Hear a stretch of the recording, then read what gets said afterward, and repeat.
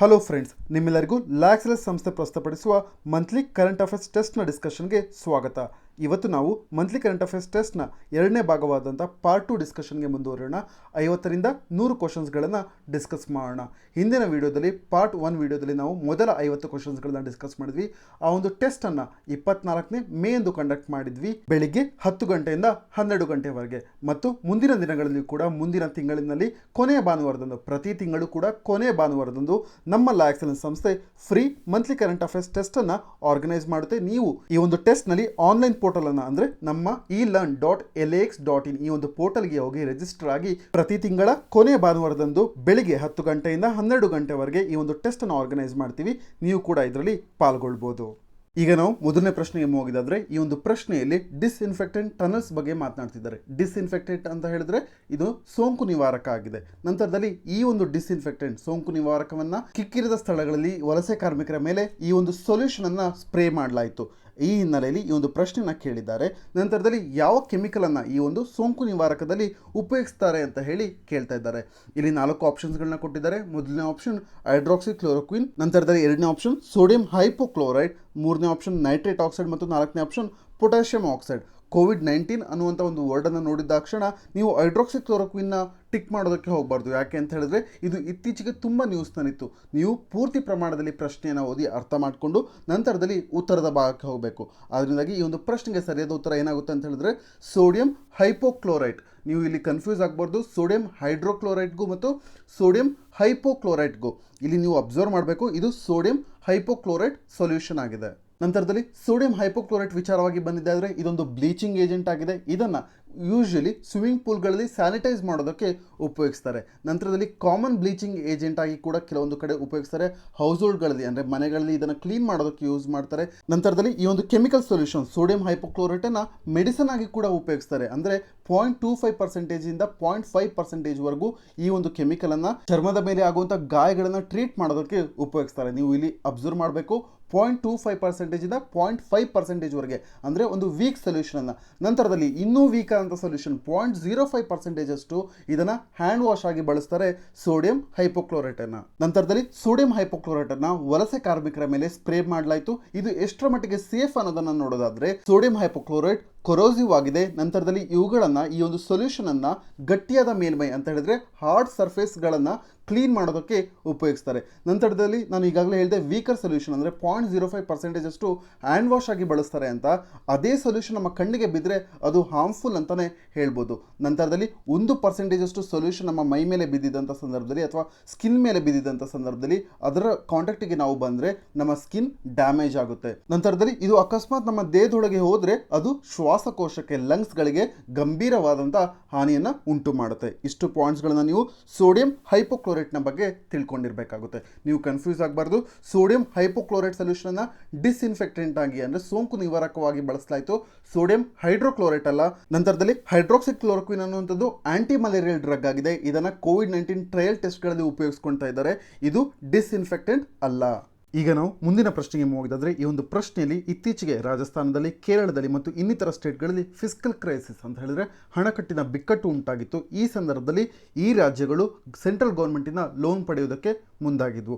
ಈ ವಿಚಾರದಲ್ಲಿ borrowing powers ಅಂದರೆ ಹಣವನ್ನು ಸಾಲವನ್ನು ಪಡೆಯೋದಾಗಿ ಅಥವಾ ಬಾರೋಯಿಂಗ್ ಪವರ್ಸ್ ಅಂದರೆ ಎರವಲು ಪಡೆಯೋದು ಅಂತ ಏನು ಹೇಳ್ತೀವಿ ಅದರ ವಿಚಾರವಾಗಿ ಇಲ್ಲಿ ಮಾತನಾಡ್ತಿದ್ದಾರೆ. ಮತ್ತು ಭಾರತದಲ್ಲಿ ಇರುವಂಥ ಫೆಡರಲ್ ಸೆಟಪ್ನಲ್ಲಿ ಸ್ಟೇಟ್ಗಳಿಗೆ ಇರುವಂಥ ಬಾರೋಯಿಂಗ್ ಪವರ್ಸ್ ಅರ್ಥ ಮಾಡ್ಕೊಳ್ಳೋದು ನಮ್ಮ ಎಕ್ಸಾಮ್ ಪಾಯಿಂಟ್ ಆಫ್ ವ್ಯೂನಿಂದ ತುಂಬ ಇಂಪಾರ್ಟೆಂಟ್ ಆಗುತ್ತೆ. ಈಗ ಇಲ್ಲಿ ಮೊದಲನೇ ಸ್ಟೇಟ್ಮೆಂಟಲ್ಲಿ ಏನು ಹೇಳ್ತಾ ಇದ್ದಾರೆ ಅಂತ ಹೇಳಿದ್ರೆ, ನಮ್ಮ ಕಾನ್ಸ್ಟಿಟ್ಯೂಷನ್ನಲ್ಲಿ ಸ್ಟೇಟ್ಗಳು ಸೆಂಟ್ರಲ್ ಗೌರ್ಮೆಂಟಿಂದ ಸಾಲವನ್ನು ಪಡಿತಾ ಇರಬೇಕಾದ್ರೆ ಹಿಂದಿನ ಸಾಲವನ್ನು ಮರುಪಾವತಿ ಮಾಡದೇ ಇರುವಂಥ ಸಂದರ್ಭದಲ್ಲಿ ಹೊಸ ಸಾಲವನ್ನು ತೆಗೆದುಕೊಳ್ಳುವಂಥ ಸಂದರ್ಭದಲ್ಲಿ ಸೆಂಟ್ರಲ್ ಗೌರ್ಮೆಂಟ್ನ ಪರ್ಮಿಷನ್ ತಗೊಬೇಕು ಅಂತ ಹೇಳಿ ಇಲ್ಲಿ ನೀಡಿದ್ದಾರೆ. ಇದರ ಜೊತೆಗೆ ಕನ್ಸೆಂಟ್ ಅಂದರೆ ಸೆಂಟ್ರಲ್ ಗೌರ್ಮೆಂಟಿನ ಪರ್ಮಿಷನ್ ತೆಗೆದುಕೊಳ್ಳೋದು ಇಂಪಾರ್ಟೆಂಟ್ ಆಗುತ್ತೆ ಮತ್ತು ಮ್ಯಾಂಡೇಟರಿ ಅಂದರೆ ಕಡ್ಡಾಯವಾಗಿದೆ ಅಂತ ಹೇಳಿ ಕೂಡ ಮೆನ್ಷನ್ ಮಾಡಿದ್ದಾರೆ. ಹೌದು, ಇದು ಸರಿಯಾದ ಸ್ಟೇಟ್ಮೆಂಟ್ ಆಗುತ್ತೆ. ಇದನ್ನ ನಾವು ಅರ್ಥ ಮಾಡ್ಕೊಬೇಕು ಅಂತ ಹೇಳಿದ್ರೆ ಆರ್ಟಿಕಲ್ 293 ನಾವು ಚೆನ್ನಾಗಿ ಅರ್ಥ ಮಾಡ್ಕೊಂಡಿರಬೇಕು. ಆರ್ಟಿಕಲ್ 293ರಲ್ಲಿ ಬಾರೋಯಿಂಗ್ ಪವರ್ಸ್ ಅಂದರೆ ಎರವಲು ಪಡೆಯೋದಕ್ಕೆ ಸ್ಟೇಟ್ಗಳು ಸೆಂಟ್ರಲ್ ಗೌರ್ಮೆಂಟಿಂದ ಎರವಲು ಪಡೆಯೋದಕ್ಕೆ ಸಾಲವನ್ನು ಎರವಲು ಪಡೆಯೋದ್ರ ಬಗ್ಗೆ ಆರ್ಟಿಕಲ್ 293ನಲ್ಲಿ ಮೆನ್ಷನ್ ಮಾಡಿದ್ದಾರೆ. ಅದರಿಂದಾಗಿ ಆರ್ಟಿಕಲ್ 293 ಅನ್ನುವಂಥ ಒಂದು ಪಾಯಿಂಟ್ ಅನ್ನು ನೀವು ನೆನ್ಪಿಟ್ಕೊಂಡಿರಿ. ನಂತರದಲ್ಲಿ ಆರ್ಟಿಕಲ್ 293 ಕೆಳಗಡೆ ಮೆನ್ಷನ್ ಆಗಿರುವಂಥ 3 ಮುಖ್ಯವಾದ ಪಾಯಿಂಟ್ಗಳು ಯಾವುದಿದು ಅಂತ ಹೇಳಿದ್ರೆ, ನಮ್ಮ ಸ್ಟೇಟ್ ಗೌರ್ಮೆಂಟ್ಗಳು ಭಾರತದ ಪ್ರದೇಶದೊಳಗೆ ಒಳಗೆ ಸಾಲವನ್ನು ಪಡ್ಕೊಬೋದು. ಈ ಒಂದು ಸಾಲದ ಸೋರ್ಸ್ ಏನಿದೆ, ಮೂಲ ಏನಿದೆ, ಇದು ವಿತಿನ್ ದ ಟೆರಿಟರಿ ಆಫ್ ಇಂಡಿಯಾನೇ ಇರಬೇಕು. ನಂತರದಲ್ಲಿ ರಾಜ್ಯ ಸರ್ಕಾರಗಳು ಏನು ಈ ಸಾಲವನ್ನು ಪಡಿತವೆ, ಇದಕ್ಕೆ ಸೆಕ್ಯೂರಿಟಿ ಏನು ಅಂತ ಹೇಳಿದ್ರೆ ಆಯಾ ಸ್ಟೇಟಿನ ಕನ್ಸಾಲಿಡೇಟೆಡ್ ಫಂಡ್ ಆಫ್ ಸ್ಟೇಟೇ ಸೆಕ್ಯೂರಿಟಿಯಾಗಿ ಆಕ್ಟ್ ಮಾಡುತ್ತೆ. ನಂತರದಲ್ಲಿ ಆರ್ಟಿಕಲ್ 293 ಕೆಳಗಡೆ ಬರುವಂಥ ಎರಡನೇ ಮುಖ್ಯವಾದ ಪಾಯಿಂಟ್ ಏನು ಅಂತ ಹೇಳಿದ್ರೆ ಸ್ಟೇಟ್ ಗೌರ್ಮೆಂಟ್ಸ್ಗಳು ಸೆಂಟ್ರಲ್ ಗೌರ್ಮೆಂಟಿಂದ ಹಣವನ್ನು ಪಡಿಬೋದು, ಆದರೆ ಇದು ಸಾಲದ ಮುಖಾಂತರವಾಗಿ, ಲೋನ್ ಮುಖಾಂತರವಾಗಿ ಅನ್ನುವಂಥ ಪಾಯಿಂಟನ್ನು ನೀವು ನೆನ್ಪಿಟ್ಕೊಂಡಿರಬೇಕು. ನಂತರದಲ್ಲಿ ನಾನು ಈಗಾಗಲೇ ಹೇಳಿರುವಂತೆ ಸೆಂಟ್ರಲ್ ಗೌರ್ಮೆಂಟ್ನ ಪರ್ಮಿಷನ್ನ ಪಡ್ಕೊಬೇಕಾಗುತ್ತೆ. ಸ್ಟೇಟ್ ಗೌರ್ಮೆಂಟ್ಗಳು ಸಾಲವನ್ನು ರೈಸ್ ಮಾಡುವಂಥ ಸಂದರ್ಭದಲ್ಲಿ ಯಾಕೆ ಅಂತ ಹೇಳಿದ್ರೆ ಹಳೆ ಸಾಲ ಮರುಪಾವತಿ ಮಾಡ್ದೇ ಇನ್ನೂ ಬಾಕಿ ಇಟ್ಕೊಂಡಿದ್ರೆ ಆ ಸ್ಟೇಟ್ ಗೌರ್ಮೆಂಟ್ಗಳು ಸೆಂಟ್ರಲ್ ಗೌರ್ಮೆಂಟಿಂದ ಪರ್ಮಿಷನ್ನ ಪಡಿಬೇಕಾಗುತ್ತೆ. ನಾವು ಇಲ್ಲಿ ಅಬ್ಸರ್ವ್ ಮಾಡಬೇಕು, ಯಾವುದೇ ಒಂದು ಸಾಲದ ಸೋರ್ಸ್ ಆಗಿರ್ಬೋದು ಅದು within the territory of India, ಅಂದರೆ ಭಾರತದ ಭೂಭಾಗ ಪ್ರದೇಶದ ಒಳಗಡೆನೆ ಆ ಒಂದು ಹಣದ ಮೂಲ ಇರಬೇಕು. ಆದರೆ ಸ್ಟೇಟ್ ಗೌರ್ಮೆಂಟ್ಗಳಿಗೆ ಯಾವುದೇ ರೀತಿಯಂತ ಎಕ್ಸಿಕ್ಯೂಟಿವ್ ಪವರ್ ಇರೋದಿಲ್ಲ ಇಂಡಿಯಾದಿಂದ ಆಚೆ, ಅಂದರೆ ಔಟ್ಸೈಡ್ ಸೋರ್ಸಸ್ ಇಂದ ಹಣವನ್ನು ಸಾಲದ ರೂಪದಲ್ಲಿ ಪಡೆಯೋದಕ್ಕೆ. ಈ ಪಾಯಿಂಟ್ನ ನೀವು ನೆನ್ಪಿಟ್ಕೊಂಡಿರಬೇಕು. ವಿತಿನ್ ದ ಟೆರಿಟರಿ ಹಣವನ್ನು ಪಡಿಬೋದು, ಆದರೆ ಔಟ್ಸೈಡ್ ದ ಟೆರಿಟರಿ ಅಂದರೆ ಭಾರತದಿಂದ ಆಚೆ ಇರುವಂಥ ಪ್ರದೇಶಗಳಿಂದ ನಾವು ಸಾಲವನ್ನು ಪಡೆಯೋದಕ್ಕೆ ಸ್ಟೇಟ್ ಗೌರ್ಮೆಂಟ್ಗಳಿಗೆ ಎಕ್ಸಿಕ್ಯೂಟಿವ್ ಅಧಿಕಾರ ಇರೋದಿಲ್ಲ. ಈ ಪಾಯಿಂಟ್ನ ನೀವು ನೆನ್ಪಿಟ್ಕೊಂಡಿರಬೇಕು. ಈಗ ಎರಡನೇ ಸ್ಟೇಟ್ಮೆಂಟ್ಗೆ ಮೂವ್ ಆಗಿದ್ದಾದ್ರೆ ಇಲ್ಲಿ ಹೇಳ್ತಾ ಇದ್ದಾರೆ ಸ್ಟೇಟ್ಗಳಿಗೆ ಎಕ್ಸಿಕ್ಯೂಟಿವ್ ಪವರ್ ಇದೆ ಹಣವನ್ನು ಬಾರೋ ಮಾಡೋದಕ್ಕೆ within the territory of India. ಇದು ಸರಿಯಾಗುತ್ತೆ. And not from international sources, ಇದು ಕೂಡ ಸರಿಯಾಗುತ್ತೆ. ಯಾಕೆ ಅಂತ ಹೇಳಿದ್ರೆ ಸ್ಟೇಟ್ ಗೌರ್ಮೆಂಟ್ಗಳಿಗೆ ಅಧಿಕಾರ ಇರುವಂಥದ್ದು ಹಣವನ್ನು ರೈಸ್ ಮಾಡೋದಕ್ಕೆ ಭಾರತದ ಒಳಗಿನ ಪ್ರದೇಶಗಳಿಂದ, ಭಾರತದ ಹೊರಗಿಂದ ಹಣವನ್ನು ತರೋದಕ್ಕೆ ಪವರ್ ಇರೋದಿಲ್ಲ. ಇಷ್ಟು ಪಾಯಿಂಟ್ಸ್ಗಳನ್ನು ನೀವು ನೆನ್ಪಿಟ್ಕೊಂಡಿರಬೇಕು. ಅದರಿಂದಾಗಿ ಇಲ್ಲಿ ನೀಡಿರುವಂಥ ಎರಡೂ ಸ್ಟೇಟ್ಮೆಂಟ್ಗಳು ಸರಿಯಾದ್ರಿಂದ ಸರಿಯಾದ ಉತ್ತರ ಆಪ್ಷನ್ ಸಿ ಬೋತ್ 1 and 2 ಆಗುತ್ತೆ. ಈಗ ನಾವು ಮುಂದಿನ ಪ್ರಶ್ನೆಗೆ ಹೋಗಿದ್ದಾದ್ರೆ ಈ ಒಂದು ಪ್ರಶ್ನೆಯಲ್ಲಿ GDP ಗ್ರೋತ್ ರೇಟ್ನ ಬಗ್ಗೆ ಸ್ಪೆಕ್ಯುಲೇಷನ್ಸ್ ಇದೆ COVID-19 ಕ್ರೈಸಿಸ್ನ ಹಿನ್ನೆಲೆಯಲ್ಲಿ ಅಂತ ಹೇಳಿ ಹೇಳ್ತಾ ಇದ್ದಾರೆ. ನಂತರದಲ್ಲಿ ಈ ಒಂದು ಕಾಂಟೆಕ್ಸ್ನಲ್ಲಿ ಯಾವ ಪ್ಯಾರಾಮೀಟರ್ಸ್ಗಳನ್ನ ಕನ್ಸಿಡರ್ ಮಾಡ್ತಾರೆ GDP ಗ್ರೋತ್ ರೇಟನ್ನು ಕ್ಯಾಲ್ಕುಲೇಟ್ ಮಾಡೋದಕ್ಕೆ ಅಂತ ಹೇಳಿ ಹೇಳ್ತಾ ಇದ್ದಾರೆ. ನಮಗೆಲ್ಲರಿಗೂ ಗೊತ್ತು, ನೀವು introduction to macroeconomics class 12 NCERTನ ಕವರ್ ಮಾಡಿದ್ರೆ ನಿಮಗೆ ಗೊತ್ತಿರುತ್ತೆ GDPನ ಯಾವ ರೀತಿ ಕ್ಯಾಲ್ಕುಲೇಟ್ ಮಾಡ್ತಾರೆ ಅಂತ ಹೇಳಿ. ಅದರಲ್ಲಿ ಎಕ್ಸ್ಪೆಂಡಿಚರ್ ಮೆಥಡ್, ಅದರಲ್ಲಿ ಒಂದು ಮೆಥಡ್ ಯಾವುದು ಅಂತ ಹೇಳಿದ್ರೆ GDPನ ಯಾವ ರೀತಿ ಕ್ಯಾಲ್ಕುಲೇಟ್ ಮಾಡ್ತಾರೆ ಅಂತ ಹೇಳಿದ್ರೆ ಒಂದು ಫಾರ್ಮುಲಾವನ್ನು ಉಪಯೋಗಿಸ್ತಾರೆ, C+I+G+X-M ಅಂತ ಹೇಳಿ. ಇಲ್ಲಿ ಸಿ ಅಂತ ಹೇಳಿದ್ರೆ ಕನ್ಸಂಪ್ಷನ್ ಬೈ ಪ್ರೈವೇಟ್ ಸಿಟಿಸನ್ಸ್ ಅಥವಾ ಕನ್ಸಂಪ್ಷನ್ ಎಕ್ಸ್ಪೆಂಡಿಚರ್ ಅಂತ ಏನು ಹೇಳ್ತೀವಿ. ನಾನು ಮಾರ್ಕೆಟ್ಗೆ ಇಂಡಿವಿಜುವಲ್ ಆಗಿ ಹೋಗಿ ಹಾಲು ತರಕಾರಿ ಇವನ್ನೆಲ್ಲವನ್ನ ಕೊಂಡ್ಕೊಂಡು ತಂದಂಥ ಸಂದರ್ಭದಲ್ಲಿ ಅದು ಪ್ರೈವೇಟ್ ಕನ್ಸಂಪ್ಷನ್ ಎಕ್ಸ್ಪೆಂಡಿಚರ್ ಆಗುತ್ತೆ. ಅದನ್ನು ಸಿ ಮುಖಾಂತರವಾಗಿ ಡೆನೋಟ್ ಮಾಡ್ತೀವಿ. ನಂತರದಲ್ಲಿ ಬರುವಂಥದ್ದು ಐ ಅಂದರೆ ಇನ್ವೆಸ್ಟ್ಮೆಂಟ್. ಈಗ ನಾನೊಬ್ಬ ಹೋಗಿ ಶೇರ್ ಮಾರ್ಕೆಟ್ನಲ್ಲಿ ನನ್ನ ಹಣವನ್ನು ಹಾಕಿದ್ದೆ ಅಂತ ಅನ್ಕೊಳ್ಳೋಣ, ಇನ್ವೆಸ್ಟ್ ಮಾಡಿದೆ ಅಂತ ಅನ್ಕೊಳ್ಳೋಣ, ಆ ಒಂದು ಹಣವನ್ನು ಇಲ್ಲಿ ಕ್ಯಾಲ್ಕುಲೇಟ್ಗೆ ಯೂಸ್ ಮಾಡ್ತೀವಿ. ಈ ರೀತಿಯಾಗಿ ಐ ಅಂದರೆ ಇನ್ವೆಸ್ಟ್ಮೆಂಟ್ ಅಂತ ಹೇಳಿ ಡೆನೋಟ್ ಮಾಡ್ತೀವಿ. ನಂತರದಲ್ಲಿ ಬರುವಂಥದ್ದು ಜಿ ಅಂದರೆ ಗೌರ್ಮೆಂಟ್ ಸ್ಪೆಂಡಿಂಗ್. ಎಕ್ಸಾಂಪಲ್ ಆಗಿ ಹೇಳೋದಾದ್ರೆ ಈಗ ಗೌರ್ಮೆಂಟ್ ಡಿಫೆನ್ಸ್ ಎಕ್ಸ್ಪೆಂಡಿಚರ್ನ ಜಾಸ್ತಿ ಮಾಡ್ತಾ ಇದೆ ಅಲ್ವಾ, ಈ ರೀತಿಯಾಗಿ ಹೊಸ ಟ್ಯಾಂಕ್, ಹೊಸ ಮಿಸೈಲ್ಸ್ಗಳನ್ನ ಕೊಂಡ್ಕೊಳ್ಳೋದಕ್ಕೆ ಸ್ಪೆಂಡ್ ಮಾಡುತ್ತೆ ಅಂದ್ಕೊಂಡ ಗೌರ್ಮೆಂಟ್, ಆ ಒಂದು ಹಣವನ್ನು ಇದರಲ್ಲಿ ಗೌರ್ಮೆಂಟ್ ಸ್ಪೆಂಡಿಂಗಲ್ಲಿ ಡೆನೋಟ್ ಮಾಡ್ತೀವಿ. ನಂತರದಲ್ಲಿ ಬರುವಂಥದ್ದು ಎಕ್ಸ್ಪೋರ್ಟ್ ಆ್ಯಂಡ್ ಇಂಪೋರ್ಟ್. ಇದನ್ನು ಎಕ್ಸ್ಪೋರ್ಟನ್ನು ಎಕ್ಸ್ ಅಂತ ಹೇಳಿ, ಇಂಪೋರ್ಟನ್ನು ಎಮ್ ಅಂತ ಹೇಳಿ ಡೆನೋಟ್ ಮಾಡ್ತೀವಿ. ನಮಗೆಲ್ಲರಿಗೂ ಗೊತ್ತು ಇಂಪೋರ್ಟ್ ಮತ್ತು ಎಕ್ಸ್ಪೋರ್ಟನ್ನು ನೆಟ್ ಟ್ರೇಡ್ ಅಂತ ಹೇಳಿ ಕೂಡ ಕರೀತಾರೆ. ಈ ರೀತಿಯಾಗಿ ಈ ಒಂದು ಫಾರ್ಮುಲಾವನ್ನು ಬರಿತೀವಿ, GDP = C+I+G+X-M ಅಂತ ಹೇಳಿ. ನೀವು ಸೈಕ್ಲಿಕಲ್ ಮತ್ತು ಸ್ಟ್ರಕ್ಚರಲ್ ಎಕನಾಮಿ ಬಗ್ಗೆ ಡಿಸ್ಕಸ್ ಮಾಡಬೇಕಾದ್ರೂ ಕೂಡ ಈ ಒಂದು GDP ಫಾರ್ಮುಲಾವನ್ನು ಉಪಯೋಗಿಸ್ಕೊಬೇಕಾಗುತ್ತೆ. ಅದರಿಂದಾಗಿ ಈ ಒಂದು ಕಾನ್ಸೆಪ್ಟ್ ತುಂಬ ಇಂಪಾರ್ಟೆಂಟ್ ಆಗುತ್ತೆ. ನಂತರದಲ್ಲಿ ಇಲ್ಲಿ ಕೊಟ್ಟಿರುವಂಥ ಆಪ್ಷನ್ನ ನೋಡೋದಾದ್ರೆ ಯಾವ ಪ್ಯಾರಾಮೀಟರ್ಸ್ಗಳನ್ನ ಕನ್ಸಿಡರ್ ಮಾಡಿಕೊಂಡು GDP ಗ್ರೋತ್ ರೇಟನ್ನು ಕ್ಯಾಲ್ಕುಲೇಟ್ ಮಾಡ್ತೀರಾ ಅಂತ ಹೇಳಿ ಕೇಳಿದ್ದಾರೆ. ಇಲ್ಲಿ ಮೊದಲನೇದಾಗಿ ಪರ್ಸನಲ್ ಕನ್ಸಂಪ್ಷನ್ ಅಂತ ಹೇಳಿದ್ದಾರೆ. ಹೌದು, ಇದು ಸರಿಯಾಗುತ್ತೆ. ಇದನ್ನು ನಾವು ಸಿ ಅಂತ ಹೇಳಿ ಡೆನೋಟ್ ಮಾಡ್ತೀವಿ. ನಂತರದಲ್ಲಿ ಬಿಸ್ನೆಸ್ ಇನ್ವೆಸ್ಟ್ಮೆಂಟ್, ಹೌದು, ಇದು ಕೂಡ ಸರಿಯಾಗುತ್ತೆ. ಶೇರ್ ಮಾರ್ಕೆಟ್ನಲ್ಲಿ ನಾನು ಹೋಗಿ ಇನ್ವೆಸ್ಟ್ಮೆಂಟ್ ಮಾಡಿದ್ರೆ ಅದನ್ನು ಐ ಅಂತ ಹೇಳಿ ಡೆನೋಟ್ ಮಾಡ್ತೀವಿ. ನಂತರದಲ್ಲಿ ಗೌರ್ಮೆಂಟ್ ಸ್ಪೆಂಡಿಂಗ್, ಗೌರ್ಮೆಂಟ್ ಟ್ಯಾಂಕ್ಗಳ ಮೇಲೆ, ಮಿಸೈಲ್ಸ್ಗಳ ಮೇಲೆ ಸ್ಪೆಂಡ್ ಮಾಡ್ತಿದೆ ಅಂದ್ಕೊಳ್ಳೋಣ, ಅದನ್ನು ಜಿ ಅಂತ ಹೇಳಿ ಡೆನೋಟ್ ಮಾಡ್ತೀವಿ. ನಂತರದಲ್ಲಿ ನೆಟ್ ಟ್ರೇಡ್ ಅಂತ ಹೇಳಿದ್ರೆ ಎಕ್ಸ್ಪೋರ್ಟ್ ಮೈನಸ್ ಇಂಪೋರ್ಟ್ ಅಥವಾ ಇಂಪೋರ್ಟ್ ಮೈನಸ್ ಎಕ್ಸ್ಪೋರ್ಟ್, ಯಾವ್ದು ಜಾಸ್ತಿ ಇರುತ್ತೆ ಅದು ಮೊದಲು ಬರುತ್ತೆ, X-M ಅಂತ ಹೇಳಿ ಡೆನೋಟ್ ಮಾಡ್ತೀವಿ. ಆದ್ದರಿಂದಾಗಿ ಇಲ್ಲಿ ನೀಡಿರುವಂಥ 4 ಆಪ್ಷನ್ಸ್ಗಳು ಸರಿಯಾಗುತ್ತೆ. ಈ 4 ಪ್ಯಾರಾಮೀಟರ್ಸ್ಗಳು ಕೂಡ GDP ಗ್ರೋತ್ ರೇಟನ್ನು ಕ್ಯಾಲ್ಕುಲೇಟ್ ಮಾಡ್ಕೊಳ್ಳೋದಕ್ಕೆ ಉಪಯೋಗಿಸ್ಕೊಳ್ತೀವಿ. ಆದ್ದರಿಂದಾಗಿ ಈ ಒಂದು ಪ್ರಶ್ನೆಗೆ ಸರಿಯಾದ ಉತ್ತರ ಆಪ್ಷನ್ ಡಿ 1, 2, 3, 4 ಆಗುತ್ತೆ. ಈಗ ಮುಂದಿನ ಪ್ರಶ್ನೆಗೆ ಹೋಗಿದ್ದಾದ್ರೆ ಈ ಒಂದು ಪ್ರಶ್ನೆನ ಗ್ರೂಪ್ ಆಫ್ 7 ನೇಷನ್ಸ್ ಅಂದರೆ G7 ಕಂಟ್ರೀಸ್ಗಳ ಬಗ್ಗೆ ಕೇಳಿದಂಥ ಪ್ರಶ್ನೆ ಆಗಿದೆ. ಇಲ್ಲಿ ಮೊದಲನೇ ಸ್ಟೇಟ್ಮೆಂಟಲ್ಲಿ ಹೇಳ್ತಾ ಇದ್ದಾರೆ ಈ 7 ಕಂಟ್ರಿಗಳು ಕೂಡ ಮೇಜರ್ ಇಂಡಸ್ಟ್ರಿಯಲೈಸ್ಡ್ ಮತ್ತು ಡೆಮೊಕ್ರೆಟಿಕ್ ಕಂಟ್ರೀಸ್ಗಳಾಗಿದ್ದಾವೆ ಅಂತ ಹೇಳಿ ಹೇಳ್ತಾ ಇದ್ದಾರೆ. ಹೌದು, ಇದೊಂದು ಸರಿಯಾದ ಸ್ಟೇಟ್ಮೆಂಟ್ ಆಗುತ್ತೆ. ಯಾಕೆ ಅಂತ ಹೇಳಿದ್ರೆ G7 ಗ್ರೂಪ್ ಆಫ್ 7 ಇದೊಂದು international intergovernmental economic organisation ಆಗಿದೆ. ಇದರಲ್ಲಿ ಇರುವಂಥ 7 ಕಂಟ್ರಿಗಳು ಕೂಡ IMFನ ಅಡ್ವಾನ್ಸ್ಡ್ ಎಕನಾಮೀಸ್ಗಳಾಗಿದ್ದಾವೆ ನಮ್ಮ ವರ್ಲ್ಡ್ನಲ್ಲಿ. ಅದು ಯಾವ್ಯಾವ ಕಂಟ್ರೀಸ್ಗಳು ಅಂತ ಹೇಳಿದ್ರೆ Canada, France, Germany, Italy, Japan, United Kingdom ಮತ್ತು ಯುನೈಟೆಡ್ ಸ್ಟೇಟ್ಸ್. ಈ 7 ಸ್ಟೇಟ್ಸ್ಗಳ ಹೆಸರನ್ನು ನೀವು ನೆನ್ಪಿಟ್ಕೊಂಡಿರಿ. ಇದು ನಿಮಗೆ ಎಕ್ಸಾಮ್ ಪಾಯಿಂಟ್ ಆಫ್ ವ್ಯೂನಿಂದ ತುಂಬ ಇಂಪಾರ್ಟೆಂಟ್ ಆಗುತ್ತೆ G7 ಕಂಟ್ರೀಸ್ಗಳ ವಿಚಾರವಾಗಿ. ನಂತರದಲ್ಲಿ ಎರಡನೇ ಸ್ಟೇಟ್ಮೆಂಟಲ್ಲಿ ಹೇಳ್ತಿದ್ದಾರೆ, ಈ ಒಂದು ಗ್ರೂಪ್ ಆಫ್ 7 ನೇಷನ್ಸ್ G7 ಇಂದ ರಷ್ಯಾವನ್ನು ಎಕ್ಸ್ಪೆಲ್ ಅಂದರೆ ತೆಗೆದು ಹಾಕಲಾಯಿತು. ಯಾಕೆ ಅಂತ ಹೇಳಿದ್ರೆ ರಷ್ಯಾ ಡೆಮೊಕ್ರೆಟಿಕ್ ಕಂಟ್ರಿ ಅಲ್ಲ ಅಂತ ಹೇಳಿ, ಆ ಒಂದು ಕಾರಣಕ್ಕಾಗಿ ಅಂತ ಹೇಳಿ ಕೊಟ್ಟಿದ್ದಾರೆ. ಆದರೆ ಇದು ತಪ್ಪಾದ ಸ್ಟೇಟ್ಮೆಂಟ್ ಆಗುತ್ತೆ. ಯಾಕೆ ಅಂತ ಹೇಳಿದ್ರೆ ರಷ್ಯಾ ಈ ಒಂದು ಗ್ರೂಪ್ ಆಫ್ 7 ನೇಷನ್ಸ್ನ ಮೆಂಬರ್ ಆಗಿರುತ್ತೆ. ಮುಂಚೆ ಇದನ್ನು G8 ಬ್ಲಾಕ್ ಅಂತ ಹೇಳಿನೇ ಕರೀತಾ ಇರ್ತಾರೆ. ಮತ್ತು ರಷ್ಯಾ 1997ರಲ್ಲಿ ಈ ಒಂದು G7 ಗ್ರೂಪನ್ನು ಅಬ್ಸರ್ವರ್ ಸ್ಟೇಟ್ ಆಗಿ ಜಾಯ್ನ್ ಆಗುತ್ತೆ. ನಂತರದಲ್ಲಿ 1998ರಲ್ಲಿ ಕಂಪ್ಲೀಟ್ ಮೆಂಬರ್ ಆಗುತ್ತೆ. ಆದರೆ 2014ರಲ್ಲಿ ಈ ಒಂದು ಮೆಂಬರ್ಶಿಪ್ಪನ್ನು ರಷ್ಯಾದ ಮೆಂಬರ್ಶಿಪ್ಪನ್ನು ಕ್ಯಾನ್ಸಲ್ ಮಾಡ್ತಾರೆ. ಅದಕ್ಕೆ ಕಾರಣ ಏನು ಅಂತ ಹೇಳಿದ್ರೆ ರಷ್ಯಾ ಕ್ರೀಮಿಯಾ ಅನ್ನುವಂಥ ಒಂದು ಪ್ಲೇಸನ್ನು, ಅಂದರೆ ಉಕ್ರೇನ್ನಲ್ಲಿ ಇರುವಂಥ ಕ್ರೀಮಿಯಾ ಅನ್ನುವಂಥ ಒಂದು ಪ್ಲೇಸನ್ನು ಇದು ಅನೆಕ್ಸ್ ಮಾಡ್ಕೊಳ್ಳುತ್ತೆ, ಇದು ಆಕ್ರಮಿಸಿಕೊಳ್ಳುತ್ತೆ. ಈ ಒಂದು ಕಾರಣಕ್ಕಾಗಿ ರಷ್ಯಾನ ಈ ಒಂದು ಗುಂಪಿನಿಂದ G7 ಗ್ರೂಪಿಂದ ತೆಗೆದು ಹಾಕಲಾಗುತ್ತೆ. ಈ ಒಂದು ಪಾಯಿಂಟ್ನ ನೀವು ನೆನ್ಪಿಟ್ಕೊಂಡಿರಿ. ರಷ್ಯಾವನ್ನ ಯಾವ ಕಾರಣಕ್ಕಾಗಿ G7 ಇಂದ ಎಕ್ಸ್ಪೆಲ್ ಮಾಡಲಾಯಿತು, ಸಸ್ಪೆಂಡ್ ಮಾಡಲಾಯಿತು ಅನ್ನುವಂಥ ಕಾರಣವನ್ನು. ನಂತರದಲ್ಲಿ ಇಲ್ಲಿ ನೀಡಿರುವಂಥ 2 ಸ್ಟೇಟ್ಮೆಂಟ್ಗಳಲ್ಲಿ ಮೊದಲನೇ ಸ್ಟೇಟ್ಮೆಂಟ್ ಸರಿಯಾಗಿದೆ ಮತ್ತು ಎರಡನೇ ಸ್ಟೇಟ್ಮೆಂಟ್ ತಪ್ಪಾದ್ರಿಂದ ಇಲ್ಲಿ ಸರಿಯಾದ ಉತ್ತರವನ್ನು ಕೇಳಿರೋದ್ರಿಂದ, ಸರಿಯಾದ ಸ್ಟೇಟ್ಮೆಂಟ್ಗಳು ಯಾವುದು ಅಂತ ಕೇಳಿರೋದ್ರಿಂದ ಆಪ್ಷನ್ ಎ ಒಂದೊಂದ್ಲಿ ಸರಿಯಾಗುತ್ತೆ. ಈಗ ನಾವು ಮುಂದಿನ ಪ್ರಶ್ನೆಗೆ ಮೂವ್ ಆಗಿದ್ರೆ, ಈ ಒಂದು ಪ್ರಶ್ನೆಯನ್ನ justice KS Puttaswamy versus union of India case, ಈ ಒಂದು ಕೇಸ್ ಯಾವ ಇಶ್ಯೂನ ರಿಲೇಟೆಡ್ ಆಗಿದೆ ಅಂತ ಹೇಳಿ ಕೇಳಿದ್ದಾರೆ. ಇಲ್ಲಿ 4 ಆಪ್ಷನ್ಸ್ಗಳನ್ನ ಕೊಟ್ಟಿದ್ದಾರೆ. ಸರಿಯಾದ ಆಪ್ಷನ್ನ ಗುರುತಿಸಬೇಕು.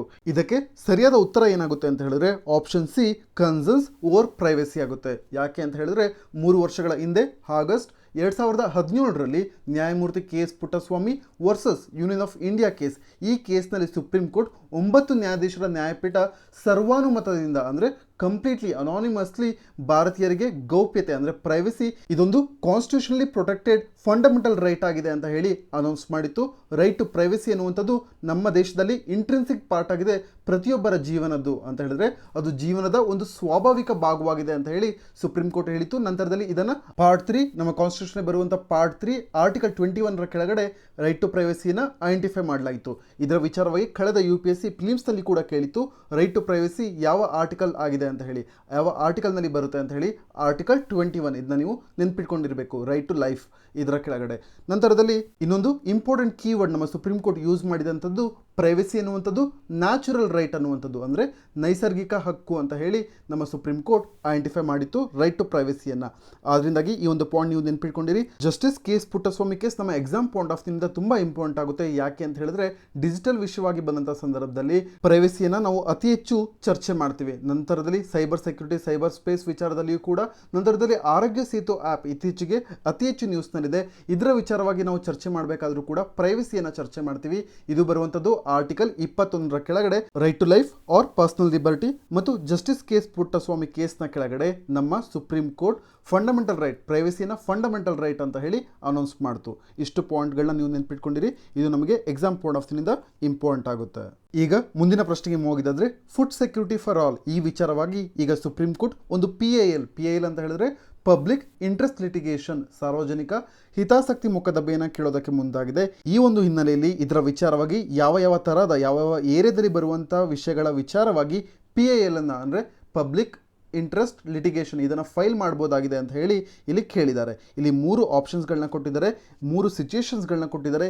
ಈ ಸಂದರ್ಭದಲ್ಲಿ ನಾವು ಸಾರ್ವಜನಿಕ ಹಿತಾಸಕ್ತಿ ಮೊಕದ್ದಮೆಯನ್ನು ಹೂಡ್ಬೋದಾ ಅಂತ ಹೇಳಿ ಕೇಳಿದ್ದಾರೆ. ಮೊದಲನೇದಾಗಿ ಈ ಒಂದು PILನ ಅರ್ಥ ಮಾಡ್ಕೊಂಡಾದ್ರೆ, PIL ಅನ್ನುವಂಥ ಒಂದು ಕಾನ್ಸೆಪ್ಟನ್ನು ಅಥವಾ ಎಕ್ಸ್ಪ್ರೆಷನನ್ನು ನಾವು ಬಾರೋ ಮಾಡಿರುವಂಥದ್ದು ಅಮೆರಿಕದ ನ್ಯಾಯಶಾಸ್ತ್ರದಿಂದ.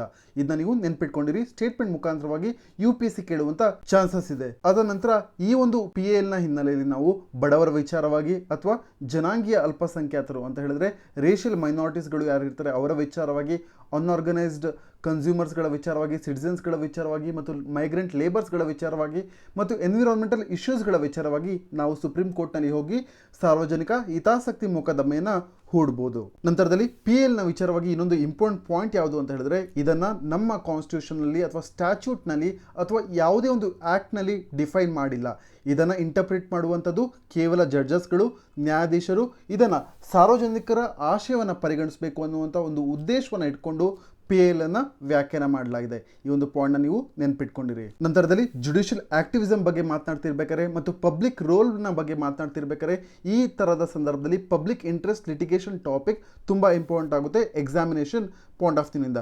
ಈಗ PILನ ವಿಚಾರವಾಗಿ 3 ಆಪ್ಷನ್ಸ್ಗಳನ್ನ ಕೊಟ್ಟಿದ್ದಾರೆ. ಇಲ್ಲಿ ಮೊದಲನೇದಾಗಿ ಹೇಳ್ತಿದ್ದಾರೆ, ಹೈದರಾಬಾದ್ನಲ್ಲಿ ವರ್ಕರ್ಸ್ಗಳು ಸ್ಟ್ರಾಂಡೆಡ್ ಅಂದರೆ ಅಲ್ಲಿ ಸಿಲುಕಿಕೊಂಡಿದ್ದಾರೆ, ಅವರಿಗೆ ಸಂಬಳ ಸಿಗ್ತಾ ಇಲ್ಲ ಅಂತ ಹೇಳ್ತಾ ಇದ್ದಾರೆ. ಹೌದು, ಈ ತರಹದ ಸಂದರ್ಭದಲ್ಲಿ ನಾವು ಸುಪ್ರೀಂ ಕೋರ್ಟ್ಗೆ ಹೋಗಿ ಸಾರ್ವಜನಿಕ ಹಿತಾಸಕ್ತಿ ಮೊಕದ್ದಮೆಯನ್ನ ಹೂಡಬಹುದು. ಅದರಿಂದಾಗಿ ಇದು ಸರಿಯಾಗುತ್ತೆ. ನಂತರದಲ್ಲಿ ಎರಡನೇ ಸ್ಟೇಟ್ಮೆಂಟ್ನಲ್ಲಿ ಹೇಳ್ತಾ ಇದ್ದಾರೆ, ಲಾಕ್ಡೌನ್ ನಾರ್ಮ್ಸ್ಗಳನ್ನು ಅಂತ ಹೇಳಿದ್ರೆ ಲಾಕ್ಡೌನ್ನ ಮಾನದಂಡಗಳನ್ನು ಒಬ್ಬ ವ್ಯಕ್ತಿ ವೈಲೇಟ್ ಮಾಡಿದ್ದಾನೆ, ನಂತರದಲ್ಲಿ ಆತ ಅರೆಸ್ಟ್ ಆಗಿದ್ದಾನೆ ಮತ್ತು ಕಸ್ಟಡಿನಲ್ಲಿ ಇದ್ದಾಗ ಆತ ಸಾವನ್ನಪ್ಪಿದ್ದಾನೆ ಲಾಠಿ ಚಾರ್ಜ್ನ ಮುಖಾಂತರವಾಗಿ ಅಂತ ಹೇಳ್ತಾ ಇದ್ದಾರೆ. ಹೌದು, ಈ ತರದ ಸಂದರ್ಭಗಳಲ್ಲಿಯೂ ಕೂಡ ನಾವು PILನ ಸುಪ್ರೀಂ ಕೋರ್ಟ್ನಲ್ಲಿ ಹೂಡಬಹುದು. ನಂತರದಲ್ಲಿ ಮೂರನೇ ಸ್ಟೇಟ್ಮೆಂಟ್ ನಲ್ಲಿ ಹೇಳ್ತಾ ಇದ್ದಾರೆ, ಮುನ್ಸಿಪಲ್ ಕಾರ್ಪೊರೇಷನ್ ಈಗ ಬ್ರಿಡ್ಜ್ ಅನ್ನ ಕನ್ಸ್ಟ್ರಕ್ಟ್ ಮಾಡೋದಕ್ಕೆ ಮುಂದಾಗಿದೆ, ಅದು ಕೂಡ ಕೆಲವೊಂದು ಮರಗಳನ್ನ ಕಡಿದು ಈ ಒಂದು ಬ್ರಿಡ್ಜ್ ಅನ್ನ ಕನ್ಸ್ಟ್ರಕ್ಟ್ ಮಾಡೋದಕ್ಕೆ ಮುಂದಾಗಿದೆ ಅಂತ ಹೇಳ್ತಾ ಇದ್ದಾರೆ. ಇದು ಎನ್ವಿರಾನ್ಮೆಂಟಲ್ ಇಶ್ಯೂಸ್ ಕೆಳಗಡೆ ಬರುತ್ತೆ.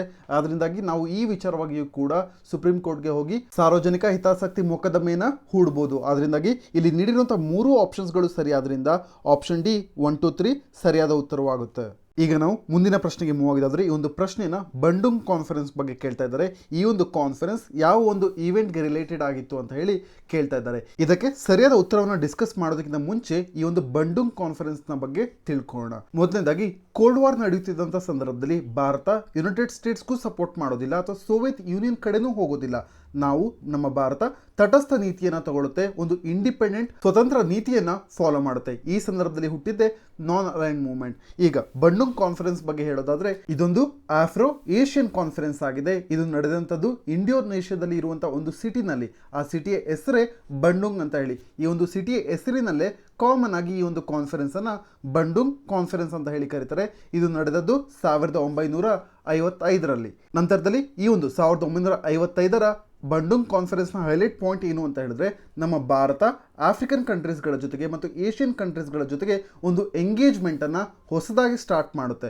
ನಂತರದಲ್ಲಿ ಈ ಒಂದು ಸಮ್ಮೇಳನದ ಮುಖಾಂತರವಾಗಿಯೇ ನಂತರದಲ್ಲಿ ನ್ಯಾಷನಲ್ ಅಲೈನ್ ಮೂವ್ಮೆಂಟ್ಗೆ ಆ ಒಂದು ಸ್ಥಾಪನೆಗೆ ಕಾರಣವಾಗುತ್ತೆ. ಇಲ್ಲಿ ನೀವು ನೆನ್ಪಿಟ್ಕೊಂಡಿರಬೇಕು, ಇಂಡೋನೇಷ್ಯಾದಲ್ಲಿ ನಡೆದಂಥ ಏಷ್ಯಾ ಆಫ್ರಿಕಾ ಬಂಡುಂಗ್ ಸಮ್ಮೇಳನದಲ್ಲಿ ನಡೆದಂಥ ಹಲವಾರು ಚರ್ಚೆಗಳು ಈ ಒಂದು ಗುಂಪು ನಾನ್ ಅಲೈನ್ ಮೂವ್ಮೆಂಟ್ ಈ ಒಂದು ಗುಂಪಿನ ಪರಿಕಲ್ಪನೆಗೆ ಈ ಒಂದು ಸಮ್ಮೇಳನ ಕಾರಣವಾಗುತ್ತೆ. ಆದ್ರಿಂದಾಗಿ ಇಲ್ಲಿ ನೀಡಿರುವಂಥ ಪ್ರಶ್ನೆ ಏನು, ಬಂಡುಂಗ್ ಕಾನ್ಫರೆನ್ಸ್ನ ಬಗ್ಗೆ ಯಾವ ಒಂದು ಈವೆಂಟ್ ರಿಲೇಟೆಡ್ ಆಗಿದೆ ಅಂತ ಕೇಳ್ತಾ ಇದ್ದಾರೆ.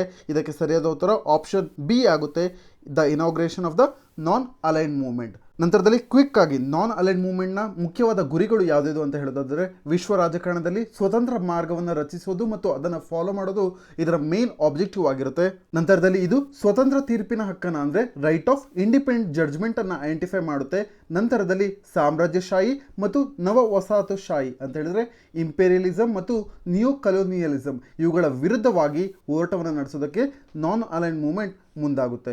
ಈಗ ಪ್ರೆಸೆಂಟ್ ಆಗಿ ಇನ್ನೊಂದು ಹೊಸ ಗುರಿಯನ್ನು ನಾನ್ ಅಲೈನ್ ಮೂವ್ಮೆಂಟ್ ಆಡ್ ಮಾಡ್ಕೊಂಡಿದೆ. ಅದು ಏನು ಅಂತ ಹೇಳಿದ್ರೆ, ಇಂಟರ್ನ್ಯಾಷನಲ್ ಎಕನಾಮಿಕ್ ಆರ್ಡರ್ ಅನ್ನ ರೀಸ್ಟ್ರಕ್ಚರ್ ಮಾಡುವಂಥದ್ದು ಅಂತ ಹೇಳಿದ್ರೆ ಅಂತಾರಾಷ್ಟ್ರೀಯ ಆರ್ಥಿಕ ಕ್ರಮವನ್ನ ಪುನರ್ರಚನೆ ಮಾಡೋದಕ್ಕೆ ಈಗ ಈ ಒಂದು ನಾನ್ ಅಲೈನ್ ಮೂವ್ಮೆಂಟ್ ಗ್ರೂಪ್ ಮುಂದಾಗಿದೆ. ಇಷ್ಟು ಪಾಯಿಂಟ್ಗಳನ್ನ ಈ ಒಂದು ಪ್ರಶ್ನೆ ಹಿನ್ನೆಲೆಯಲ್ಲಿ ನೆನ್ಪಿಟ್ಕೊಂಡಿರ್ಬೇಕಾಗುತ್ತೆ. ನಂತರದಲ್ಲಿ ಬಂಡುಂಗ್ ಕಾನ್ಫರೆನ್ಸ್ ನಡೆದಂಥದ್ದು 1955ರಲ್ಲಿ ಇಂಡೋನೇಷ್ಯಾದ ಸಿಟಿ ಬಂಡುಂಗ್ನಲ್ಲಿ. ನಂತರದಲ್ಲಿ ಇದನ್ನ ಏಷ್ಯನ್ ಆಫ್ರಿಕನ್ ಕಾನ್ಫರೆನ್ಸ್ ಅಂತ ಕೂಡ ಕರೀತಾರೆ. ಇಷ್ಟು ಪಾಯಿಂಟ್ಗಳನ್ನ ನೀವು ನೆನ್ಪಿಟ್ಕೊಂಡಿರಿ.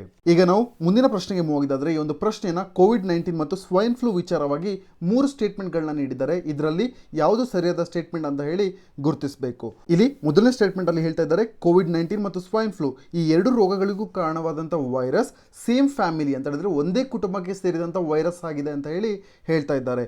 ಆದರೆ ಇದು ತಪ್ಪಾದ ಸ್ಟೇಟ್ಮೆಂಟ್ ಆಗುತ್ತೆ. ಯಾಕೆ ಅಂತ ಹೇಳಿದ್ರೆ COVID-19 ಕೊರೋನಾ ವೈರಸ್ ಫ್ಯಾಮಿಲಿಗೆ ಸೇರಿದದ್ದು. ನಂತರದಲ್ಲಿ ಸ್ವೈನ್ ಫ್ಲೂ H1N1 ಇದು ಸೇರಿದಂಥದ್ದು ಇನ್ಫ್ಲೂಯೆನ್ಸಾ ಎ ವೈರಸ್ ಫ್ಯಾಮಿಲಿಗೆ.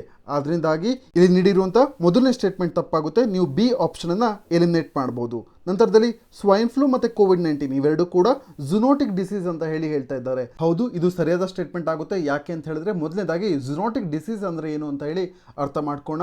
ಝೂನೋಟಿಕ್ ಡಿಸೀಸ್ ಅಂತ ಹೇಳಿದ್ರೆ ಇದೊಂದು ಸೋಂಕಾಗಿದೆ. ಈ ಸೋಂಕು ಅನಿಮಲ್ಸ್ಗಳಿಂದ ಪ್ರಾಣಿಗಳಿಂದ ಮನುಷ್ಯರಿಗೆ ತಾಕುವಂಥ ಚಾನ್ಸಸ್ಗಳಿರುತ್ತೆ. ಈ ಒಂದು ಡಿಸೀಸ್ ಇನಿಷಿಯಲಿ ಮತ್ತು ನಾರ್ಮಲಿ ಅನಿಮಲ್ಸ್ಗಳಲ್ಲಿ ಇರುತ್ತೆ. ನಂತರದ ದಿನಗಳಲ್ಲಿ ಇದು ಹ್ಯೂಮನ್ಸ್ಗಳಿಗೆ ಮನುಷ್ಯರಿಗೆ ಇನ್ಫೆಕ್ಟ್ ಮಾಡುವಂಥ ಚಾನ್ಸಸ್ಗಳನ್ನ ಹೊಂದಿರುತ್ತೆ. ಆದ್ರಿಂದಾಗಿ ಈ ಥರದ ಡಿಸೀಸ್ಗಳನ್ನ ಪ್ರಾಣಿಗಳಿಂದ ಮನುಷ್ಯರಿಗೆ ಟ್ರಾನ್ಸ್ಮಿಟ್ ಆಗುವಂಥ ಡಿಸೀಸ್ಗಳನ್ನ ಝೂನೋಟಿಕ್ ಡಿಸೀಸ್ ಅಂತ ಕರೀತಾರೆ. ಈಗ ಸ್ವೈನ್ ಫ್ಲೂ ಬರುವಂಥದ್ದು ಪಿಕ್ಸ್ಗಳಿಂದ, ನಂತರದಲ್ಲಿ ಕೋವಿಡ್-19 ಬ್ಯಾಟ್ಸಿಂದ ಬಂದಿದೆ ಅಂತ ಹೇಳ್ತಿದ್ದಾರೆ. ಆದರೆ ಸದ್ಯಕ್ಕೆ ಈಗ ವರ್ಲ್ಡ್ ಹೆಲ್ತ್ ಆರ್ಗನೈಸೇಷನ್ ಇದನ್ನು ಝೂನೋಟಿಕ್ ಡಿಸೀಸ್ ಅಂತ ಹೇಳಿ ಐಡೆಂಟಿಫೈ ಮಾಡಿದೆ. ಆದರೆ ಇಂಥದ್ದೇ ಪರ್ಟಿಕ್ಯುಲರ್ ಅನಿಮಲಿಂದ ಬಂದಿದೆ ಅಂತ ಹೇಳಿ ಅನೌನ್ಸ್ ಮಾಡಿಲ್ಲ. ಆದ್ದರಿಂದಾಗಿ ಸ್ವೈನ್ ಫ್ಲೂ ಮತ್ತು ಕೋವಿಡ್-19 ಇವೆರಡೂ ಕೂಡ ಝೂನೋಟಿಕ್ ಡಿಸೀಸ್ ಆಗಿದೆ. ಅದರಿಂದಾಗಿ ಈ ಒಂದು ಸ್ಟೇಟ್ಮೆಂಟ್ ಸರಿಯಾಗುತ್ತೆ. ಈ ಸಂದರ್ಭದಲ್ಲಿ ನೀವು ಆಪ್ಷನ್ ಸಿ ಅನ್ನು ಎಲಿಮಿನೇಟ್ ಮಾಡ್ಬೋದು. ನಂತರದಲ್ಲಿ ಮೂರನೇ ಸ್ಟೇಟ್ಮೆಂಟಲ್ಲಿ ಹೇಳ್ತಾ ಇದ್ದಾರೆ, ಯಾರ್ಯಾರು ಪರ್ಸನ್ಸ್ಗಳು ಸ್ವೈನ್ ಫ್ಲೂ ಇಂದ ಇನ್ಫೆಕ್ಟ್ ಆಗಿರ್ತಾರೆ ಅವರುಗಳು ಕೋವಿಡ್-19 ವಿರುದ್ಧವಾಗಿ ರೆಸಿಸ್ಟೆನ್ಸನ್ನು ಪಡ್ಕೊಳ್ತಾರೆ ಅಂತ ಹೇಳಿ ಹೇಳ್ತಾ ಇದ್ದಾರೆ. ಆದರೆ ಇದು ತಪ್ಪಾದ ಸ್ಟೇಟ್ಮೆಂಟ್ ಆಗುತ್ತೆ. ಈ ಥರದ ಯಾವುದೇ ವೈದ್ಯಕೀಯ ದಾಖಲೆಗಳು ಮೆನ್ಷನ್ ಆಗಿಲ್ಲ. ಆದ್ದರಿಂದಾಗಿ ಈ ಒಂದು ಆಪ್ಷನ್ನ ಕೂಡ ನೀವು ಎಲಿಮಿನೇಟ್ ಮಾಡ್ಬೋದು. ಈಗ ಎ, ಬಿ, ಸಿ ಎಲಿಮಿನೇಟ್ ಆಗಿದೆ. ಆದ್ದರಿಂದಾಗಿ ಈ ಒಂದು ಪ್ರಶ್ನೆಗೆ ಸರಿಯಾದ ಉತ್ತರ ಆಪ್ಷನ್ ಡಿ ಆಗುತ್ತೆ. ಸ್ವೈನ್ ಫ್ಲೂ ಮತ್ತು ಕೋವಿಡ್-19 ಇವೆರಡೂ ಕೂಡ ಝೂನೋಟಿಕ್ ಡಿಸೀಸ್ಗಳಾಗಿದ್ದಾವೆ ಅಂತ ಹೇಳಿ. ಈಗ ಮುಂದಿನ ಪ್ರಶ್ನೆಗೆ ಮೂವ್ ಆಗಿದ್ದಾದರೆ, ಈ ಒಂದು ಪ್ರಶ್ನೆಯಲ್ಲಿ ಆರೋಗ್ಯ ಸೇತು ಆ್ಯಪ್ನ ವಿಚಾರವಾಗಿ 2 ಸ್ಟೇಟ್ಮೆಂಟ್ಗಳನ್ನ ಕೊಟ್ಟಿದ್ದಾರೆ. ಇದಕ್ಕೆ ನಾವು ಸರಿಯಾದ ಉತ್ತರವನ್ನು ಕಂಡುಹಿಡಿಬೇಕು. ಈಗ ಮೊದಲನೇದಾಗಿ ಆರೋಗ್ಯ ಸೇತು ಆ್ಯಪ್ನ ಬಗ್ಗೆ ಹೇಳೋದಾದರೆ, ಇದನ್ನು ಡೆವಲಪ್ ಮಾಡಿರುವಂಥದ್ದು ನ್ಯಾಷನಲ್ ಇನ್ಫಾರ್ಮೇಟಿಕ್ಸ್ ಸೆಂಟರ್. ನಂತರದಲ್ಲಿ ಈ ಒಂದು ಆ್ಯಪ್ ಬರುವಂಥದ್ದು Ministry of Electronics and Information ಟೆಕ್ನಾಲಜಿಯ ಕೆಳಗಡೆ. ನಂತರದಲ್ಲಿ ಗೌರ್ಮೆಂಟ್ ಆಫ್ ಇಂಡಿಯಾ ಈ ಒಂದು ಆರೋಗ್ಯ ಸೇತು ಆ್ಯಪನ್ನು ಯಾಕೆ ಲಾಂಚ್ ಮಾಡ್ತು ಅಂತ ಹೇಳಿದ್ರೆ, ಕೋವಿಡ್-19 ಕೇಸಸ್ಗಳನ್ನ ಟ್ರ್ಯಾಕ್ ಮಾಡೋದಕ್ಕೆ, ನಂತರದಲ್ಲಿ ಬೇರೆ ಸಿಟಿಸನ್ಸ್ಗಳನ್ನ ಅಲರ್ಟ್ ಮಾಡೋದಕ್ಕೆ ಮತ್ತು ಜನಗಳಿಗೆ ಸೋಂಕು ತಗುಲುವ ರಿಸ್ಕನ್ನು ಐಡೆಂಟಿಫೈ ಮಾಡೋದಕ್ಕೆ, ಈ ಒಂದು ಕೊರೋನಾ ವೈರಸ್ನ ವಿರುದ್ಧವಾಗಿ ಹೋರಾಡೋದಕ್ಕೆ ಆರೋಗ್ಯ ಸೇತು ಆ್ಯಪನ್ನು ಗೌರ್ಮೆಂಟ್ ಆಫ್ ಇಂಡಿಯಾ ಲಾಂಚ್ ಮಾಡ್ತು. ಈಗ ಇದರಲ್ಲಿ ಮೊದಲನೇ ಸ್ಟೇಟ್ಮೆಂಟಲ್ಲಿ ಹೇಳ್ತಾ ಇದ್ದಾರೆ, ಈ ಒಂದು ಆ್ಯಪ್ ಲೀಗಲಿ ಅಥರೈಸ್ಡ್ ಆಗಿದೆ, ಸ್ಟ್ಯಾಚ್ಯೂಟ್ ಅಂತ ಹೇಳಿದ್ರೆ ಕಾನೂನಿನ ಮೂಲಕವಾಗಿ ಅಂತ ಹೇಳಿ ಹೇಳ್ತಾ ಇದ್ದಾರೆ. ಆದರೆ ಇದು ತಪ್ಪಾದ ಸ್ಟೇಟ್ಮೆಂಟ್ ಆಗುತ್ತೆ. ಈ ರೀತಿಯಂತ ಯಾವುದೇ ಕಾನೂನನ್ನು ಎಸ್ಟಾಬ್ಲಿಷ್ ಮಾಡಿ ನಂತರದಲ್ಲಿ ಈ ಆ್ಯಪನ್ನು ಲಾಂಚ್ ಮಾಡಿಲ್ಲ. ಇದನ್ನು ಕೇವಲ ಸಿಟಿಸನ್ಸ್ ಹತ್ರ ಇರುವಂಥ GPS ಮತ್ತು ಬ್ಲೂಟೂತ್ ಫೀಚರ್ಸ್ಗಳನ್ನು, ಸ್ಮಾರ್ಟ್ಫೋನ್ನಲ್ಲಿ ಇರುವಂಥ ಈ ಫೀಚರ್ಸ್ಗಳನ್ನ ಯೂಸ್ ಮಾಡಿಕೊಂಡು ಕೋವಿಡ್-19 ಪೇಷಂಟ್ಸ್ಗಳನ್ನ ಟ್ರ್ಯಾಕ್ ಮಾಡೋದಕ್ಕೆ ಮತ್ತು ಸಿಟಿಸನ್ಸ್ಗಳನ್ನ ಅಲರ್ಟ್ ಮಾಡೋದಕ್ಕೆ ಮಾತ್ರ ಈ ಒಂದು ಆ್ಯಪ್ನ ಲಾಂಚ್ ಮಾಡಲಾಗಿದೆ. ಅದರಿಂದಾಗಿ ಇಲ್ಲಿ ನೀಡಿರುವಂಥ ಮೊದಲನೇ ಸ್ಟೇಟ್ಮೆಂಟ್ ಒಂದು ಲಾ ಮುಖಾಂತರವಾಗಿ, ಒಂದು ಕಾನೂನಿನ ಮುಖಾಂತರವಾಗಿ ಆರೋಗ್ಯ ಸೇತು ಆ್ಯಪನ್ನು ಲಾಂಚ್ ಮಾಡಿದ್ದಾರೆ ಅಂತ ಹೇಳಿ ಹೇಳ್ತಾ ಇದ್ದಾರೆ. ಇದು ತಪ್ಪಾದ ಸ್ಟೇಟ್ಮೆಂಟ್ ಆಗುತ್ತೆ. ನಂತರದಲ್ಲಿ ಮುಂದುವರೆದು ಎರಡನೇ ಸ್ಟೇಟ್ಮೆಂಟಲ್ಲಿ ಹೇಳ್ತಾ ಇದ್ದಾರೆ, ಆರೋಗ್ಯ ಸೇತು ಆ್ಯಪ್ ಯೂಸ್ ಮಾಡುವಂಥದ್ದು ಮ್ಯಾಂಡೇಟ್ರಿ ಆಗಿದೆ ಎಲ್ಲ ಝೋನ್ಸ್ಗಳಲ್ಲಿ. ಅಂದರೆ ರೆಡ್ ಝೋನ್, ಗ್ರೀನ್ ಝೋನ್ ಮತ್ತು ಆರೆಂಜ್ ಝೋನ್ ಇದೆ. ಎಲ್ಲ ಝೋನ್ಗಳಲ್ಲಿ under the disaster management act ಅಂತ ಹೇಳಿ ಹೇಳ್ತಾ ಇದ್ದಾರೆ. ಆದರೆ ಇದು ತಪ್ಪಾದ ಸ್ಟೇಟ್ಮೆಂಟ್ ಆಗುತ್ತೆ. ಯಾವುದೇ ರೀತಿಯಲ್ಲಿ ಕಾನೂನನ್ನು ಜಾರಿಗೊಳಿಸಿಲ್ಲ ಮತ್ತು ಮ್ಯಾಂಡೇಟ್ರಿ ಅಂದರೆ ಕಡ್ಡಾಯ ಮಾಡಿಲ್ಲ. ಆದರೆ ಟ್ರಾವೆಲ್ ಮಾಡುವಂಥ ಸಂದರ್ಭದಲ್ಲಿ, ಜರ್ನಿಗಳನ್ನು ಕೈಗೊಳ್ಳುವಂಥ ಸಂದರ್ಭದಲ್ಲಿ ಮಾತ್ರ ಈ ಒಂದು ಆ್ಯಪ್ನ ಇನ್ಸ್ಟಾಲ್ ಮಾಡಿ ಅಂತ ಹೇಳಿ ಗೌರ್ಮೆಂಟ್ ಆಫ್ ಇಂಡಿಯಾ ಹೇಳಿದೆ. ಈ ಮೂಲಕವಾಗಿ ಸಿಟಿಸನ್ಸ್ಗಳನ್ನ ಟ್ರ್ಯಾಕ್ ಮಾಡ್ಬೋದು ಅನ್ನುವಂಥ ಒಂದು ಉದ್ದೇಶವನ್ನು ಇಟ್ಕೊಂಡು ಈ ಒಂದು ಆರೋಗ್ಯ ಸೇತು ಆ್ಯಪನ್ನು ಇನ್ಸ್ಟಾಲ್ ಮಾಡೋದಕ್ಕೆ ಹೇಳಿದೆ ಜರ್ನಿಯ ಸಂದರ್ಭದಲ್ಲಿ. ಅದರಿಂದಾಗಿ ಇಲ್ಲಿ ನೀಡಿರುವಂಥ ಎರಡನೇ ಸ್ಟೇಟ್ಮೆಂಟ್ ಕೂಡ ತಪ್ಪಾಗುತ್ತೆ. ಮೊದಲನೇ ಸ್ಟೇಟ್ಮೆಂಟು ತಪ್ಪು. ಅದರಿಂದಾಗಿ ಸರಿಯಾದ ಉತ್ತರ ಯಾವುದೂ ಇಲ್ಲದೇ ಇರೋದ್ರಿಂದ ಆಪ್ಷನ್ ಡಿ ನೈದರ್ 1 ನಾರ್ 2 ಕರೆಕ್ಟ್ ಆಗುತ್ತೆ. ಈಗ ನಾವು ಮುಂದಿನ ಪ್ರಶ್ನೆಗೆ ಹೋಗಿದ್ದಾದರೆ, ಈ ಒಂದು ಪ್ರಶ್ನೆಯನ್ನು ಕಾವೇರಿ ವಾಟರ್ ಮ್ಯಾನೇಜ್ಮೆಂಟ್ ಅಥಾರಿಟಿಯ ವಿಷಯವಾಗಿ ಕೇಳಿದ್ದಾರೆ. ಕಾವೇರಿ ವಾಟರ್ ಮ್ಯಾನೇಜ್ಮೆಂಟ್ ಅಥಾರಿಟಿ ಇತ್ತೀಚೆಗೆ ತುಂಬ ನ್ಯೂಸ್ನಲ್ಲಿತ್ತು. ಯಾವ ವಿಷಯವಾಗಿ ಅಂತ ಹೇಳಿದ್ರೆ, ಸೆಂಟ್ರಲ್ ಗೌರ್ಮೆಂಟ್ ಇತ್ತೀಚೆಗೆ ಒಂದು ನೋಟಿಫಿಕೇಶನ್ ತಂದಿತ್ತು. ಆ ಮೂಲಕವಾಗಿ CWMA ಕಾವೇರಿ ವಾಟರ್ ಮ್ಯಾನೇಜ್ಮೆಂಟ್ ಅಥಾರಿಟಿಯನ್ನು ಯೂನಿಯನ್ ಮಿನಿಸ್ಟ್ರಿ ಆಫ್ ಜಲಶಕ್ತಿ ಇದರ ಕೆಳಗಡೆ ಮೂವ್ ಮಾಡಲಾಯಿತು. ನಂತರದಲ್ಲಿ ಇದಕ್ಕೆ ಕಂಪ್ಲೀಟ್ ಅಡ್ಮಿನಿಸ್ಟ್ರೇಟಿವ್ ಕಂಟ್ರೋಲನ್ನು ಈ ಒಂದು ಮಿನಿಸ್ಟ್ರಿ ಆಫ್ ಜಲಶಕ್ತಿಗೆ ನೀಡಲಾಯಿತು. ಆದ ಕಾರಣದಿಂದಾಗಿ CWMA ನ್ಯೂಸ್ನಲ್ಲಿತ್ತು. ಈ ವಿಷಯವಾಗಿ ಇಲ್ಲಿ ಹೇಳ್ತಾ ಇದ್ದಾರೆ ಮೊದಲನೇ ಸ್ಟೇಟ್ಮೆಂಟಲ್ಲಿ, Kaveri water management authority is headed by ministry of Jal Shakti ಅಂತ ಹೇಳಿ ಹೇಳ್ತಾ ಇದ್ದಾರೆ.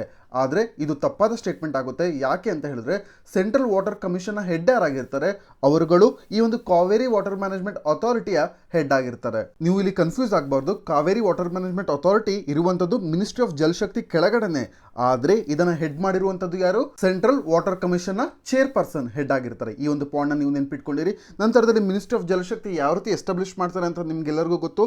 ಮಿನಿಸ್ಟ್ರಿ ಆಫ್ ವಾಟರ್ ರಿಸೋರ್ಸಸ್ ಮತ್ತು ಮಿನಿಸ್ಟ್ರಿ ಆಫ್ ಡ್ರಿಂಕಿಂಗ್ ವಾಟರ್ ಮತ್ತು ಸ್ಯಾನಿಟೇಷನ್, ಈ ಎರಡು ಮಿನಿಸ್ಟ್ರಿಗಳನ್ನ ಮರ್ಜ್ ಮಾಡಿ ನಂತರದಲ್ಲಿ ಮಿನಿಸ್ಟ್ರಿ ಆಫ್ ಜಲಶಕ್ತಿಯನ್ನು ತಂದಿರ್ತಾರೆ 2019ರಲ್ಲಿ. ನಂತರದಲ್ಲಿ ಸೆಂಟ್ರಲ್ ವಾಟರ್ ಕಮಿಷನ್ ಬಗ್ಗೆ ಹೇಳೋದಾದ್ರೆ, ಈ ಒಂದು ಕಮಿಷನ್ ಮುಂಚೆ ಮಿನಿಸ್ಟ್ರಿ ಆಫ್ ವಾಟರ್ ರಿಸೋರ್ಸಸ್ ಕೆಳಗಡೆ ವರ್ಕ್ ಮಾಡ್ತಿರುತ್ತೆ. ಆದರೆ ಈಗ ಇದು ಬರುವಂಥದ್ದು ಮಿನಿಸ್ಟ್ರಿ ಆಫ್ ಜಲಶಕ್ತಿ ಕೆಳಗಡೆ. ನಂತರದಲ್ಲಿ ಈ ಪ್ರಶ್ನೆಗೆ ವಾಪಸ್ ಬಂದಿದ್ದಾದ್ರೆ, ಕಾವೇರಿ ವಾಟರ್ ಮ್ಯಾನೇಜ್ಮೆಂಟ್ ಅಥಾರಿಟಿ ಈ ಒಂದು ಸ್ಕೀಮ್ ಎಸ್ಟಾಬ್ಲಿಷ್ ಆದಂಥದ್ದು 2018ರಲ್ಲಿ. ಕಾವೇರಿ ವಾಟರ್ ಮ್ಯಾನೇಜ್ಮೆಂಟ್ ಸ್ಕೀಮ್ 2018, ಈ ಒಂದು ಸ್ಕೀಮ್ನ ಕೆಳಗಡೆ ಕಾವೇರಿ ವಾಟರ್ ಮ್ಯಾನೇಜ್ಮೆಂಟ್ ಅಥಾರಿಟಿಯನ್ನು ಎಸ್ಟಾಬ್ಲಿಷ್ ಮಾಡ್ತಾರೆ. ಇದನ್ನು ಎಸ್ಟಾಬ್ಲಿಷ್ ಮಾಡಿರುವಂಥದ್ದು ಯಾವ ಆ್ಯಕ್ಟ್ನ ಮೂಲಕವಾಗಿ ಅಂತ ಹೇಳಿದ್ರೆ, inter state river water dispute act 1956. ಇದರ ಕೆಳಗಡೆ ಒಂದು ಸೆಕ್ಷನ್ ಬರುತ್ತೆ, ಸೆಕ್ಷನ್ 6A. ಇದರ ಕೆಳಗಡೆ ಕಾವೇರಿ ವಾಟರ್ ಮ್ಯಾನೇಜ್ಮೆಂಟ್ ಅಥಾರಿಟಿಯನ್ನು ಎಸ್ಟಾಬ್ಲಿಷ್ ಮಾಡಿದ್ದಾರೆ. ಈಗ ನಾವು ಎರಡನೇ ಸ್ಟೇಟ್ಮೆಂಟ್ಗೆ ಹೋಗಿದಾದ್ರೆ ಇಲ್ಲಿ ಹೇಳ್ತಾ ಇದ್ದಾರೆ ಕೇರಳ ಮತ್ತು ಪುಡುಚೇರಿ ಇವೆರಡೂ ಕೂಡ ಕಾವೇರಿನಲ್ಲಿ ಶೇರನ್ನು ಪಡಿತವೆ ಅಂತ ಹೇಳಿ ಹೇಳ್ತಾ ಇದ್ದಾರೆ. ಇದು ಸರಿಯಾದ ಉತ್ತರವಾಗುತ್ತೆ. ಕಾವೇರಿ ರಿವರ್ ಎಲ್ಲೆಲ್ಲಿ ಹೋಗುತ್ತೆ ಅಂತ ಹೇಳಿದ್ರೆ ಕರ್ನಾಟಕ, ಕೇರಳ, ತಮಿಳುನಾಡು ಮತ್ತು ಯೂನಿಯನ್ ಟೆರಿಟರಿ ಆದಂಥ ಪುದುಚೇರಿಗೆ. ಈಗ ಇಲ್ಲಿ ನೀವು ಮತ್ತೆ ಕನ್ಫ್ಯೂಸ್ ಆಗಬಾರ್ದು. ಕೇರಳ ಮತ್ತು ಪುದುಚೇರಿ ಕಾವೇರಿ ವಾಟರ್ನ ಶೇರ್ ಪಡಿತವೆ ಅಂತ ಹೇಳಿ ಹೇಳಿದ್ದಾರೆ. ಅವರು ಓನ್ಲಿ ಕೇರಳ ಮತ್ತು ಪುದುಚೇರಿ ಅಂತ ಹೇಳಿ ಹೇಳಿಲ್ಲ. ಆದ್ರಿಂದಾಗಿ ಓನ್ಲಿ ಅಂತ ಹೇಳಿದಾಗ ತಪ್ಪಾಗ್ತಾ ಇತ್ತು. ತಮಿಳುನಾಡು ಮತ್ತು ಕರ್ನಾಟಕದ ಹೆಸರನ್ನು ಆಗ ಮೆನ್ಷನ್ ಮಾಡಬೇಕಾಗಿತ್ತು. ಆದರೆ ಇವರು ಕೇರಳ ಮತ್ತು ಪುದುಚೇರಿ ಅವರವರುಗಳ ಶೇರನ್ನು ಪಡಿತಾರೆ ಅಂತ ಹೇಳಿ ಹೇಳಿದ್ದಾರೆ. ಆದ್ರಿಂದಾಗಿ ಇದು ಸರಿಯಾಗುತ್ತೆ. ನಂತರದಲ್ಲಿ ಮೂರನೇ ಸ್ಟೇಟ್ಮೆಂಟಲ್ಲಿ ಹೇಳ್ತಾ ಇದ್ದಾರೆ ಕಾವೇರಿ ವಾಟರ್ ಮ್ಯಾನೇಜ್ಮೆಂಟ್ ಅಥಾರಿಟಿ ಇದೊಂದು ಕ್ರಿಯೇಟ್ ಆಗಿರುವಂಥದ್ದು 2018ರಲ್ಲಿ ಜುಡಿಷಿಯಲ್ ಆರ್ಡರ್ನ ಮುಖಾಂತರವಾಗಿ ಅಂತ ಹೇಳಿ ಹೇಳ್ತಾ ಇದ್ದಾರೆ. ನೀವು ಇಲ್ಲಿ ಅಬ್ಸರ್ವ್ ಮಾಡಬೇಕು, ಜುಡಿಷಿಯಲ್ ಆರ್ಡರ್ ಅಂತ ಹೇಳಿ ಸ್ಪೆಸಿಫಿಕ್ ಆಗಿ ಮೆನ್ಷನ್ ಮಾಡಿದ್ದಾರೆ. CWMA ಎಸ್ಟಾಬ್ಲಿಷ್ ಆದಂಥದ್ದು 2018ರಲ್ಲಿ. ಇದು ಸರಿಯಾದ ಉತ್ತರ ಆಗುತ್ತೆ. ಆದರೆ ಇದನ್ನು ಜುಡಿಷಿಯಲ್ ಆರ್ಡರ್ ಮೂಲಕವಾಗಿ ಎಸ್ಟಾಬ್ಲಿಷ್ ಮಾಡಿಲ್ಲ. ಸುಪ್ರೀಂ ಕೋರ್ಟ್ ಹೇಳ್ತು ಇದನ್ನು ಎಸ್ಟಾಬ್ಲಿಷ್ ಮಾಡಬೇಕು ಅಂತ ಹೇಳಿ ರಿಕಮೆಂಡ್ ಮಾಡ್ತೇ ಹೊರತು ಯಾವುದೇ ರೀತಿಯಾದಂಥ ಅಡ್ಮಿನಿಸ್ಟ್ರೇಟಿವ್ ಬಾಡಿಯನ್ನು ಕ್ರಿಯೇಟ್ ಮಾಡೋದಕ್ಕೆ ಜುಡಿಷಿಯರಿಗೆ ಪವರ್ ಇರೋದಿಲ್ಲ. ಇದನ್ನು ನೀವು ನೆನ್ಪಿಟ್ಕೊಂಡಿರಬೇಕು. ಈ ಒಂದು ಸ್ಕೀಮ್ನ ಕೆಳಗಡೆ ನಾನು ಹೇಳಿದ್ರೆ ಸೆಂಟ್ರಲ್ ವಾಟರ್ ಮ್ಯಾನೇಜ್ಮೆಂಟ್ ಸ್ಕೀಮ್ನ ಕೆಳಗಡೆ ಸೆಂಟ್ರಲ್ ವಾಟರ್ ಮ್ಯಾನೇಜ್ಮೆಂಟ್ ಅಥಾರಿಟಿಯನ್ನು ಎಸ್ಟಾಬ್ಲಿಷ್ ಮಾಡಲಾಯಿತು. ಇದೊಂದು ಎಕ್ಸಿಕ್ಯೂಟಿವ್ ಆರ್ಡರ್ನ ಮುಖಾಂತರವಾಗಿ 2018ರಲ್ಲಿ ಎಸ್ಟಾಬ್ಲಿಷ್ ಮಾಡಲಾಯಿತು. ಆದರೆ ಜುಡಿಷಿಯರಿಯ ಮುಖಾಂತರವಾಗಿ ಇದನ್ನು ಎಸ್ಟಾಬ್ಲಿಷ್ ಮಾಡಿಲ್ಲ. ಎಕ್ಸಿಕ್ಯೂಟಿವ್ ಆರ್ಡರ್ನ ಮುಖಾಂತರವಾಗಿ ಎಸ್ಟಾಬ್ಲಿಷ್ ಮಾಡಿರುವಂಥದ್ದು. ಅದರಿಂದಾಗಿ ಮೂರನೇ ಸ್ಟೇಟ್ಮೆಂಟ್ ಕೂಡ ತಪ್ಪಾಯಿತು. 1 ಮತ್ತು 3ನೇ ಸ್ಟೇಟ್ಮೆಂಟ್ ತಪ್ಪಾಗಿರೋದ್ರಿಂದ ಇಲ್ಲಿ ಇನ್ಕರೆಕ್ಟ್ ಸ್ಟೇಟ್ಮೆಂಟನ್ನು ಕೇಳಿರೋದ್ರಿಂದ ಆಪ್ಷನ್ ಸಿ 1 and 3 ಓನ್ಲಿ ಸರಿಯಾಗುತ್ತೆ. ನಂತರದಲ್ಲಿ ಎರಡನೇ ಸ್ಟೇಟ್ಮೆಂಟನ್ನು ನೋಡಿ, ಕೇರಳ ಮತ್ತು ಪುದುಚೇರಿ ಕಾವೇರಿ ವಾಟರ್ನ ಶೇರ್ ಮಾಡುತ್ತೆ ಅಂತ ಹೇಳಿ ಪಡ್ಕೊಳ್ತವೆ ಅಂತ ಹೇಳಿ ಹೇಳಿದ್ದಾರೆ. ಅದರಿಂದಾಗಿ ಎರಡನೇ ಸ್ಟೇಟ್ಮೆಂಟನ್ನು ನೀವು ಸರಿಯಾದ ಸ್ಟೇಟ್ಮೆಂಟ್ ಇದನ್ನು 3 ಆಪ್ಷನ್ಸ್ಗಳಲ್ಲಿ ಎಲಿಮಿನೇಟ್ ಮಾಡ್ಬೋದು, A, B ಮತ್ತು D. ಇದರ ಮುಖಾಂತರವಾಗಿ ಕೂಡ ನೀವು ಸರಿಯಾದ ಆಪ್ಷನ್ನ ಕಡಿಮೆ ಸಮಯದಲ್ಲಿ ರೀಚ್ ಆಗ್ಬೋದು. Option C 1 and 3 only.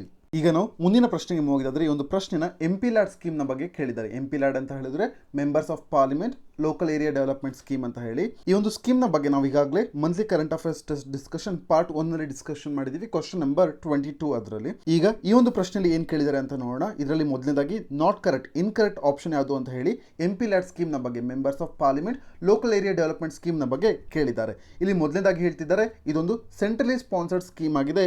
ಇದನ್ನ ಅಡ್ಮಿನಿಸ್ಟರ್ ಮಾಡುವಂಥದ್ದು ministry of statistics and programme implementation ಅಂತ ಹೇಳಿ. ಹೌದು, ಇದೊಂದು ಸರಿಯಾದ ಸ್ಟೇಟ್ಮೆಂಟ್ ಆಗುತ್ತೆ. ಯಾಕೆ ಅಂತ ಹೇಳಿದ್ರೆ ಈ ಒಂದು MPLAD ಸ್ಕೀಮನ್ನು ಎಸ್ಟಾಬ್ಲಿಷ್ ಮಾಡಿದಂಥದ್ದು 1993ರಲ್ಲಿ. ಇದೊಂದು ಸೆಂಟ್ರಲೈಸ್ ಸ್ಪಾನ್ಸರ್ಡ್ ಸ್ಕೀಮ್, ಅಂದರೆ ಕಂಪ್ಲೀಟ್ 100% ಫಂಡಿಂಗನ್ನು ಸೆಂಟ್ರಲ್ ಗೌರ್ಮೆಂಟೇ ಕೊಡುತ್ತೆ. ನಂತರದಲ್ಲಿ ಈ ಒಂದು ಸ್ಕೀಮ್ ಮುಂಚೆ ಎಸ್ಟಾಬ್ಲಿಷ್ ಆದಂಥ ಸಂದರ್ಭದಲ್ಲಿ ಇದು ministry of rural development and planning ಈ ಒಂದು ಮಿನಿಸ್ಟ್ರಿ ಕೆಳಗಡೆ ವರ್ಕ್ ಮಾಡ್ತಾ ಇರುತ್ತೆ.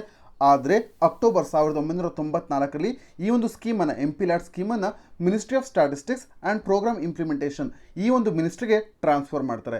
ಅದರಿಂದಾಗಿ ಇಲ್ಲಿ ನೀಡಿರುವಂಥ ಮೊದಲನೇ ಸ್ಟೇಟ್ಮೆಂಟ್ ಸರಿಯಾಗಿದೆ. ಅದರಿಂದಾಗಿ ನೀವು ಈ ಮೊದಲನೇ ಆಪ್ಷನನ್ನು ಎಲಿಮಿನೇಟ್ ಮಾಡ್ಬೋದು. ಯಾಕೆ ಅಂತ ಹೇಳಿದ್ರೆ ಇಲ್ಲಿ ಇನ್ಕರೆಕ್ಟ್ ಆಪ್ಷನ್ ಯಾವುದು ಅಂತ ಹೇಳಿ ಕೇಳಿದ್ದಾರೆ. ನಂತರದಲ್ಲಿ ಹೇಳ್ತಾರೆ ಇಲ್ಲಿ ರಿಲೀಸ್ ಆಗುವಂಥ ಫಂಡ್ಗಳು ನಾನ್ ಲ್ಯಾಪ್ಸೇಬಲ್ ಫಂಡ್ ಆಗಿದ್ದಾವೆ ಅಂತ ಹೇಳಿ. ಹೌದು, ಇದು ಸರಿಯಾದ ಸ್ಟೇಟ್ಮೆಂಟ್ ಆಗುತ್ತೆ. ಯಾಕೆ ಅಂತ ಹೇಳಿದ್ರೆ ನಾನ್ ಲ್ಯಾಪ್ಸೇಬಲ್ ಅಂತ ಹೇಳಿದ್ರೆ ಈ ವರ್ಷ ರಿಲೀಸ್ ಆದಂಥ ಫಂಡನ್ನು ನಾವು ಮುಂದಿನ ವರ್ಷವೂ ಕೂಡ ಅದನ್ನು ಲೋಕಲ್ ಏರಿಯಾ ಡೆವಲಪ್ಮೆಂಟ್ಗೆ ಉಪಯೋಗಿಸ್ಕೊಬೋದು. ಆದ ಕಾರಣದಿಂದಾಗಿ ಇದು ನಾನ್ ಲ್ಯಾಪ್ಸೇಬಲ್ ಫಂಡ್ ಆಗಿದೆ. ಪ್ರತಿಯೊಬ್ಬ MPಗೂ ಕೂಡ ಮೆಂಬರ್ ಆಫ್ ಪಾರ್ಲಿಮೆಂಟ್ಗೂ ಕೂಡ 5 ಕೋಟಿನ ಪ್ರತಿ ವರ್ಷವೂ ನೀಡ್ತಾರೆ. ಈ ಒಂದು ಫಂಡ್ ನಾನ್ ಲ್ಯಾಪ್ಸೇಬಲ್ ಆಗಿರುತ್ತೆ ಅನ್ನೋದು ನಿಮ್ಮ ಗಮನದಲ್ಲಿ ಇರಲಿ. ನಂತರದಲ್ಲಿ ಮೂರನೇ ಸ್ಟೇಟ್ಮೆಂಟ್ಗೆ ಹೋಗಿದ್ರೆ ಇಲ್ಲಿ ಹೇಳ್ತಾ ಇದ್ದಾರೆ ಸುಪ್ರೀಂ ಕೋರ್ಟ್ 2010ರಲ್ಲಿ ಈ ಒಂದು scheme constitutional principle of separation of powers ಇದನ್ನು ಕಾಂಪ್ರಮೈಸ್ ಮಾಡುತ್ತೆ, ವೈಲೇಟ್ ಮಾಡುತ್ತೆ ಅಂತ ಹೇಳಿದೆ ಅಂತ ಹೇಳಿ ಹೇಳ್ತಾ ಇದ್ದಾರೆ. ಆದರೆ ಇದು ತಪ್ಪಾದ ಸ್ಟೇಟ್ಮೆಂಟ್ ಆಗುತ್ತೆ. ಈ ಒಂದು ಪಾಯಿಂಟ್ನ ನೀವು ನೆನ್ಪಿಟ್ಕೊಂಡಿರಿ. ಸುಪ್ರೀಂ ಕೋರ್ಟ್ 2010ರಲ್ಲಿ ಈ ಒಂದು ಸ್ಕೀಮನ್ನು intra vires of the constitution ಅಂತ ಹೇಳಿ ಹೇಳುತ್ತೆ. ಇಲ್ಲಿ ಇಂಟ್ರಾ ವೈರ್ಸ್ ಅನ್ನುವಂಥದ್ದು ಲ್ಯಾಟಿನ್ ವರ್ಡ್ ಆಗಿದೆ. ಇದರ ಅರ್ಥ ಏನು ಅಂತ ಹೇಳಿದ್ರೆ ಇನ್ಸೈಡ್ ದ ಪವರ್ಸ್. ಅಂದರೆ ಸುಪ್ರೀಂ ಕೋರ್ಟ್ ಹೇಳುತ್ತೆ ಕಾನ್ಸ್ಟಿಟ್ಯೂಷನಲ್ಲಿ ಇದು ಈ ಒಂದು MPLAD scheme inside the powers ಅಂದರೆ ಪವರ್ ಒಳಗಡೆನೇ ಇದೆ ಅಂತ ಹೇಳಿ ಹೇಳುತ್ತೆ. ನಂತರದಲ್ಲಿ ಈ ಥರ ಯಾಕೆ ಹೇಳುತ್ತೆ ಅಂತ ಹೇಳಿದ್ರೆ ಇಲ್ಲಿ MP ರೋಲ್ ತುಂಬ ಲಿಮಿಟೆಡ್ ಆಗಿರುತ್ತೆ. ಯಾಕೆ ಅಂತ ಹೇಳಿದ್ರೆ ಅವರು ಲೋಕಲ್ ಏರಿಯಾ ಡೆವಲಪ್ಮೆಂಟ್ ವರ್ಕ್ಸ್ಗಳ ಬಗ್ಗೆ ರೆಕಮೆಂಡ್ ಮಾಡ್ಬೋದೇ ಹೊರತು ಇಂಪ್ಲಿಮೆಂಟೇಷನ್ ಅನ್ನ ಲೋಕಲ್ ಅಥಾರಿಟೀಸ್ಗಳು ಮಾಡ್ತವೆ. ಅದಕ್ಕಾಗಿ ಸುಪ್ರೀಂ ಕೋರ್ಟ್ ಹೇಳುತ್ತೆ ಈ ಒಂದು MPLAD ಸ್ಕೀಮ್ ಕಾನ್ಸ್ಟಿಟ್ಯೂಷನ್ ಪವರ್ಸ್ಗಳ ಒಳಗಡೆನೇ ಇದೆ. ನಂತರದಲ್ಲಿ ಇದು ಯಾವುದೇ ರೀತಿಯಲ್ಲಿ ಸೆಪರೇಷನ್ ಆಫ್ ಪವರ್ಸ್ ಈ ಪ್ರಿನ್ಸಿಪಲ್ ಅನ್ನ ವೈಲೇಟ್ ಅಥವಾ ಕಾಂಪ್ರಮೈಸ್ ಮಾಡೋದಿಲ್ಲ. ಆದ್ರಿಂದಾಗಿ ಇಲ್ಲಿ ಕೊಟ್ಟಿರುವಂತಹ ಮೂರನೇ ಸ್ಟೇಟ್ಮೆಂಟ್ ತಪ್ಪಾಗುತ್ತೆ. ಈ ಒಂದು ಪ್ರಶ್ನೆಗೆ ಸರಿಯಾದ ಉತ್ತರ ಆಪ್ಷನ್ ಸಿನೇ ಆಗುತ್ತೆ. ಈಗ ನಂತರದಲ್ಲಿ 4ನೇ ಸ್ಟೇಟ್ಮೆಂಟ್ ಅನ್ನು ಚರ್ಚೆ ಮಾಡಿದಾದ್ರೆ ಲೋಕಸಭಾದಲ್ಲಿ ನಾಮಿನೇಟೆಡ್ ಮೆಂಬರ್ಸ್ಗಳು ಯಾರು ಇರ್ತಾರೆ ಅವರುಗಳು ಮೆಂಬರ್ಸ್ಗಳು ಈ ಒಂದು MP ಲ್ಯಾಡ್ನ ಸ್ಕೀಮ್ನ ಕೆಳಗಡೆ ಲೋಕಲ್ ಏರಿಯಾ ಡೆವಲಪ್ಮೆಂಟ್ ವರ್ಕನ್ನು ಎಲ್ಲಿ ಬೇಕಾದರೂ ನಮ್ಮ ಭಾರತ ದೇಶದಲ್ಲಿ ಯಾವ ಒಂದು ಜಿಲ್ಲೆಯಲ್ಲಾದರೂ ಬೇಕಾದರೂ ಈ ಒಂದು ವರ್ಕನ್ನು ಕೈಗೊಳ್ಬೋದು ಅಂತ ಹೇಳ್ತಾ ಇದ್ದಾರೆ. ಇದು ಸರಿಯಾದ ಸ್ಟೇಟ್ಮೆಂಟ್ ಆಗುತ್ತೆ. ನಾಮಿನೇಟೆಡ್ ಮೆಂಬರ್ಸ್ಗಳು ಯಾರಿರ್ತಾರೆ, ರಾಜ್ಯಸಭಾದಲ್ಲಿ ಆಗಿರ್ಬೋದು ಅಥವಾ ಲೋಕಸಭಾದಲ್ಲಿ ಆಗಿರ್ಬೋದು, ಈ MP ಗಳು ಮೆಂಬರ್ ಆಫ್ ಪಾರ್ಲಿಮೆಂಟ್ಸ್ ಇವರುಗಳು ಏನು ಮಾಡ್ಬೋದು ಅಂತ ಹೇಳಿದ್ರೆ ದೇಶದಲ್ಲಿ ಯಾವುದೇ ಒಂದು ಜಿಲ್ಲೆ ಅಥವಾ ರಾಜ್ಯದಲ್ಲಿ ಈ ಒಂದು ಲೋಕಲ್ ಏರಿಯಾ ಡೆವಲಪ್ಮೆಂಟ್ ಕೆಲಸವನ್ನ ಕೈಗೊಳ್ಬಹುದು. ನಂತರದಲ್ಲಿ ಇನ್ನೊಂದು ಪಾಯಿಂಟ್ ನೆನ್ಪಿಟ್ಕೊಂಡಿರಿ, ರಾಜ್ಯಸಭಾದ ಎಲೆಕ್ಟೆಡ್ ಮೆಂಬರ್ಸ್ಗಳು ಯಾರು ಎಲೆಕ್ಟ್ ಆಗಿರ್ತಾರೆ ಅವರು ಎಲೆಕ್ಟ್ ಆದ ಸ್ಟೇಟ್ನ ಒಳಗಡೆ ಯಾವ ಜಿಲ್ಲೆಯಲ್ಲಿ ಬೇಕಾದರೂ ಕೆಲಸವನ್ನ ಲೋಕಲ್ ಏರಿಯಾ ಡೆವಲಪ್ಮೆಂಟ್ ವರ್ಕನ್ನು ಕೈಗೊಳ್ಬೋದು. ನಂತರದಲ್ಲಿ ಲೋಕಸಭಾ ಮೆಂಬರ್ಸ್ಗಳು ಯಾರ್ಯಾರು ಎಲೆಕ್ಟ್ ಆಗಿರ್ತಾರೆ ಅವರವರ ಕಾನ್ಸ್ಟಿಟ್ಯೂನ್ಸಿ ಒಳಗಡೆನೆ ಈ ಒಂದು 5 ಕೋಟಿ ಹಣವನ್ನು ಖರ್ಚು ಮಾಡಬೇಕಾಗುತ್ತೆ ಲೋಕಲ್ ಏರಿಯಾ ಡೆವಲಪ್ಮೆಂಟ್ಗೆ. ಇಷ್ಟು ಪಾಯಿಂಟ್ಸ್ಗಳನ್ನ ನೀವು ನೆನ್ಪಿಟ್ಕೊಂಡಿರಿ. ಈಗ ನಾವು ಮುಂದಿನ ಪ್ರಶ್ನೆಗೆ ಹೋಗಿದ್ದಾದ್ರೆ ಇಲ್ಲಿ ಹೇಳ್ತಾ ಇದ್ದಾರೆ, ಇತ್ತೀಚೆಗೆ ಕೋವಿಡ್-19 ಪರಿಸ್ಥಿತಿಯ ಹಿನ್ನೆಲೆಯಲ್ಲಿ ಪ್ಲಾಸ್ಮಾ ಥೆರಪಿಯನ್ನು ತರಲಾಯಿತು. ಈ ಹಿನ್ನೆಲೆಯಲ್ಲಿ ಆಕ್ಟಿವ್ ಮತ್ತು ಪ್ಯಾಸಿವ್ ಈ ಇಮ್ಯುನಿಟೀಸ್ಗಳ ಬಗ್ಗೆ ಇಲ್ಲಿ 2 ಸ್ಟೇಟ್ಮೆಂಟನ್ನು ಕೊಟ್ಟಿದ್ದಾರೆ. ನೀವು ಮೊದಲನೇದಾಗಿ ಅರ್ಥ ಮಾಡ್ಕೊಳ್ಳಿ, ಆಕ್ಟಿವ್ ಇಮ್ಯುನಿಟಿ ಅಂದರೆ ಏನು ಮತ್ತು ಪ್ಯಾಸಿವ್ ಇಮ್ಯುನಿಟಿ ಅಂದರೆ ಏನು ಅಂತ ಹೇಳಿ. ಈಗ ಈ ಒಬ್ಬ ಪೇಷಂಟ್ಗೆ ಕೊರೋನಾ ಬಂದಿದೆ ಅಂತ ಹೇಳಿ ಅನ್ಕೋಣ. ಆ ಸಂದರ್ಭದಲ್ಲಿ ಆತನ ಬಾಡಿ ಆಂಟಿಬಾಡೀಸ್ಗಳನ್ನು ರಿಲೀಸ್ ಮಾಡಿದಂಥ ಸಂದರ್ಭದಲ್ಲಿ ಆ ವೈರಸ್ ಎಗೇನ್ಸ್ಟ್ ಆಗಿ ಆತನ ಬಾಡಿಯಲ್ಲೇ ಆಂಟಿಬಾಡೀಸ್ಗಳು ರಿಲೀಸ್ ಮಾಡಿದಂಥ ಸಂದರ್ಭದಲ್ಲಿ ಅದನ್ನು ಆಕ್ಟಿವ್ ಇಮ್ಯುನಿಟಿ ಅಂತ ಹೇಳಿ ಕರಿತೇವೆ. ಅಂದರೆ ಒಬ್ಬ ವ್ಯಕ್ತಿ ಸ್ವತಃ ಆತನ ಬಾಡಿನಲ್ಲಿರುವಂಥ ವೈರಸ್ನ ವಿರುದ್ಧವಾಗಿ ಫೈಟ್ ಮಾಡೋದಕ್ಕೆ ಆತನ ರಕ್ತ ಆಂಟಿಬಾಡೀಸ್ಗಳನ್ನು ರಿಲೀಸ್ ಮಾಡ್ತಿದೆ. ಆದ್ದರಿಂದಾಗಿ ಇದನ್ನು ಆಕ್ಟಿವ್ ಇಮ್ಯುನಿಟಿ ಅಂತ ಹೇಳಿ ಕರಿತೀವಿ. ಈಗ ಪ್ಯಾಸಿವ್ ಇಮ್ಯುನಿಟಿಗೆ ಮೂವ್ ಆಗೋದಾದ್ರೆ ಆತನ ರಕ್ತದಲ್ಲಿ ಇರುವಂಥ ಪ್ಲಾಸ್ಮಾವನ್ನ ಈಗ ಬೇರೊಬ್ಬ ವ್ಯಕ್ತಿಗೆ ಟ್ರಾನ್ಸ್ಫ್ಯೂಸ್ ಮಾಡಿದಂಥ ಸಂದರ್ಭದಲ್ಲಿ, ಅಂದರೆ ಬೇರೊಬ್ಬ ವ್ಯಕ್ತಿ ಕೊರೋನಾ ವಿರುದ್ಧ ಹೋರಾಡುತ್ತಿರುವಂಥ ಸಂದರ್ಭದಲ್ಲಿ ಈ ಪ್ಲಾಸ್ಮಾವನ್ನ B ಪರ್ಸನ್ಗೆ ಟ್ರಾನ್ಸ್ಫ್ಯೂಸ್ ಮಾಡಿದಂಥ ಸಂದರ್ಭದಲ್ಲಿ ಆತನ ಬಾಡಿನಲ್ಲಿ ಇಮ್ಯುನಿಟಿ ಡೆವಲಪ್ ಆಗೋದಕ್ಕೆ ಸ್ಟಾರ್ಟ್ ಆಗುತ್ತೆ. ಆ ಸಂದರ್ಭದಲ್ಲಿ ಅವನ ರಕ್ತದಲ್ಲೂ ಕೂಡ ಆಂಟಿಬಾಡೀಸ್ಗಳು ರಿಲೀಸ್ ಆಗೋದಕ್ಕೆ ಸ್ಟಾರ್ಟ್ ಆಗುತ್ತೆ. ಇದನ್ನು ನಾವು ಪ್ಯಾಸಿವ್ ಇಮ್ಯುನಿಟಿ ಅಂತ ಹೇಳಿ ಕರಿತೀವಿ. ಆತನ ರಕ್ತದಲ್ಲೇ ಸ್ವತಃ ಮೊದಲನೇದಾಗಿ ಆಂಟಿಬಾಡೀಸ್ ರಿಲೀಸ್ ಆಗಿದ್ದರೆ ಅದನ್ನ ಆಕ್ಟಿವ್ ಇಮ್ಯುನಿಟಿ ಅಂತ ಹೇಳಿ ಕರಿತಾ ಇದ್ವಿ. ಆದರೆ ಇನ್ನೊಬ್ಬ ವ್ಯಕ್ತಿಯ ಸಹಾಯವನ್ನು ಪಡೆದು ಆತನ ಪ್ಲಾಸ್ಮಾವನ್ನು ಪಡೆದು ಈಗ B ಪರ್ಸನ್ ಈ ಆಂಟಿಬಾಡೀಸ್ಗಳನ್ನ ರಿಲೀಸ್ ಮಾಡ್ತಾ ಇದ್ರೆ ಇದನ್ನು ಪ್ಯಾಸಿವ್ ಇಮ್ಯುನಿಟಿ ಅಂತ ಹೇಳಿ ಕರಿತೀವಿ. ಈ ಒಂದು ಡಿಫ್ರೆನ್ಸ್ನ ನೀವು ಚೆನ್ನಾಗಿ ಅರ್ಥ ಮಾಡ್ಕೊಂಡಿರಿ. ಈಗ ಮೊದಲನೇ ಸ್ಟೇಟ್ಮೆಂಟ್ಗೆ ಹೋಗಿದ್ದಾರೆ. ಇಲ್ಲಿ ಹೇಳ್ತಾ ಇದ್ದಾರೆ, ತಾಯಿಯ ಹಾಲಿನಲ್ಲಿರುವಂಥ ಆಂಟಿಬಾಡೀಸ್ಗಳು ಮಗುವಿಗೆ ಟ್ರಾನ್ಸ್ಫರ್ ಆಗೋದನ್ನು ಪ್ಯಾಸಿವ್ ಇಮ್ಯುನಿಟಿ ಅಂತ ಹೇಳಿ ಕರಿತೀವಿ ಅಂತ ಹೇಳಿ ಹೇಳ್ತಾ ಇದ್ದಾರೆ. ಹೌದು, ಇದೊಂದು ಸರಿಯಾದ ಸ್ಟೇಟ್ಮೆಂಟ್ ಆಗುತ್ತೆ. ತಾಯಿಯ ಹಾಲಿನಲ್ಲಿ ಯೆಲ್ಲೋಯಿಶ್ ಫ್ಲೂಯಿಡ್ನ ಕೊಲೋಸ್ಟ್ರಮ್ ಅಂತ ಹೇಳಿ ಕರಿತೀವಿ. ಇದರಲ್ಲಿ ಅತಿ ಹೆಚ್ಚು ಆಂಟಿಬಾಡೀಸ್ಗಳು ಇರ್ತವೆ. ಇದನ್ನ ಮಗು ಸೇವಿಸಿದಾಗ ಅದಕ್ಕೆ ಇಮ್ಯುನಿಟಿ ಟ್ರಾನ್ಸ್ಫರ್ ಆಗುತ್ತೆ. ಇದನ್ನ ಪ್ಯಾಸಿವ್ ಇಮ್ಯುನಿಟಿ ಅಂತ ಹೇಳಿ ಕರಿತೀವಿ. ಈ ಪಾಯಿಂಟ್ ನೀವು ನೆನ್ಪಿಟ್ಕೊಂಡಿರಿ. ಅದರಿಂದಾಗಿ ಇದು ಸರಿಯಾದ ಸ್ಟೇಟ್ಮೆಂಟ್ ಆಗುತ್ತೆ. ಈಗ ನಾವು ಎರಡನೇ ಸ್ಟೇಟ್ಮೆಂಟ್ಗೆ ಹೋಗಿದ್ರೆ ಇಲ್ಲಿ ಹೇಳ್ತಾ ಇದ್ದಾರೆ, ಫಾರಿನ್ ಏಜೆಂಟ್ಸ್ಗಳ ವಿರುದ್ಧವಾಗಿ ಹೋರಾಡೋದಕ್ಕೆ ಆಂಟಿಬಾಡೀಸ್ಗಳನ್ನೇ ಮೆಡಿಕೇಶನ್ ಆಗಿ ಕೊಟ್ಟಂತಹ ಸಂದರ್ಭದಲ್ಲಿ ಅದನ್ನ ಆಕ್ಟಿವ್ ಇಮ್ಯುನಿಟಿ ಅಂತ ಹೇಳಿ ಕರಿತೀವಿ ಅಂತ ಹೇಳಿ ಹೇಳ್ತಾ ಇದ್ದಾರೆ. ಇದು ತಪ್ಪಾದ ಸ್ಟೇಟ್ಮೆಂಟ್ ಆಗುತ್ತೆ. ಯಾಕೆ ಅಂತ ಹೇಳಿದ್ರೆ ಆಕ್ಟಿವ್ ಇಮ್ಯುನಿಟಿ ಅಂತ ಹೇಳಿದ್ರೆ ಫಾರಿನ್ ಏಜೆಂಟ್ಸ್ಗಳ ವಿರುದ್ಧವಾಗಿ ಹೋರಾಡೋದಕ್ಕೆ ಆತನ ರಕ್ತದಲ್ಲಿಯೇ ಆಂಟಿಬಾಡೀಸ್ಗಳು ರಿಲೀಸ್ ಆದಂಥ ಸಂದರ್ಭದಲ್ಲಿ ಅದನ್ನ ಆಕ್ಟಿವ್ ಇಮ್ಯುನಿಟಿ ಅಂತ ಹೇಳ್ತೀವಿ ಹೊರತು ಫಾರಿನ್ ಏಜೆಂಟ್ಸ್ಗಳ ವಿರುದ್ಧವಾಗಿ ಮೆಡಿಕೇಶನ್ ರೂಪದಲ್ಲಿ ಆಂಟಿಬಾಡೀಸ್ಗಳನ್ನ ಪಡ್ಕೊಂಡ್ರೆ ಅದನ್ನ ಪ್ಯಾಸಿವ್ ಇಮ್ಯುನಿಟಿ ಅಂತ ಹೇಳಿ ಕರಿತೇವೆ. ಈ ಡಿಫ್ರೆನ್ಸ್ ನಿಮಗೆ ಚೆನ್ನಾಗಿ ನೆನಪಿಲ್ಲಿ. ಇಲ್ಲಿ ಕೊಟ್ಟಿರುವಂಥ ಸ್ಟೇಟ್ಮೆಂಟ್ಗಳಲ್ಲಿ ಮೊದಲನೇ ಸ್ಟೇಟ್ಮೆಂಟ್ ಸರಿ, ಎರಡನೇ ಸ್ಟೇಟ್ಮೆಂಟ್ ತಪ್ಪು. ಆದ್ದರಿಂದ ಈ ಒಂದು ಪ್ರಶ್ನೆಗೆ ಸರಿಯಾದ ಉತ್ತರ ಆಪ್ಷನ್ ಎ ಒನ್ ಓನ್ಲಿ ಆಗುತ್ತೆ. ಈಗ ನಾವು ಮುಂದಿನ ಪ್ರಶ್ನೆಗೆ ಹೋಗಿದ್ರೆ ಈ ಒಂದು ಪ್ರಶ್ನೆನ ಕೋವಿಡ್-19 ವಿಷಯವಾಗಿ ಕನ್ವಲಸೆಂಟ್ ಪ್ಲಾಸ್ಮಾ ಥೆರಪಿ ವಿಷಯವಾಗಿ ಚರ್ಚೆ ಮಾಡ್ತಾ ಇದ್ದಾರೆ. ಇಲ್ಲಿ 2 ಸ್ಟೇಟ್ಮೆಂಟನ್ನು ಕೊಟ್ಟಿದ್ದಾರೆ. ನಾವು ಸರಿಯಾದ ಸ್ಟೇಟ್ಮೆಂಟನ್ನು ಗುರುತಿಸಬೇಕು. ನಾನು ಈಗಾಗಲೇ ಹೇಳಿರುವಂತೆ ಪ್ಲಾಸ್ಮಾ ಥೆರಪಿ ವಿಷಯವಾಗಿ ಪ್ಲಾಸ್ಮಾ ಅಂತ ಹೇಳಿದ್ರೆ ಬ್ಲಡ್ನಲ್ಲಿ white blood cells, red blood cells ಮತ್ತು ಪ್ಲಾಸ್ಮಾ ಇರುತ್ತೆ. ವೈಟ್ ಬ್ಲಡ್ ಸೆಲ್ಸ್ WBC ಮತ್ತು RBCನ ರಿಮೂವ್ ಮಾಡಿದಂಥ ಸಂದರ್ಭದಲ್ಲಿ ನಮಗೆ ಸಿಗುವಂಥದ್ದು ಪ್ಲಾಸ್ಮಾ. ಇದು ನಿಮಗೆ ಚೆನ್ನಾಗಿ ನೆನಪಿರಲಿ, ಪ್ಲಾಸ್ಮಾ ಬ್ಲಡ್ಡಿನ ಪಾರ್ಟ್ ಆಗಿದೆ. ನಂತರದಲ್ಲಿ ಪ್ಲಾಸ್ಮಾ ಏನು ಮಾಡುತ್ತೆ ಅಂತ ಹೇಳಿದ್ರೆ ಅದರಲ್ಲಿ B ಲಿಂಫೋಸೈಟ್ಸ್ ಇರುತ್ತೆ. ಇದು ಆಂಟಿಬಾಡೀಸ್ಗಳನ್ನು ರಿಲೀಸ್ ಮಾಡುತ್ತೆ. ಈ ಪಾಯಿಂಟ್ನ ನೀವು ನೆನ್ಪಿಟ್ಕೊಂಡಿರಿ. ಪ್ಲಾಸ್ಮಾದಲ್ಲಿ B ಲಿಂಫೋಸೈಟ್ಸ್ ಇರುತ್ತೆ. ಇದು ಆಂಟಿಬಾಡೀಸ್ಗಳನ್ನ ವೈರಸ್ ವಿರುದ್ಧವಾಗಿ ಹೋರಾಡೋದಕ್ಕೆ ರಿಲೀಸ್ ಮಾಡುತ್ತೆ. ಇಲ್ಲಿ ನೀವು ಅರ್ಥ ಮಾಡ್ಕೊಬೇಕು, ಆಂಟಿಬಾಡಿ ಹೆಸರೇ ಹೇಳುವಂತೆ ನಮ್ಮ ಬಾಡಿನಲ್ಲಿ, ನಮ್ಮ ರಕ್ತದಲ್ಲಿ ಯಾವುದಾದ್ರೂ foreign agent, foreign body entry ಆದಂಥ ಸಂದರ್ಭದಲ್ಲಿ ನಮ್ಮ ರಕ್ತ ಸ್ವತಃ ಆಂಟಿಬಾಡೀಸ್ಗಳನ್ನ ಈ ಬಾಡಿಗಳ ವಿರುದ್ಧವಾಗಿ ಫೈಟ್ ಮಾಡೋದಕ್ಕೆ, ಫಾರಿನ್ ಬಾಡಿಯ ವಿರುದ್ಧವಾಗಿ ಫೈಟ್ ಮಾಡೋದಕ್ಕೆ ಆಂಟಿಬಾಡೀಸ್ಗಳನ್ನ ರಿಲೀಸ್ ಮಾಡುತ್ತೆ. ಈಗ ಮೊದಲನೇದಾಗಿ ಒಬ್ಬ ಪರ್ಸನ್ನಲ್ಲಿ ಸ್ವತಃ ಅವನ ಬ್ಲಡ್ನಲ್ಲಿಯೇ ಈ ಆಂಟಿಬಾಡೀಸ್ಗಳು ರಿಲೀಸ್ ಆದರೆ ಇದನ್ನ ಆಕ್ಟಿವ್ ಇಮ್ಯುನಿಟಿ ಅಂತ ಹೇಳಿ ಕರಿತೀವಿ. ಆದರೆ ಈಗ ರಿಕವರ್ ಆಗಿರುವಂಥ ಕೋವಿಡ್-19 ಪೇಷಂಟಿಂದ ಈಗ ತಾನೇ ಇನ್ಫೆಕ್ಟ್ ಆಗಿರುವಂಥ ಕೋವಿಡ್-19 ಪೇಷಂಟ್ಗೆ, ವೈರಸ್ನಿಂದಾಗಿ ಇನ್ಫೆಕ್ಟ್ ಆದಂಥ ಪೇಷಂಟ್ಗೆ ನೀಡಿದಂಥ ಸಂದರ್ಭದಲ್ಲಿ ಈ ಒಂದು ಪ್ಲಾಸ್ಮಾವನ್ನು ಈಗ ಇದನ್ನು ಪ್ಯಾಸಿವ್ ಇಮ್ಯುನಿಟಿ ಅಂತ ಹೇಳಿ ಕರಿತೇವೆ. ಇಲ್ಲಿ ನೀವು ಚೆನ್ನಾಗಿ ನೆನ್ಪಿಟ್ಕೊಂಡಿರಬೇಕು ಆಕ್ಟಿವ್ ಮತ್ತು ಪ್ಯಾಸಿವ್ ಇಮ್ಯುನಿಟಿಯ ವಿಚಾರವಾಗಿ. ಮತ್ತು ಪ್ಲಾಸ್ಮಾ ಥೆರಪಿ ಎನ್ನುವಂಥದ್ದು ಪ್ಯಾಸಿವ್ ಇಮ್ಯುನಿಟಿ ಆಗಿದೆ. ಯಾಕೆ ಅಂತ ಹೇಳಿದ್ರೆ ಈ ಒಂದು ಥೆರಪಿಯ ಮುಖಾಂತರದಲ್ಲಿ ಏನಾಗುತ್ತೆ ಅಂತ ಹೇಳಿದ್ರೆ ಈ ಒಂದು ಪ್ಲಾಸ್ಮಾವನ್ನು ರಿಕವರ್ ಆದ ಪೇಷಂಟಿಂದ ಇನ್ಫೆಕ್ಟ್ ಆಗಿರುವಂಥ ಪೇಷಂಟ್ಗೆ ಈ ಒಂದು ಪ್ಲಾಸ್ಮಾವನ್ನು ಟ್ರಾನ್ಸ್ಫ್ಯೂಸ್ ಮಾಡಲಾಗುತ್ತೆ. ನಂತರದಲ್ಲಿ ಇನ್ಫೆಕ್ಟ್ ಆದಂಥ ಪೇಷಂಟ್ನಲ್ಲಿ ಈಗ ಪ್ಲಾಸ್ಮಾ ಥೆರಪಿ ಆದ ನಂತರ ಆತನ ಬಾಡಿನಲ್ಲಿ ಆಂಟಿಬಾಡೀಸ್ಗಳು ರಿಲೀಸ್ ಆಗೋದಕ್ಕೆ ಸ್ಟಾರ್ಟ್ ಆಗುತ್ತೆ. ನಂತರದಲ್ಲಿ ವೈರಸ್ನ ವಿರುದ್ಧವಾಗಿ ಹೋರಾಡುತ್ತೆ. ಇದನ್ನು ಪ್ಲಾಸ್ಮಾ ಥೆರಪಿ ಅಂತ ಹೇಳ್ತೇವೆ. ನಂತರದಲ್ಲಿ ಆದರೆ ಈ ಆಂಟಿಬಾಡೀಸ್ಗಳು ತುಂಬ ಕಡಿಮೆ ಸಮಯದವರೆಗೂ ಮಾತ್ರ ಆ ಒಂದು ಪರ್ಸನ್ಸ್ ಬ್ಲಡ್ನಲ್ಲಿ ಇರುತ್ತೆ ಅನ್ನೋದು ನೀವು ನೆನ್ಪಿಟ್ಕೊಂಡಿರಬೇಕು ಪ್ಲಾಸ್ಮಾ ಥೆರಪಿ ಆದ ನಂತರ. ಇಷ್ಟು ಪಾಯಿಂಟ್ಸ್ಗಳನ್ನ ಈ ಒಂದು ಪ್ರಶ್ನೆ ಹಿನ್ನೆಲೆಯಲ್ಲಿ ತಿಳ್ಕೊಂಡಿರಬೇಕಾಗುತ್ತೆ. ಈಗ ನಾವು ಆಪ್ಷನ್ಸ್ಗಳಿಗೆ ಹೋಗಿದ್ರೆ ಇಲ್ಲಿ ಮೊದಲನೇ ಆಪ್ಷನ್ನಲ್ಲಿ ಹೇಳ್ತಾ ಇದ್ದಾರೆ ಪ್ಲಾಸ್ಮಾ ಥೆರಪಿ ಎನ್ನುವಂಥದ್ದು ಪ್ಯಾಸಿವ್ ಇಮ್ಯುನಿಟಿ ಥೆರಪಿ ಆಗಿದೆ ಅಂತ ಹೇಳ್ತಾ ಇದ್ದಾರೆ. ಹೌದು, ಇದು ಸರಿಯಾದ ಸ್ಟೇಟ್ಮೆಂಟ್ ಆಗುತ್ತೆ. ನಂತರದಲ್ಲಿ ಎರಡನೇ ಸ್ಟೇಟ್ಮೆಂಟಲ್ಲಿ ಹೇಳ್ತಾ ಇದ್ದಾರೆ ಈ ಒಂದು ಥೆರಪಿಯಲ್ಲಿ ಆಂಟಿಬಾಡೀಸ್ಗಳು ರಿಕವರ್ ಆದ ಪೇಷಂಟಿಂದ ಆಂಟಿಬಾಡೀಸ್ಗಳನ್ನು ಯೂಸ್ ಮಾಡಿಕೊಂಡು ಕೊರೋನಾ ವೈರಸ್ ವಿರುದ್ಧವಾಗಿ ಹೋರಾಡೋದಕ್ಕೆ ಮತ್ತೊಬ್ಬ ಪೇಷಂಟ್ಗೆ ಟ್ರಾನ್ಸ್ಫ್ಯೂಸ್ ಮಾಡಲಾಗುತ್ತೆ ಅಂತ ಹೇಳಿ ಎರಡನೇ ಸ್ಟೇಟ್ಮೆಂಟಲ್ಲಿ ಹೇಳ್ತಾ ಇದ್ದಾರೆ. ಹೌದು, ಈ ಎರಡೂ ಸ್ಟೇಟ್ಮೆಂಟ್ಗಳು ಸರಿಯಾದ್ರಿಂದ ಈ ಒಂದು ಪ್ರಶ್ನೆಗೆ ಸರಿಯಾದ ಉತ್ತರ ಆಪ್ಷನ್ ಸಿ 1 and 2 ಆಗುತ್ತೆ. ಈಗ ನಾವು ಮುಂದಿನ ಪ್ರಶ್ನೆಗೆ ಹೋಗಿದ್ರೆ ಈ ಒಂದು ಪ್ರಶ್ನೆಯನ್ನು ಮತ್ತೆ ಆರೋಗ್ಯ ಸೇತು ಆ್ಯಪ್ನ ಬಗ್ಗೆ ಕೇಳಿದ್ದಾರೆ. ಈ ಪ್ರಶ್ನೆಯಲ್ಲಿ 3 ಸ್ಟೇಟ್ಮೆಂಟ್ಗಳನ್ನು ಕೊಟ್ಟಿದ್ದಾರೆ. ಸರಿಯಾದ ಉತ್ತರವನ್ನು ಕಂಡುಹಿಡಿಬೇಕು. ಈಗಾಗಲೇ ಆರೋಗ್ಯ ಸೇತು ಆ್ಯಪ್ನ ಬಗ್ಗೆ ನಾವು 59ನೇ ಕ್ವಶನಲ್ಲಿ ಡಿಸ್ಕಸ್ ಮಾಡಿದ್ವಿ. ಈಗ ಕ್ವಿಕ್ ಆಗಿ ಈ ಒಂದು ಕ್ವಶನಲ್ಲೂ ಕೂಡ ರಿವಿಷನ್ ಮಾಡೋಣ. ಇಲ್ಲಿ ಮೊದಲನೇ ಸ್ಟೇಟ್ಮೆಂಟಲ್ಲಿ ಹೇಳ್ತಾ ಇದ್ದಾರೆ ಈ ಒಂದು ಅಪ್ಲಿಕೇಶನ್ನ ಲಾಂಚ್ ಮಾಡಿರುವಂಥದ್ದು ministry of Electronics and information technology. ಹೌದು, ಇದು ಸರಿಯಾದ ಸ್ಟೇಟ್ಮೆಂಟ್ ಆಗುತ್ತೆ. ಇದನ್ನು ಲಾಂಚ್ ಮಾಡಿರುವಂಥದ್ದು ಮಿನಿಸ್ಟ್ರಿ ಆಫ್ ಎಲೆಕ್ಟ್ರಾನಿಕ್ಸ್ ಮತ್ತು ಇದನ್ನು ಡೆವಲಪ್ ಮಾಡಿರುವಂಥದ್ದು NIC ನ್ಯಾಷನಲ್ ಇನ್ಫಾರ್ಮೇಟಿಕ್ಸ್ ಸೆಂಟರ್. ಆದ್ದರಿಂದ ಇದು ಮೊದಲನೇ ಸ್ಟೇಟ್ಮೆಂಟ್ ಸರಿಯಾಗುತ್ತೆ. ನಂತರದಲ್ಲಿ ಎರಡನೇ ಸ್ಟೇಟ್ಮೆಂಟಲ್ಲಿ ಹೇಳ್ತಾ ಇದ್ದಾರೆ ಈ ಒಂದು ಆರೋಗ್ಯ ಸೇತು ಅಪ್ಲಿಕೇಶನ್ ಮುಖಾಂತರವಾಗಿ ಗೌರ್ಮೆಂಟ್ ಹಲವಾರು ನೆಸಸರಿ ಸ್ಟೆಪ್ಸ್ಗಳನ್ನ ತೆಗೆದುಕೊಳ್ಬಹುದು COVID-19 ಸ್ಪ್ರೆಡ್ ಅನ್ನು ತಡೆಯೋದಕ್ಕೆ, ಈ ಒಂದು ಇನ್ಫೆಕ್ಷನ್ ತಡೆಯೋದಕ್ಕೆ ಅಂತ ಹೇಳ್ತಾ ಇದ್ದಾರೆ. ಹೌದು, ಇದು ಸರಿಯಾದ ಸ್ಟೇಟ್ಮೆಂಟ್ ಆಗುತ್ತೆ. ಯಾಕೆ ಅಂತ ಹೇಳಿದ್ರೆ ಆರೋಗ್ಯ ಸೇತು ಆ್ಯಪ್ನ ಮುಖಾಂತರವಾಗಿ COVID-19 ಪೇಷಂಟ್ಸ್ಗಳ ಲೊಕೇಶನ್ನ ಟ್ರ್ಯಾಕ್ ಮಾಡಬಹುದು. ನಂತರದಲ್ಲಿ ಬೇರೆ ಸಿಟಿಸನ್ಸ್ಗಳನ್ನ ಅಲರ್ಟ್ ಮಾಡಬಹುದು. ಇದು ಆರೋಗ್ಯ ಸೇತು ಆ್ಯಪ್ನ ಮೇನ್ ಆಬ್ಜೆಕ್ಟಿವ್ ಆಗಿದೆ. ಆದ್ರಿಂದಾಗಿ ಈ ಎರಡನೇ ಸ್ಟೇಟ್ಮೆಂಟ್ ಕೂಡ ಸರಿಯಾಗುತ್ತೆ. ನಂತರದಲ್ಲಿ ಮೂರನೇ ಸ್ಟೇಟ್ಮೆಂಟ್ ಅಲ್ಲಿ ಹೇಳ್ತಾ ಇದ್ದಾರೆ ಈ ಒಂದು ಆರೋಗ್ಯ ಸೇತು ಆ್ಯಪ್ ಜಿಯೋ ಫೆನ್ಸಿಂಗ್ ಆಗಿ ಆಕ್ಟ್ ಆಗುತ್ತೆ. ನಂತರದಲ್ಲಿ ಗೌರ್ಮೆಂಟ್ ಏಜೆನ್ಸಿಯನ್ನು ಅಲರ್ಟ್ ಮಾಡುತ್ತೆ. ಯಾವಾಗ ಅಂತ ಹೇಳಿದ್ರೆ COVID-19 ಪೇಷಂಟ್ಸ್ಗಳು ಕ್ವಾರಂಟೈನ್ ಅನ್ನು ಜಂಪ್ ಮಾಡಿದಂಥ ಸಂದರ್ಭದಲ್ಲಿ, ತಪ್ಪಿಸಿಕೊಂಡಂಥ ಸಂದರ್ಭದಲ್ಲಿ ಅಂತ ಹೇಳ್ತಾ ಇದ್ದಾರೆ. ಆದರೆ ಇದು ತಪ್ಪಾದ ಸ್ಟೇಟ್ಮೆಂಟ್ ಆಗುತ್ತೆ. ಆರೋಗ್ಯ ಸೇತು ಆ್ಯಪ್ ಜಿಯೋ ಫೆನ್ಸಿಂಗ್ ಆಗಿ ವರ್ಕ್ ಆಗೋದಿಲ್ಲ. ಇನ್ನೊಂದು ಆ್ಯಪ್ ಇದೆ, ಇನ್ನೊಂದು ಅಪ್ಲಿಕೇಶನ್ ಇದೆ. ಏನು ಅಂತ ಹೇಳಿದ್ರೆ COVID-19 quarantine alert system CQAS ಅಂತ ಇದೆ.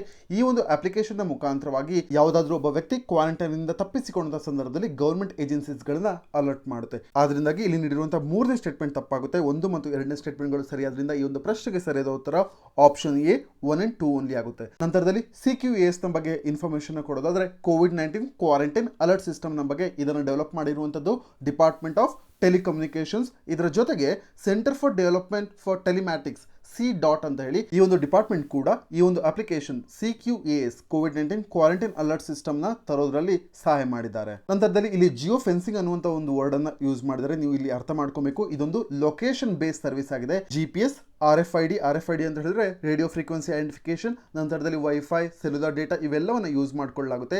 ಈ ಒಂದು ಸಾಫ್ಟ್ವೇರ್ ನ ಮುಖಾಂತರವಾಗಿ ಏನಾಗುತ್ತೆ ಅಂತ ಹೇಳಿದ್ರೆ ಒಂದು ವರ್ಚುವಲ್ ಬೌಂಡ್ರಿ ಕ್ರಿಯೇಟ್ ಆಗುತ್ತೆ. ಇದಕ್ಕೆ ಜಿಯೋಗ್ರಫಿಕಲ್ ಲೊಕೇಶನ್ ಯೂಸ್ ಮಾಡ್ಕೊತಾರೆ. ಈ ಒಂದು ಪ್ರದೇಶವನ್ನ, ಈ ಒಂದು ಲೊಕೇಶನ್ ಅನ್ನ ಯಾವುದಾದ್ರೂ ಒಬ್ಬ ವ್ಯಕ್ತಿ ಎಂಟರ್ ಆದಂಥ ಸಂದರ್ಭದಲ್ಲಿ ಅಥವಾ ಯಾವುದಾದ್ರೂ ಒಬ್ಬ ವ್ಯಕ್ತಿ ಬಿಟ್ಟು ಹೋದಂಥ ಸಂದರ್ಭದಲ್ಲಿ ಅದು ಅಲರ್ಟ್ ಮಾಡುತ್ತೆ ಈ ಒಂದು ಸಾಫ್ಟ್ವೇರ್ನ ಮುಖಾಂತರವಾಗಿ. ಇದನ್ನೇ ಜಿಯೋ ಫೆನ್ಸಿಂಗ್ ಅಂತ ಹೇಳ್ತೀವಿ. ಇದು ಲೊಕೇಶನ್ ಬೇಸ್ಡ್ ಸರ್ವಿಸ್ ಅನ್ನೋದನ್ನು ನೀವು ಚೆನ್ನಾಗಿ ನೆನಪಿಟ್ಕೊಂಡಿರಿ. ಈ ಒಂದು ಟೆಕ್ನಿಕ್ ಅನ್ನ ಇವಾಗ COVID-19 ಕ್ವಾರಂಟೈನ್ ಅಲರ್ಟ್ ಸಿಸ್ಟಮ್ ನಲ್ಲಿ CQAS ಈ ಒಂದು ಅಪ್ಲಿಕೇಶನ್ ನಲ್ಲಿ ಯೂಸ್ ಮಾಡ್ತಾ ಇದ್ದಾರೆ. ಇಷ್ಟು ಮಾಹಿತಿನ ಈ ಒಂದು ಪ್ರಶ್ನೆ ಹಿನ್ನೆಲೆಯಲ್ಲಿ ನೀವು ತಿಳ್ಕೊಂಡಿರಬೇಕಾಗುತ್ತೆ. ಈಗ ನಾವು ಮುಂದಿನ ಪ್ರಶ್ನೆಗೆ ಹೋಗಿದ್ರೆ ಈ ಒಂದು ಪ್ರಶ್ನೆಯನ್ನ ಕ್ಲಾಸಿಕಲ್ ಸ್ವೈನ್ ಫೀವರ್ ನ ಬಗ್ಗೆ ಕೇಳಿದಂತ ಪ್ರಶ್ನೆ ಆಗಿದೆ. ಈ ಒಂದು classical swine fever wild life ಅನ್ನ ಇನ್ಫೆಕ್ಟ್ ಮಾಡುತ್ತೆ ಅಂತ ಹೇಳಿ ಪ್ರಶ್ನೆ ನೀಡಿದ್ದಾರೆ. ನಂತರದಲ್ಲಿ ಈ ಒಂದು ಪ್ರಶ್ನೆಗೆ ನಾವು ಇನ್ಕರೆಕ್ಟ್ ಆಪ್ಷನ್ ಯಾವುದು ಅಂತ ಹೇಳಿ ಕಂಡುಹಿಡಿಬೇಕು. ಇಲ್ಲಿ ಮೊದಲನೇ ಸ್ಟೇಟ್ಮೆಂಟ್ ಅಲ್ಲಿ ಹೇಳ್ತಾ ಇದ್ದಾರೆ it is a contagious bacterial disease ಅಂತ ಹೇಳಿ. ಕಾಂಟೇಜಿಯಸ್ ಅಂತ ಹೇಳಿದ್ರೆ ಸಾಂಕ್ರಾಮಿಕ, ಬ್ಯಾಕ್ಟೀರಿಯಲ್ ಡಿಸೀಸ್ ಅಂತ ಹೇಳ್ತಾ ಇದ್ದಾರೆ. ಆದರೆ ಇದು ತಪ್ಪಾದ ಸ್ಟೇಟ್ಮೆಂಟ್ ಆಗುತ್ತೆ. ಯಾಕೆ ಅಂತ ಹೇಳಿದ್ರೆ ಇದು ಕಾಂಟೇಜಿಯಸ್ ವೈರಲ್ ಡಿಸೀಸ್ ಆಗಿದೆ. ಇದೊಂದು ವೈರಸ್ ಇಂದ ಹರಡುವಂತ ಫ್ಲೂ ಆಗಿದೆ. ಆದ್ರಿಂದಾಗಿ ಈ ಒಂದು ಪ್ರಶ್ನೆಗೆ ಸರಿಯಾದ ಉತ್ತರ ಆಪ್ಷನ್ ಏನೇ ಆಗುತ್ತೆ. ಇದೊಂದು ಕಾಂಟೇಜಿಯಸ್ ಬ್ಯಾಕ್ಟೀರಿಯಲ್ ಡಿಸೀಸ್ ಅಲ್ಲ. ಕ್ಲಾಸಿಕಲ್ ಸ್ವೈನ್ ಫೀವರ್ ಅನ್ನುವಂಥದ್ದು ಕಾಂಟೇಜಿಯಸ್ ಸಾಂಕ್ರಾಮಿಕ ವೈರಲ್ ಡಿಸೀಸ್ ಆಗಿದೆ. ನಂತರದಲ್ಲಿ ಇನ್ನುಳಿದ ಸ್ಟೇಟ್ಮೆಂಟ್ಸ್ ಗಳನ್ನ ಡಿಸ್ಕಸ್ ಮಾಡೋದಾದ್ರೆ ಇಲ್ಲಿ ಎರಡನೇ ಸ್ಟೇಟ್ಮೆಂಟ್ ಅಲ್ಲಿ ಹೇಳ್ತಾ ಇದ್ದಾರೆ ಈ ಫೀವರ್ ಅಫೆಕ್ಟ್ ಮಾಡುವಂಥದ್ದು ಕೇವಲ ಪಿಕ್ಸ್ ಗಳನ್ನ ಅಂತ ಹೇಳಿ. ಹೌದು, ಇದು ಸರಿಯಾದ ಉತ್ತರವಾಗುತ್ತೆ. ಈ ಒಂದು ಫೀವರ್ ಅಫೆಕ್ಟ್ ಮಾಡುವಂಥದ್ದು ಕೇವಲ ಪಿಕ್ಸ್. ಇದು ಮನುಷ್ಯರಿಗೆ ಟ್ರಾನ್ಸ್ಮಿಟ್ ಆಗೋದಿಲ್ಲ. ಇದು ಝೂನೋಟಿಕ್ ಡಿಸೀಸ್ ಅಲ್ಲ. ಇದೊಂದು ಜಸ್ಟ್ ಕಾಂಟೇಜಿಯಸ್ ಡಿಸೀಸ್ ಆಗಿದೆ. ನಂತರದಲ್ಲಿ ನೀವು ಈ ಒಂದು ಡಿಸೀಸ್ ಅನ್ನ ಕ್ಲಾಸಿಕಲ್ ಸ್ವೈನ್ ಫೀವರ್ ಅನ್ನ ಸ್ವೈನ್ ಫ್ಲೂ H1N1 ಜೊತೆ ಕನ್ಫ್ಯೂಸ್ ಮಾಡ್ಕೊಬಾರ್ದು. H1N1 ಹ್ಯೂಮನ್ಗಳನ್ನು ಕೂಡ ಅಟ್ಯಾಕ್ ಮಾಡುತ್ತೆ, ಅದು ಝೂನೋಟಿಕ್ ಡಿಸೀಸ್ ಆಗಿದೆ. ಆದರೆ ಕ್ಲಾಸಿಕಲ್ ಸ್ವೈನ್ ಫೀವರ್ ಅನ್ನುವಂಥದ್ದು ಕೇವಲ ಪಿಕ್ಸ್ಗಳನ್ನು ಮಾತ್ರ ಎಫೆಕ್ಟ್ ಮಾಡುತ್ತೆ. ನಂತರದಲ್ಲಿ ಮೂರನೇ ಸ್ಟೇಟ್ಮೆಂಟ್ ಅಲ್ಲಿ ಹೇಳ್ತಾ ಇದ್ದಾರೆ ಇದನ್ನ ವ್ಯಾಕ್ಸಿನೇಷನ್ ಮುಖಾಂತರವಾಗಿ ಕಂಟ್ರೋಲ್ ಮಾಡಬಹುದು ಅಂತ ಹೇಳಿ. ಹೌದು, ಇದು ಸರಿಯಾಗುತ್ತೆ. ಇದನ್ನ ವ್ಯಾಕ್ಸಿನೇಷನ್ ಮುಖಾಂತರವಾಗಿ ಕಂಟ್ರೋಲ್ ಮಾಡಬಹುದು. ನಂತರದಲ್ಲಿ ನೀವು ಇದನ್ನ ಇವಾಗ ಆಫ್ರಿಕನ್ ಸ್ವೈನ್ ಫೀವರ್ನ ಜೊತೆ ಕನ್ಫ್ಯೂಸ್ ಮಾಡ್ಕೊಬಾರ್ದು. ಆಫ್ರಿಕನ್ ಸ್ವೈನ್ ಫೀವರ್ನಲ್ಲಿ ಮೋರ್ಟಾಲಿಟಿ ರೇಟ್ 100% ಇರುತ್ತೆ ಮತ್ತು ಅದಕ್ಕೆ ಯಾವುದೇ ರೀತಿಯಾದ ಕ್ಯೂರ್, ವ್ಯಾಕ್ಸಿನೇಷನ್ ಅಥವಾ ಮೆಡಿಕೇಶನ್ ಇಲ್ಲ. ಆದರೆ ಈ ಒಂದು ಡಿಸೀಸ್ಗೆ, ಕ್ಲಾಸಿಕಲ್ ಸ್ವೈನ್ ಫೀವರ್ಗೆ ವ್ಯಾಕ್ಸಿನೇಷನ್ ಮತ್ತು ಮೆಡಿಕೇಶನ್ ಇದೆ. ಇಷ್ಟು ಪಾಯಿಂಟ್ನ ನೀವು ನೆನ್ಪಿಟ್ಕೊಂಡಿರಬೇಕು. ನಂತರದಲ್ಲಿ ಈ ಒಂದು ಡಿಸೀಸನ್ನು ಹಾಕ್ ಕಾಲೆರಾ ಅಂತ ಹೇಳಿ ಕರೀತಾರೆ ಅಂತ ಹೇಳಿ ಹೇಳ್ತಾ ಇದ್ದಾರೆ. ಹೌದು, ಈ ಒಂದು ಡಿಸೀಸನ್ನು ಹಾಕ್ ಕಾಲೆರಾ ಅಂತ ಹೇಳಿ ಕರೀತಾರೆ. ಇದೊಂದು ವೈರಲ್ ಡಿಸೀಸ್, ಕಾಂಟೇಜಿಯಸ್ ಡಿಸೀಸ್. ನಂತರದಲ್ಲಿ ಈ ಡಿಸೀಸ್ಗೆ ವ್ಯಾಕ್ಸಿನೇಷನ್ ಇದೆ. ಈ ಥರದ ಪಾಯಿಂಟ್ಗಳು ನೀವು ಎಕ್ಸಾಮಿನೇಷನ್ ಪಾಯಿಂಟ್ ಆಫ್ ವ್ಯೂನಿಂದ ನೆನ್ಪಿಟ್ಕೊಂಡಿರಬೇಕಾಗುತ್ತೆ. ಇಷ್ಟು ಮಾಹಿತಿಯನ್ನು ಈ ಒಂದು ಪ್ರಶ್ನೆ ಹಿನ್ನೆಲೆಯಲ್ಲಿ ತಿಳ್ಕೊಂಡಿದ್ರೆ ಸಾಕಾಗುತ್ತೆ. ಈಗ ನಾವು ಮುಂದಿನ ಪ್ರಶ್ನೆಗೆ ಮೂವ್ ಆಗಿದ್ದಾದ್ರೆ, ಈ ಒಂದು ಪ್ರಶ್ನೆಯನ್ನು ವಂದೇ ಭಾರತ್ ಮಿಷನ್ನ ಬಗ್ಗೆ ಕೇಳಿದಂಥ ಪ್ರಶ್ನೆಯಾಗಿದೆ. ಇದು ಇತ್ತೀಚೆಗೆ ನ್ಯೂಸ್ನಲ್ಲಿತ್ತು, ಅದು ಯಾವ ಕಾರಣಕ್ಕಾಗಿ ಅಂತ ಹೇಳಿ ಕೇಳ್ತಾ ಇದ್ದಾರೆ. ನಮಗೆಲ್ಲರಿಗೂ ಗೊತ್ತು, ವಂದೇ ಭಾರತ್ ಮಿಷನ್ ಅನ್ನು ಲಾಂಚ್ ಮಾಡಿದಂಥದ್ದು ministry of external affairs. Corona virus ಲಾಕ್ಡೌನ್ನಿಂದಾಗಿ, ಅಂದರೆ ಬೇರೆ ದೇಶಗಳಲ್ಲಿ ಲಾಕ್ಡೌನ್ನಿಂದಾಗಿ ಸ್ಟ್ಯಾಂಡರ್ಡ್ ಆದಂಥ, ಅಲ್ಲಿ ಸಿಲುಕಿಕೊಂಡಿದ್ದಂಥ ಭಾರತೀಯರನ್ನ ಮತ್ತೆ ನಮ್ಮ ಭೂಮಿಗೆ ವಾಪಸ್ ಕರೆತರೋದಕ್ಕೆ ಈ ಒಂದು ಮಿಷನ್ ಅನ್ನು ಲಾಂಚ್ ಮಾಡಲಾಯಿತು. ಇದರ ಹೆಸರೇ ವಂದೇ ಭಾರತ್ ಮಿಷನ್. ಅದರಿಂದಾಗಿ ಈ ಒಂದು ಪ್ರಶ್ನೆಗೆ ಸರಿಯಾದ ಉತ್ತರ ಆಪ್ಷನ್ ಸಿ ಆಗುತ್ತೆ. Exercise to bring standard Indians ಅಂತ ಹೇಳಿದ್ರೆ ಸಿಲುಕಿಕೊಂಡಿರುವಂಥ ಭಾರತೀಯರು from the across the world, ಅಂದರೆ ಪ್ರಪಂಚದಾದ್ಯಂತ ಸಿಲುಕಿಕೊಂಡಿರುವಂಥ ಭಾರತೀಯರನ್ನ ಮತ್ತೆ ನಮ್ಮ ದೇಶಕ್ಕೆ ಕರೆತರುವಂಥ ಒಂದು ಎಕ್ಸಸೈಸ್ ವಂದೇ ಭಾರತ್ ಮಿಷನ್ ಆಗಿದೆ. ಅದರಿಂದಾಗಿ ಈ ಒಂದು ಪ್ರಶ್ನೆಗೆ ಸರಿಯಾದ ಉತ್ತರ ಆಪ್ಷನ್ ಸಿ ಆಗುತ್ತೆ. ನಂತರದಲ್ಲಿ ಇದೇ ಥರದ ಇನ್ನೊಂದು ಮಿಷನ್ ಇದೆ. ಯಾವುದು ಅಂತ ಹೇಳಿದ್ರೆ ಇಂಡಿಯನ್ ನೇವಿ ಲಾಂಚ್ ಮಾಡಿರುವಂಥ ಆಪರೇಷನ್ ಸಮುದ್ರ ಸೇತು. ಈ ಎರಡು ಮಿಷನ್ಗಳನ್ನ ನೀವು ನೆನ್ಪಿಟ್ಕೊಂಡಿರಿ. ವಂದೇ ಭಾರತ್ ಮಿಷನ್ ಲಾಂಚ್ ಮಾಡಿರುವಂಥದ್ದು ಮಿನಿಸ್ಟ್ರಿ ಆಫ್ ಎಕ್ಸ್ಟರ್ನಲ್ ಅಫೇರ್ಸ್. ನಂತರದಲ್ಲಿ ಇಂಡಿಯನ್ ನೇವಿ ತಂದಿರುವಂಥದ್ದು ಆಪರೇಷನ್ ಸಮುದ್ರ ಸೇತು. ಆಪರೇಷನ್ ಸಮುದ್ರ ಸೇತು ಸಮೇತ ಬೇರೆ ದೇಶಗಳಲ್ಲಿ ಸಿಲುಕಿರುವಂಥ ಭಾರತೀಯರನ್ನ ಕೋವಿಡ್-19 ಪರಿಸ್ಥಿತಿಯ ಹಿನ್ನೆಲೆಯಲ್ಲಿ ಅಲ್ಲಿ ಲಾಕ್ಡೌನ್ ಆಗಿರುವಂಥ ಭಾರತೀಯರನ್ನ ಮತ್ತೆ ನಮ್ಮ ದೇಶಕ್ಕೆ ಕರೆತರುವಂಥ ಪ್ರಯತ್ನ ಮಾಡ್ತಿದೆ. ಇದಕ್ಕಾಗಿ ಇಂಡಿಯನ್ ನೇವಿ ಇವಾಗ INS ಜಲಶ್ವ ಮತ್ತು INS ಮಗರ್ ಇವೆರಡನ್ನ ಉಪಯೋಗಿಸ್ಕೊಳ್ತಿದೆ ಈ ಒಂದು ಆಪರೇಷನ್ಗೆ. ಇಷ್ಟು ಪಾಯಿಂಟ್ಸ್ಗಳನ್ನ ನೀವು ಈ ಒಂದು ಪ್ರಶ್ನೆ ಹಿನ್ನೆಲೆಯಲ್ಲಿ ತಿಳ್ಕೊಂಡಿದ್ರೆ ಸಾಕಾಗುತ್ತೆ. ಈಗ ನಾವು ಮುಂದಿನ ಪ್ರಶ್ನೆಗೆ ಹೋಗಿದಾದ್ರೆ, ಈ ಒಂದು ಪ್ರಶ್ನೆಯಲ್ಲಿ ಮಾಡೆಲ್ ಟೆನೆನ್ಸಿ ಆಕ್ಟ್ ಆಫ್ 2019 ಈ ಒಂದು ಕಾಯ್ದೆಯ ಪ್ರಾವಿಷನ್ಸ್ಗಳ ವಿಚಾರವಾಗಿ ಈ ಒಂದು ಪ್ರಶ್ನೆನ ಕೇಳಿದ್ದಾರೆ. ಇಲ್ಲಿ ಮೊದಲನೇ ಸ್ಟೇಟ್ಮೆಂಟ್ ಅಲ್ಲಿ ಹೇಳ್ತಾ ಇದ್ದಾರೆ, ಟೆನಾಂಟ್ಸ್ಗಳನ್ನ, ಅಂದ್ರೆ ಯಾರು ಬಾಡಿಗೆಗೆ ಇರ್ತಾರಲ್ವಾ ಅವರುಗಳನ್ನ, ಬಾಡಿಗೆದಾರರನ್ನ ಪೆನಲೈಸ್ ಮಾಡಬಹುದು ಓನರ್ಸ್ಗಳು. ಯಾವಾಗ ಅಂತ ಹೇಳಿದ್ರೆ ಅವರು ಅಗ್ರೀಡ್ ಪೀರಿಯಡ್ ಅಂತ ಹೇಳಿದ್ರೆ ಅವರು ಒಪ್ಪಿಗೆ ನೀಡಿ ಬಾಡಿಗೆ ಅವಧಿನ ನಿಗದಿಪಡಿಸಿದ ನಂತರವೂ ಕೂಡ, ಆ ಒಂದು ಅವಧಿ ಮುಗಿದ ನಂತರವೂ ಕೂಡ ಬಾಡಿಗೆದಾರರು ಅದೇ ಮನೆಯಲ್ಲಿ ಅಥವಾ ಆ ಒಂದು ಆಸ್ತಿಯಲ್ಲಿ ಇರೋದಕ್ಕೆ ಪ್ರಯತ್ನ ಪಟ್ಟಂತ ಸಂದರ್ಭದಲ್ಲಿ ಅವರನ್ನ ಪೆನಲೈಸ್ ಮಾಡಬಹುದು ಅಂತ ಹೇಳಿ ಹೇಳ್ತಾ ಇದ್ದಾರೆ. ಹೌದು, ಇದೊಂದು ಸರಿಯಾದ ಸ್ಟೇಟ್ಮೆಂಟ್ ಆಗುತ್ತೆ. ಈ ಒಂದು ಮಾಡೆಲ್ ಟೆನೆನ್ಸಿ ಆಕ್ಟ್ ಆಫ್ 2019 ಕೆಳಗಡೆ ಇರುವಂತ ಇದೊಂದು ಮುಖ್ಯವಾದ ಪ್ರಾವಿಷನ್ ಆಗಿದೆ. ಇದನ್ನು ಎಕ್ಸಾಂಪಲ್ ಮೂಲಕವಾಗಿ ಹೇಳೋದಾದರೆ, ಈಗ ನಾನು ನಿಮ್ಮ ಮನೆಗೆ ಬಾಡಿಗೆಗೆ ಬಂದಿದ್ದೀನಿ ಅಂತ ಹೇಳಿ ಅನ್ಕೋಣ. ಈ ಸಂದರ್ಭದಲ್ಲಿ ನಾವು 1 ವರ್ಷದ ಅಗ್ರಿಮೆಂಟ್ ಪೀರಿಯಡ್ಗೆ ಸೈನ್ ಆಗಿರ್ತೀವಿ. ಆದರೂ ಕೂಡ ನಾನು 13ನೇ ತಿಂಗಳು, ಅಂದರೆ 1 ವರ್ಷ ಆದಮೇಲೂ ಕೂಡ ಇನ್ನೊಂದು ತಿಂಗಳು ನಾನು ಇರೋದಕ್ಕೆ ಪ್ರಯತ್ನ ಪಟ್ಟಂಥ ಸಂದರ್ಭದಲ್ಲಿ ನೀವು ನನಗೆ ಪೆನಲೈಸ್ನ ಮಾಡ್ಬೋದು, ಬಾಡಿಗೆದಾರರನ್ನ ಪೆನಲೈಸ್ ಮಾಡ್ಬೋದು, ಅಂದರೆ ನನಗೆ ದಂಡವನ್ನು ವಿಧಿಸ್ಬೋದು. ಈಗ ಎಷ್ಟರ ಮಟ್ಟಿಗೆ ದಂಡವನ್ನು ವಿಧಿಸ್ಬೋದು ಅಂತ ಹೇಳಿದ್ರೆ, ಮೊದಲ 2 ತಿಂಗಳು ಏನು ಮಾಡ್ಬೋದು ಅಂತ ಹೇಳಿದ್ರೆ ನನ್ನ ಬಳಿ ಡಬಲ್ ಮಂತ್ಲಿ ರೆಂಟನ್ನು ಇಸ್ಕೊಬೋದು. ಈಗ ಮನೆ ಬಾಡಿಗೆ 5,000 ಇದೆ ಅಂತ ಹೇಳಿದ್ರೆ ನೀವು ನನ್ನ ಹತ್ರ ಮೊದಲ 2 ತಿಂಗಳು, ಅಗ್ರಿಮೆಂಟ್ ಮುಗಿದ ನಂತರ ಮೊದಲ 2 ತಿಂಗಳು 10,000 ಇಸ್ಕೊಬಹುದು. ನಂತರದಲ್ಲಿ ಇದೇ ಕಂಟಿನ್ಯೂ ಆದರೆ ಪೆನಲೈಸ್ ಯಾವ ರೀತಿ, ದಂಡವನ್ನು ಯಾವ ರೀತಿ ವಿಧಿಸಬಹುದು ಅಂತ ಹೇಳಿದ್ರೆ 3ನೇ ತಿಂಗಳಿಂದ ಅಥವಾ 4ನೇ ತಿಂಗಳಿಗೆ ನೀವು ಈ ಒಂದು ರೆಂಟನ್ನು 4 ಪಟ್ಟು ಹೆಚ್ಚು ಮಾಡಬಹುದು. 5,000 ಇದ್ರೆ 20,000 ಆಗಿ ರೆಂಟನ್ನು ಇನ್ಕ್ರೀಸ್ ಮಾಡಬಹುದು. ಇದರ provision model tenancy act of 2019 ನ ಕೆಳಗಡೆ ಮೆನ್ಷನ್ ಆಗಿದೆ. ಆದ್ರಿಂದಾಗಿ ಮೊದಲನೇ ಸ್ಟೇಟ್ಮೆಂಟ್ ಸರಿಯಾಗುತ್ತೆ.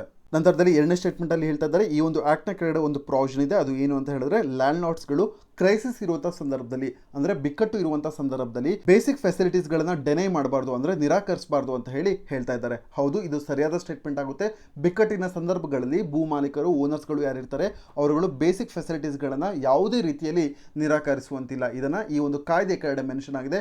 ಅದರಿಂದಾಗಿ ಈ ಒಂದು ಸ್ಟೇಟ್ಮೆಂಟ್ ಕೂಡ ಸರಿಯಾಗುತ್ತೆ. ಇಲ್ಲಿ ನೀಡಿರುವಂತಹ 2 ಸ್ಟೇಟ್ಮೆಂಟ್ಗಳು ಸರಿಯಾದ್ರಿಂದ ಈ ಒಂದು ಪ್ರಶ್ನೆಗೆ ಸರಿಯಾದ ಉತ್ತರ ಆಪ್ಷನ್ ಸಿ ಬೋತ್ 1 and 2 ಆಗುತ್ತೆ. ನಂತರದಲ್ಲಿ ಈ ಒಂದು ಆಕ್ಟ್ನ ಕೆಳಗಡೆ ಮೆನ್ಷನ್ ಆಗಿರುವಂತಹ ಬೇರೆ ಪ್ರಾವಿಷನ್ಸ್ಗಳನ್ನ ನೋಡೋದಾದ್ರೆ, ಮೊದಲನೇದಾಗಿ ಹೇಳ್ತಾರೆ ಅಟ್ಲೀಸ್ಟ್ 3 months ನೋಟಿಸ್ ಅನ್ನ ಕೊಡಬೇಕು ಓನರ್ಸ್ಗಳು ಬಾಡಿಗೆದಾರರಿಗೆ. ಯಾವಾಗ ಅವರು ಬಾಡಿಗೆನ ಇನ್ಕ್ರೀಸ್ ಮಾಡೋದಕ್ಕೆ ಪ್ರಯತ್ನ ಮಾಡ್ತಾರೆ ಆ ಸಂದರ್ಭದಲ್ಲಿ ಅಟ್ಲೀಸ್ಟ್ 3 months ನೋಟಿಸ್ ಅನ್ನ ಪ್ರೊವೈಡ್ ಮಾಡಬೇಕು ಅಂತ ಹೇಳಿ ಹೇಳ್ತಿದ್ದಾರೆ.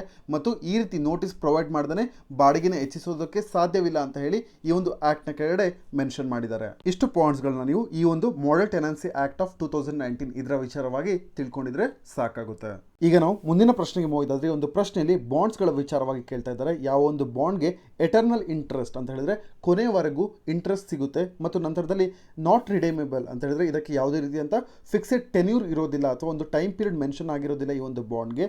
ನಂತರದಲ್ಲಿ ಇದೊಂದು ಸೇಫ್ ಎಂಟಿಟಿ ಆಗಿದೆ ಇನ್ವೆಸ್ಟ್ ಮಾಡೋದಕ್ಕೆ ಅಂತ ಹೇಳಿ ಹೇಳ್ತಾ ಇದ್ದಾರೆ. ಈ ಒಂದು ವಿಚಾರ ಯಾವ ಬಾಂಡ್ಗೆ ಸರಿಯಾಗುತ್ತೆ ಅಂತ ಹೇಳಿ ಕೇಳ್ತಾ ಇದ್ದಾರೆ. ಇಲ್ಲಿ ಮೊದಲನೇ ಆಪ್ಷನನ್ನು ಟ್ಯಾಕ್ಸ್ ಫ್ರೀ ಬಾಂಡ್ ಅಂತ ಹೇಳಿ ಕೊಟ್ಟಿದ್ದಾರೆ.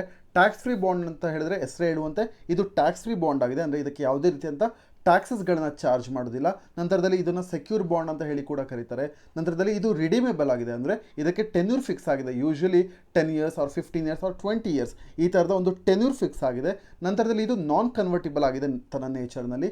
ಇದಕ್ಕೆ ಎಕ್ಸಾಂಪಲ್ ಮುಖಾಂತರವಾಗಿ ಹೇಳೋದಾದರೆ NHAA ಅಂದರೆ national highways authorities of India, ಆಮೇಲೆ ಹುಡ್ಕೋ, NTPC national thermal power corporation, ಆಮೇಲೆ Indian renewable energy development agency ಇವೆಲ್ಲವೂ ಕೂಡ ಟ್ಯಾಕ್ಸ್ ಫ್ರೀ ಬಾಂಡ್ಸ್ ಆಗಿದೆ. ಇದರ ಟೆನ್ಯೂರ್ 10, 15 ಅಥವಾ 20 years ಇರುತ್ತೆ ಅಂತ ಹೇಳಿ ನೆನ್ಪಿಟ್ಕೊಂಡಿರಿ.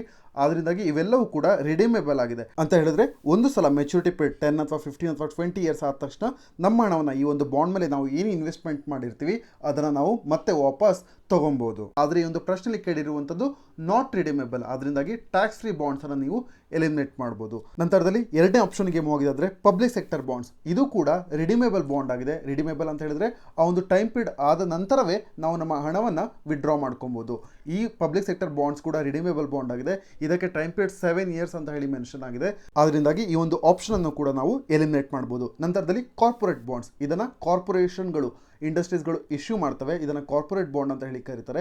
ನಂತರದಲ್ಲಿ ಈ ಒಂದು ಕಾರ್ಪೊರೇಟ್ ಬಾಂಡ್ನ ಟರ್ಮ್ ಎಷ್ಟಾಗಿರುತ್ತೆ ಅಂತ ಹೇಳಿದ್ರೆ ಮಿನಿಮಮ್ 1 year ಅಷ್ಟು ನಾವು ವೆಯ್ಟ್ ಮಾಡಬೇಕಾಗುತ್ತೆ. ನಮ್ಮ ಅಮೌಂಟನ್ನು ನಾವು ಮಧ್ಯೆ ವಿಡ್ರಾ ಮಾಡ್ಕೊಳ್ಳೋದಕ್ಕೆ ಮೆಚುರಿಟಿ ಪೀರಿಯಡ್ಗೆ ನಾವು ಕಾಯಬೇಕಾಗುತ್ತೆ.